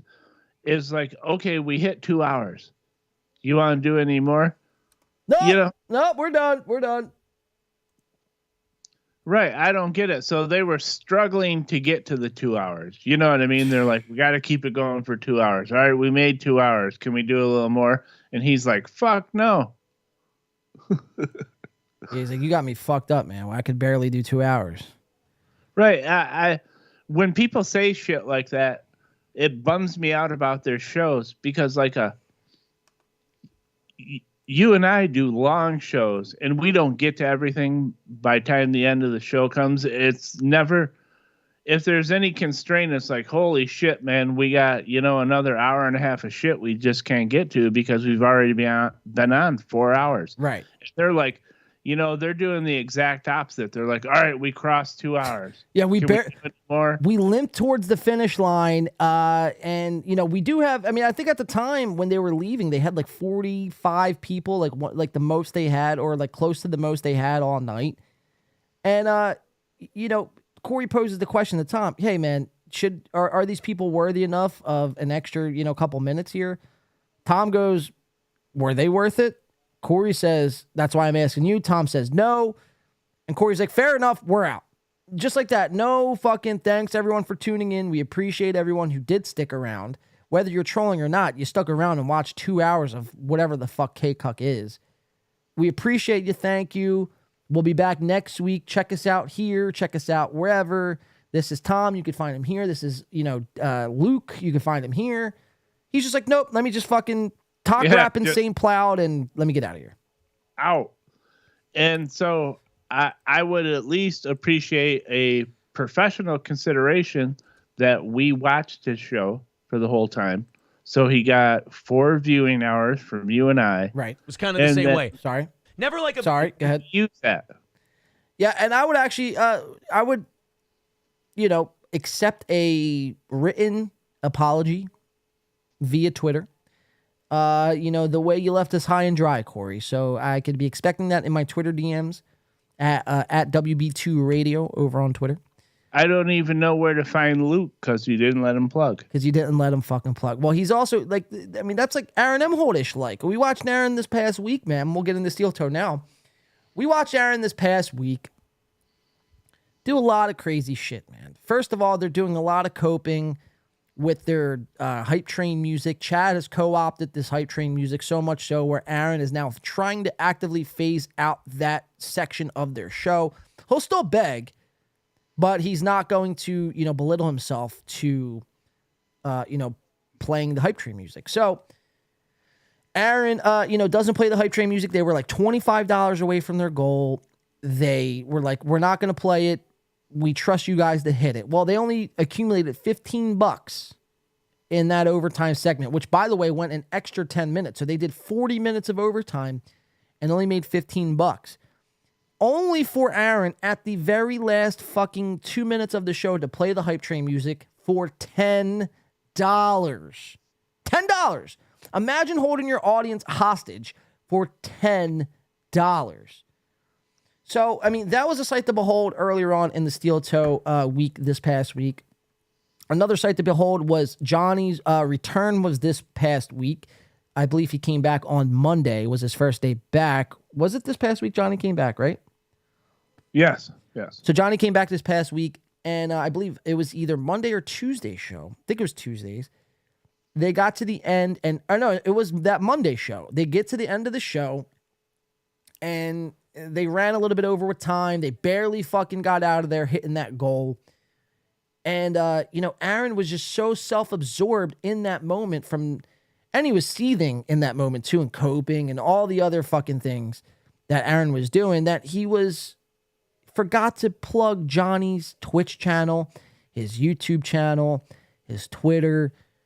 So, you know, this is a guy with MS who fucking wakes up at the ass crack of dawn, gimps himself over there, and fucking does almost 5 hours with Aaron for a measly $50 fucking dollars, mind you, $50, just for Aaron not to plug any of his shit. And it's not like Johnny, you know, is like Corey with 30, 40 live viewers. Johnny has like maybe 5 live viewers at a time.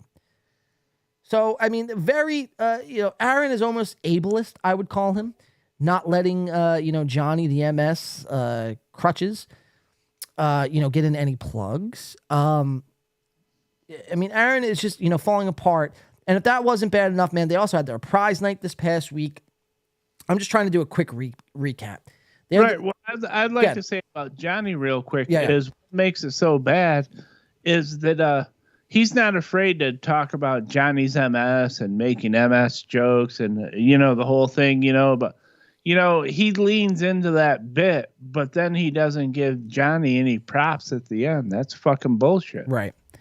Detroit says, Johnny could barely talk. I think it's abuse. Yeah, I mean, at a certain point, it's like, when do you call it abuse. I mean, it's fucked up. You mean to tell me you can't find anyone else to do your show besides Johnny Crutches? Somebody who's like in dire pain every day. He could be doing anything else in the world, be going to doctors, be going to fucking, do anything else. But he does your show because we talked about this last week, has this blind loyalty to Aaron. And, he's in severe amounts of pain, man. He took fucking 2 weeks off of Steel Toe, and Aaron still treats him like a fucking whipping boy. It's kind of bizarre. Yeah, dude, can you imagine losing control of your muscles? I mean, I really feel for Johnny. It's kind of fucked up. Aaron should be propping that guy up, not using him. K-Cuck. Jay Etheridge says K-Cuck is the best show online, Colt. Admiral Dewey says Johnny is a caboose. That's pretty fucking hilarious.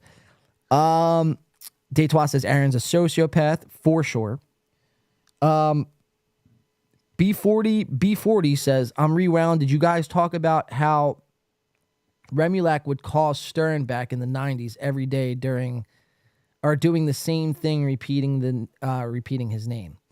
We did not talk about it, but I know that to be true. Yes. Right. Yeah. I'm pretty aware of that as well. That would be have been a good comparison to make, but I completely was wrapped up in Tom Chillstrom. I completely forgot about the fucking Dr. Remulac, Howard Stern segment. Colt C says, we hope he's just a sociopath. David Skywalker says, Johnny is still dragging that green screen down the road in his wheelchair, holding up traffic. So rude.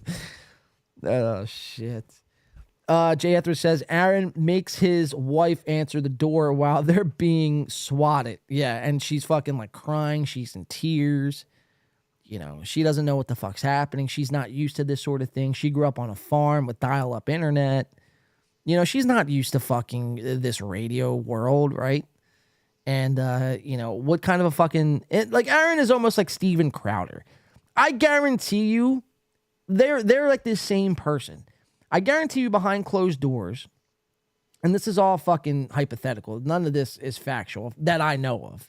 Get me some ring cam footage to change my mind. But I see Aaron and Steven Crowder as the same person in the fact that if their dog shits outside, do you think Aaron is going outside to clean up that shit? Or do you think he makes fucking farm girl April go out there with some gloves and is like, bitch, you better go out there and pick up that shit, because if not, you're going to go back to the farm. You're going to go back to that factory. I fucking took you out of that life. I'm Big Daddy fucking Aaron. Don't you know who the fuck I am? Put them damn gloves on. Get back to the fucking farm, or whatever. Get back to picking up shit, you fucking dumbass. And she's like, oh, yeah, this is so good, man. Thank you for not letting me work. We're going to have a great show, a fun show. We like everything. Yes. You know what I mean? Did you get those vibes at all that Aaron is like Steven Crowder or... I very much do. I could imagine that same scenario happen where April wants to do something Aaron doesn't want her to do, and then he starts laying that head trip on her. Right. Because that's what Crowder was doing. The amazing thing out of that Crowder video that I can't get over is he's like, well, if you take the car, what if I have to go somewhere? Are you telling me Steven Crowder and his wife only got one car? That's fucked up shit. You know what I mean? I got two cars and I live by myself. What the fuck? And you didn't get offered a $50 million contract from the Daily Wire. Right. What married person, that successful, they only have one fucking car? That's weird. Nobody Likes Onion says, soft, check Twitter DMs. Let's see. Admiral Dewey says, dragging a green screen behind his wheelchair is making me cry. Yeah, I mean, that's pretty... I mean, it's true. And that's why it's making you cry, because it's fucking like, that's what Aaron would do, man. He's a nutball, man. Like, he wants to come off as this, like, nice sort of fella, right? That he's just fucking broadcasting, doing fun shows, and not hurting anybody.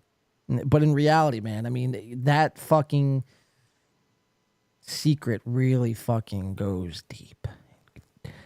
Jay Etheridge says, April is a hostage. Yeah, she's probably bonded up in chains as we speak. Deitois says, April sucks as much as Aaron. Well, some people, I've seen a lot of people make that argument. April is no better than Aaron. And I do have to agree in some, to some extent. But in others, man, it's like, I feel like April is just doing what she has to do to survive. You know what I mean? If she was a self-sufficient woman, she would tell Aaron to fuck off immediately. So yeah, in that aspect, she enjoys her life so much so she doesn't want to go back to the factory or the farm. So she'll put up with all this nonsense bullshit from Aaron. But at the same time, it's like we all know Aaron to be this master manipulator, fucking cult-like leader. Imagine what he does to her, right? Hey. Go ahead. Because it's getting late and you've been running long without me. Patrick says he'll pop on if we're going to be around in an hour. I don't know how much we have to cover. I mean, it's Friday night. It's late. I don't have anything to do tomorrow. If Patrick came on, that might be sweet. Patrick coming on this show. Oh, shit, man. What's the occasion? I don't know. He just had, whichever account told you to check my Twitter, that's the real Patrick. And he said, how long are you guys going for? I said, for a little bit. If you got something good, we'll go for it. And he said, I can pop on with you in 60 minutes. Well, we have the steel toe clip, and then I want to play the hip start thing, and we're going to get out of here. So it might take us up to an hour. We might be out a little bit before that. We'll see how it goes. I know Melton has a members only stream at 1:15. Let's see. We'll see how it goes. We'll see. Yeah. All right. That's cool. Patrick, we'd love to have you on. If it's not tonight, we'll see how it goes. I don't know how the Hipstar clip will go, but I've never talked to Patrick, which is we DM a lot, but I've never talked to him, which goes against the grain where everyone thinks we ganged up on Steel Toe. I would love to have him on. Yeah, I mean it would be dope, to bring him on and to see what's up. We do our show. For some reason, I'm feeling like it's not the real Patrick. Oh, no, it's the real Patrick. He says, no worries. Either way, I wanted to find out the drama with Chad. But, see, that's what I mean. I guess I could just... But I don't want to know if it's the real Onions at the same time. Well, John, I'm going to tell you it's the real one. It's the same account that sent me the movie. Okay. All right, fair enough. Dude, I've been going way too long, man.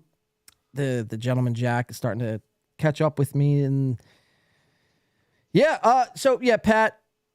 Steel Toe, hold on. Total BS says Steel Toe brought us all together. Yes, remember that Total BS. So we'll see how it goes, man. I want to get through this Steel Toe clip because this is where Steel Toe and Pat, if we have time, we'll bring you on, man, for sure. It's just we're coming up on 5 hours. I know you have a members only stream, and I'm fucking balls tired. And in fairness to John, I just got here. John's been doing this for a while. Yeah, I'm coming up on 5 hours. Patrick just said, LOL, so paranoid. Yeah, well, it's like this whole fucking Patrick telling everyone to go make fake accounts.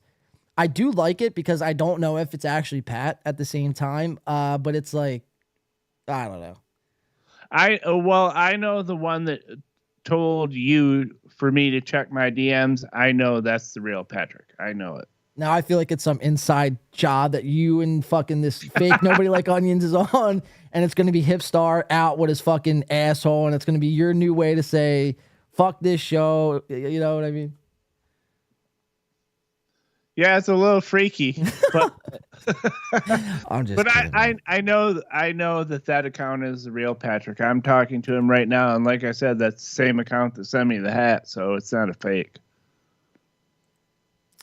All right, let's move on. And we'll see. If we have time, we have time. If not, we'll be back here live on Sunday doing their members only stream. It's only an hour, so Pat, I mean, if you want to hop on for that, we'll be here on Sunday as well. All right, so let's check this out, man. We only have a couple more clips to get through. We have the Steel Toe clip. A lot of this I'm gonna push off, just because it's been 5 fucking hours, man. And after a while, it's like, Jesus. But I do want to play this because Aaron brings us up multiple times, and I kind of want to get your thoughts and opinions because he makes it out to be like, oh, you see, I dislike this, by the way. 6 dislikes. I'm one of the 6 guys. Get in there and dislike the shit out of this. I'm just kidding, of course. Don't do that. It's insane now that it's over. But, yeah, so he's going to come at both of us and claim that we're now back in the steel toe business. Soft, let's play the clip. I want to get your response. Are you back in steel toe's good graces? Is this all big ploy? Is that Aaron actually posing as nobody likes onions? What the fuck is going on, man? So let's check it out. So we're going to do, I didn't clip this out, so we're just going to control F it and just type in Softcast. So here we go. Keeping track, a lot of this is going to go to tomorrow. E-Rock says jump in the line. That's the one I kept thinking of was Beetlejuice, yeah. Yes, Yep. that's it. Softcast says 35,000 days old. Does that check out? Hold on. So you're in that chat. Woo! Can you imagine? Yeah, all right, Is hold that on. a Can Yeah. you freeze it a second? Yeah. Because it was kind of a lame joke, but they were talking about what's his face that sings Deo that just died. Jerry Springer? No. Wait, who? The guy that sings that Deo. His name's not important. Oh, it kind of is. But anyway, they were talking about how he had just died. And so I said he's 30,000 whatever days old. Okay, I got you. And he totally missed the joke. Oh, so now he's like looking it up like, oh, is he really 35,000 days old? Right, yeah, he does. Look at this fucking moron, dude. He's like Googling it right now. Like, is that guy 35,000 days old? It's like, I don't even think that's physically possible, Aaron. I think you can only live to be about like 12,000 days old. But, yeah. No, he was not. It's a true number. But Aaron didn't believe it. Look at April's face. She's like, you fucking idiot. Let me just let my tits fucking hang out. I mean, she's letting them go lately, man. Really, really fucking insane. Still got that image of Corey up, of course. Corey Adam in the background. All kinds of wild shit. This looks like Blue Mosaic's background that he has on his YouTube channel. I mean, this background is ridiculous. So, all right, so you make the joke there, so it puts it, all right, so I'll just let it play. But so it's establishing this thought that, well, you're back. Right. Well, the salient point is that he even mentioned me because, you know, I'm he blocked me on Twitter and he hasn't talked about me for a long time, even though, I mean, I think everyone knows the backstory between Aaron and I now, but this is the first time he's mentioned me in a long time. Yeah, so he thinks you're back in the steel toe business. Right.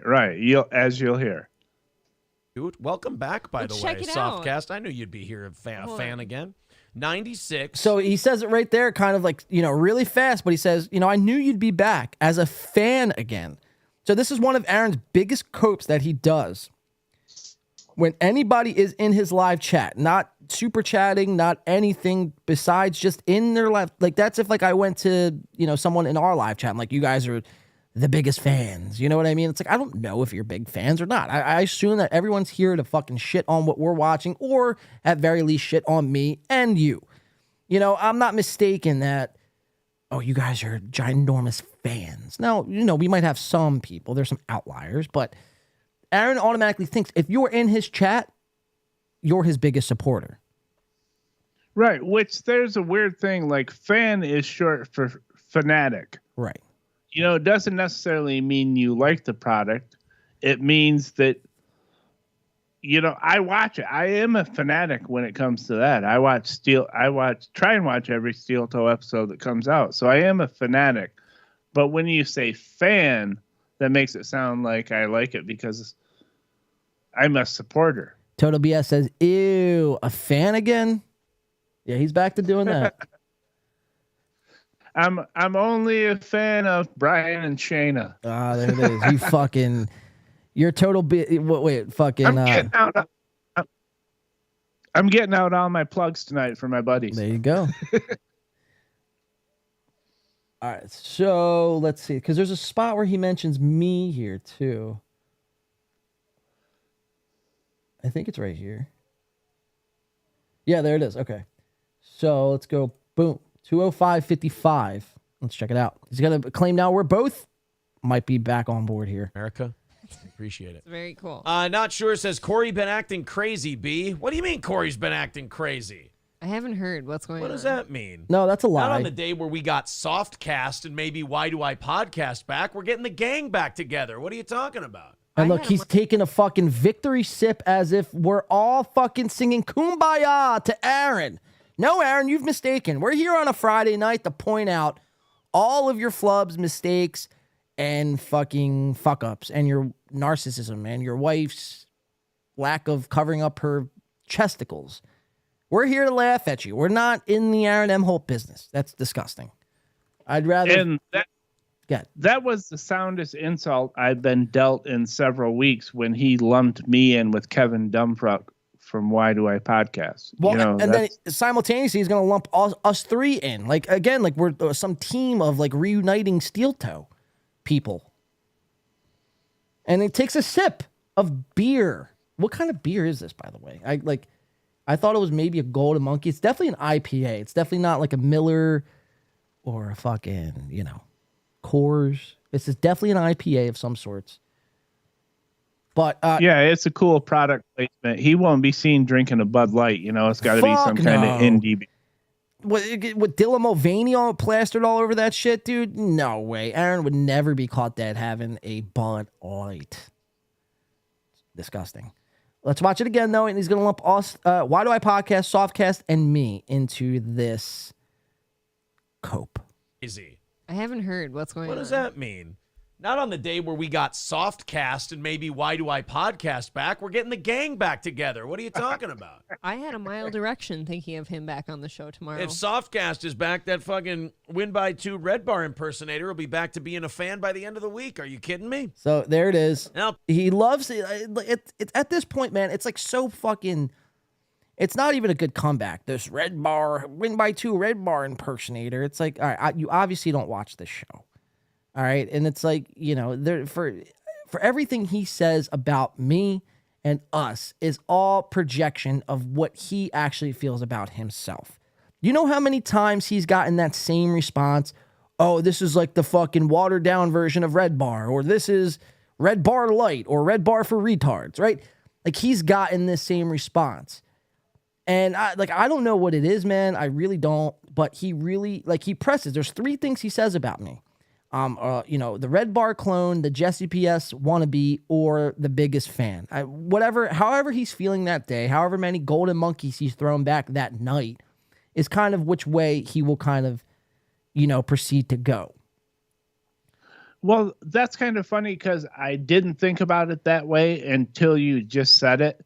But he's heard that Red Bar wannabe so much himself that he just throws it out like it's a good, And Total BS says, yeah, Red Bar has a patent on this. And that's another thing. Like Chad says this all the time. He's like, oh, man, all these guys, they want to be Red Bar. They vape.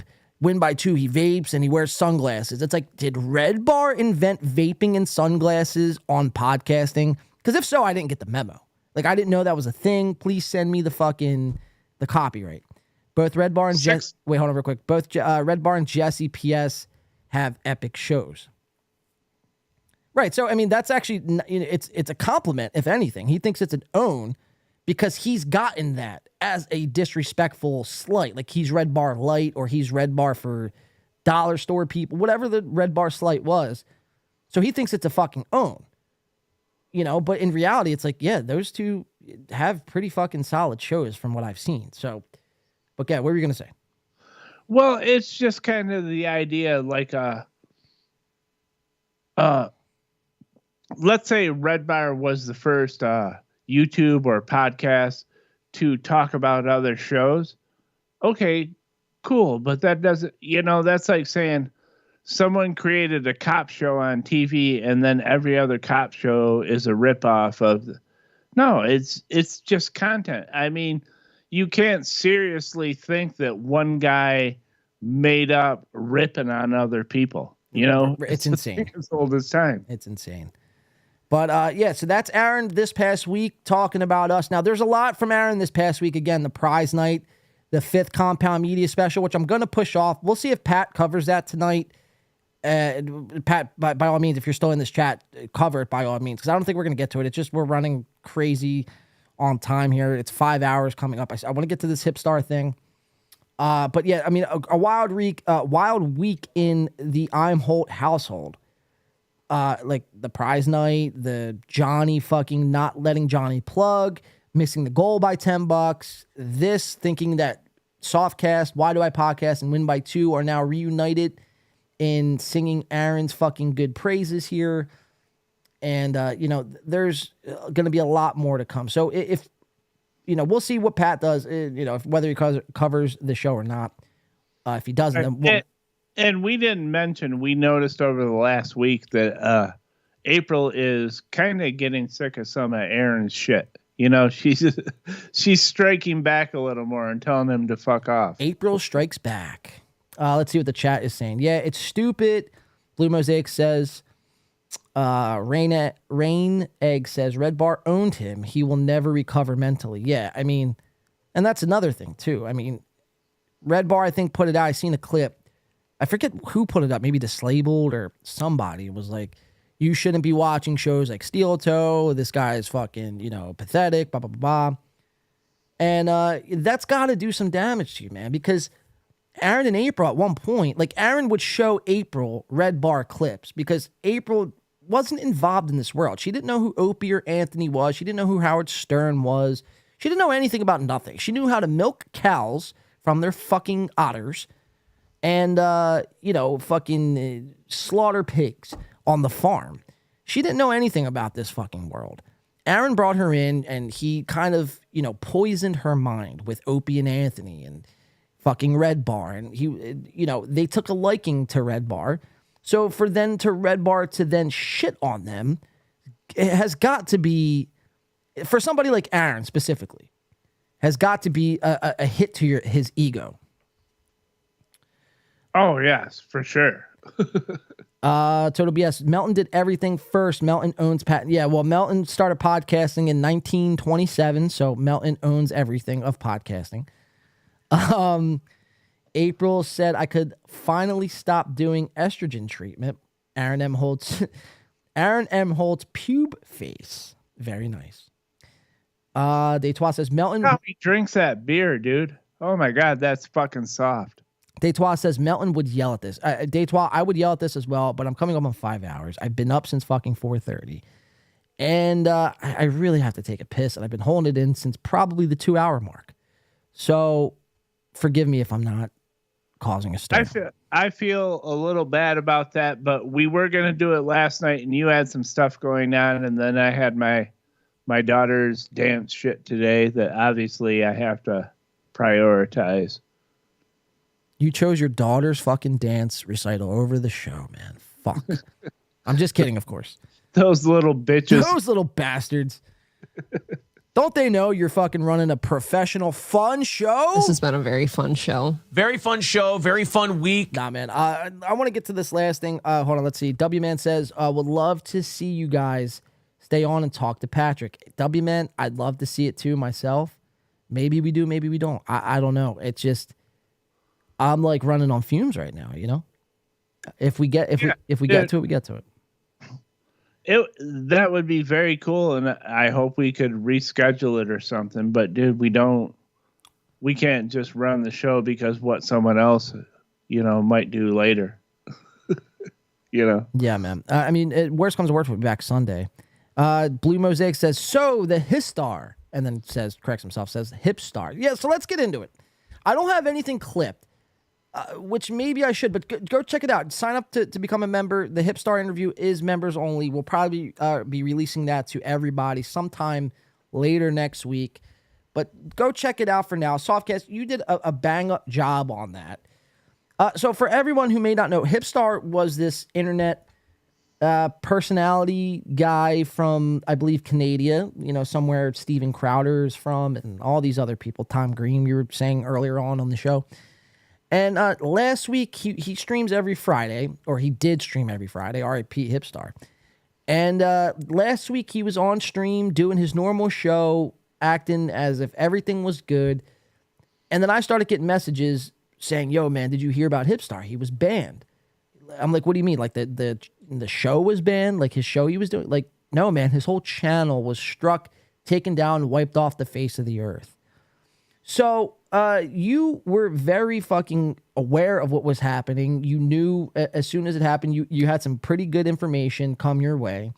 DMCA strike, I think you said, happened, as well as sexual content and nudity. And within maybe 5 days, you guys set it up, the Hipstar Softcast interview, which is now streaming on the Win by 2 channel for members only. Softcast, give me some thoughts on that. I think you did a bang up job, but what were your thoughts on it? Well, he didn't give up too much information on what really happened. I wanted him to know coming in that, be Hipstar, be the character, lean into it full-fledged. He was, I think he was a lot more lucid and than people give him credit for sometimes. It was pretty interesting. I'm more interested in him now than I was before, actually. I got really interested in him because of, why it is. I just started following him and then his channel gets canceled. So I was really interested in that. But after talking to him, it's hard to figure out because he does the character, but I thought it was a good interview. I don't know. Well, a lot of people got back to me and they said, it was a good interview. You did a good job. Overall, it was good. And, I even noticed this on that interview as well. He didn't really play up much of the character that we know that he likes to do on his show. Right. He kept it in low key form, but he was in character. So what were some of the main reasons why he said, one, he got banned? Was the nudity and the DMCA strike true? And two, what were some of his plans moving forward? Like, was he coming back to YouTube, Twitch, or what was he doing going forward? Well, I think they were true because of the way he handled it. He was like, well, people say stuff about you, and what, he tried to play it off really hard, which leads me to believe that there was sexually explicit stuff there or something that brought him down, because a DMCA strike wouldn't nuke your channel, and his channel is terminated, and it says for sexual or content or nudity. I actually seen a clip from one of Hipstar's guys. He was actually on the show, Gay Guitar Guy, he goes by on YouTube, which, by the way, he's in the video. I think came in and did a fucking phenomenal job. I mean, he was like really like going after Hipstar. I'm like, wow, this is pretty fucking wild. But it made for an entertaining interview. But he came in, and I clicked on his channel the other day. I was scrolling through some Gay Guitar Guy videos, and one of his videos was of him and Hipstar doing a show back, whatever it was. I don't even know when it was from. But on the video, this Chinese guy, they had this Chinese guy, General fucking Ming, on their show. And the guy's like in a dark room, and when he finally turns on the light, the guy's fucking, everything's out. The brajule's out, the fucking brown eyes out, everything's out. And, it only leads me to believe if that was the one time that I seen, how many other times were there? Right. That's what I wonder too. Because that's, they'll even give you a warning for that. They won't just terminate your channel. You know what I mean? Right. But if it's multiple times, it's like, Right. So he had been done before. He didn't want to talk that off. He wanted to play it off like the man going after him. His plans now for the future are... Well, actually, as I'm thinking about it, don't give away his plans. We'll have people have to go watch it and fucking find out for themselves. But I will say this. He is not too fond of me.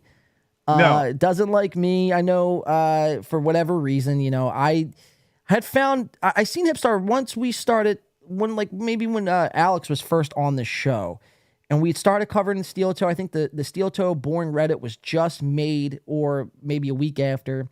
And we seen this guy on there, and Alex actually thought Hipstar was one of their co-hosts at one point because he would green screen himself next to April and act like he's having a conversation or whatever.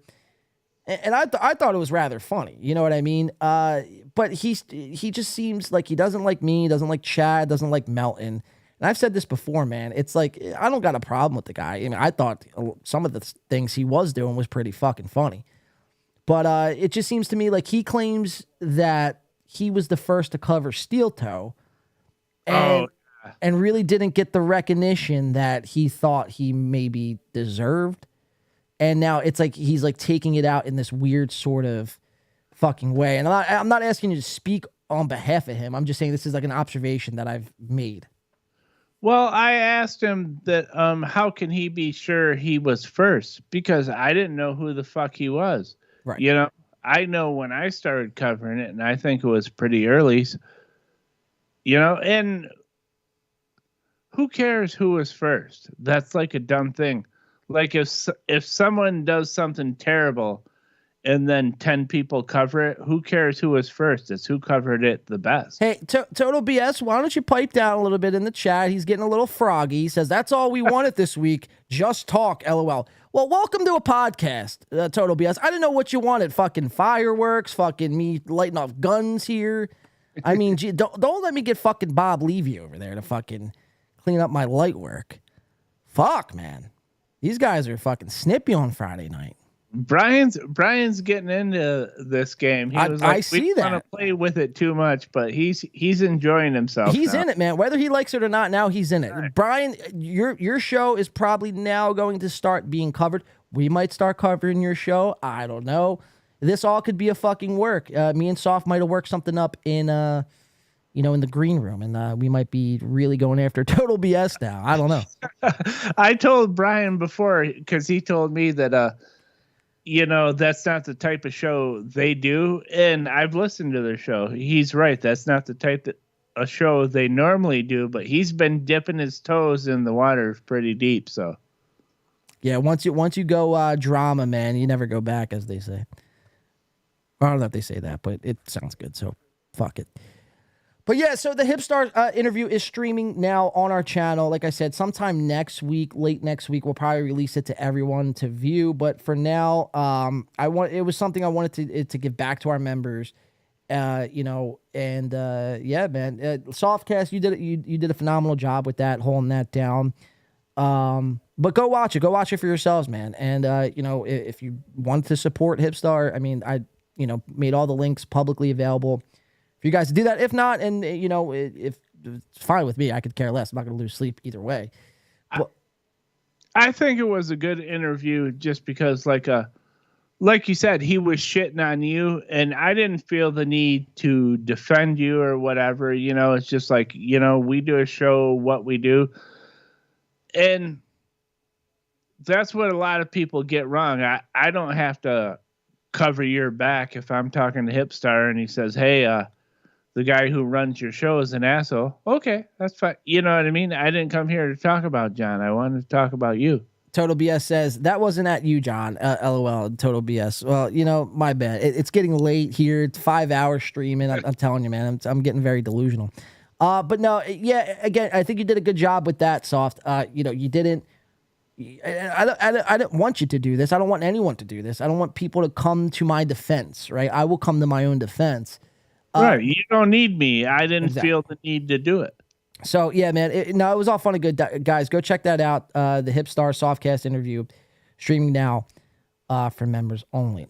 But, yeah, man, look, I wish I could stay up and fucking get to Melton, man. Melton, look, Sunday we'll be back live. So I know you got your members only stream anyway. I want everyone to go over to check out Nobody Likes Onions. But Sunday, let's make something happen, Melton. We'll start the stream. I think we're going to start a little earlier now. Instead of fucking 6:30, 7 o'clock on Sunday, I think we're going to start a little earlier. Maybe 5-ish o'clock. That would work good for me. Yeah. I mean, you run the show, but 5 would work perfect for me. Sweet. Yeah, man. I think that's going to do it for us, guys, man. We appreciate everyone showing up and showing out. This was fun. 5 hours of a lot of fucking material that we got into, ups, downs. It just, we don't even get to the most of the stuff that we want to get to. A lot of this is just like interacting and just fucking letting, what do they say? Streams of consciousness take over. But yeah, man, as you guys can see, I'm exhausted. I want to get out of here. I've been up since 4:30 in the morning. We appreciate everyone tuning in. Go check out Nobody Likes Onions. Go check out that Softcast Hipstar interview streaming on our YouTube channel for members. Of course, we will be back here live on Sunday. We appreciate everyone who super chatted, all our new members, everyone rocking with us for the full 5 hours.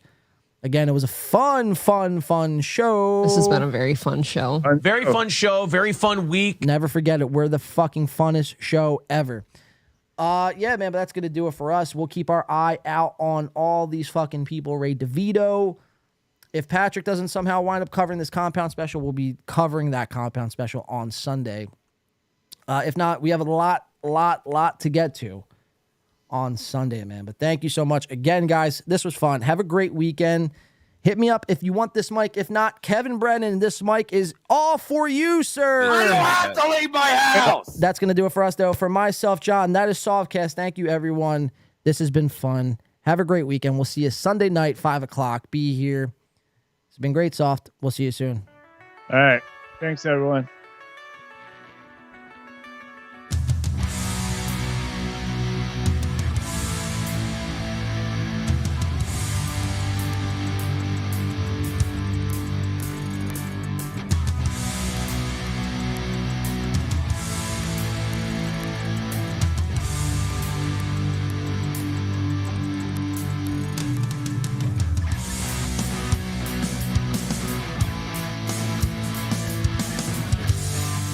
Blue Mosaic, Admiral Dewey, Dateswa, Colt C, Total BS, Rain Egg, Logging Road King, Jay Etheridge, W Man, Softcast, of course, David Skywalker, Aaron M. Holtz, Pube Face. Thank you so much, guys, for rocking with us.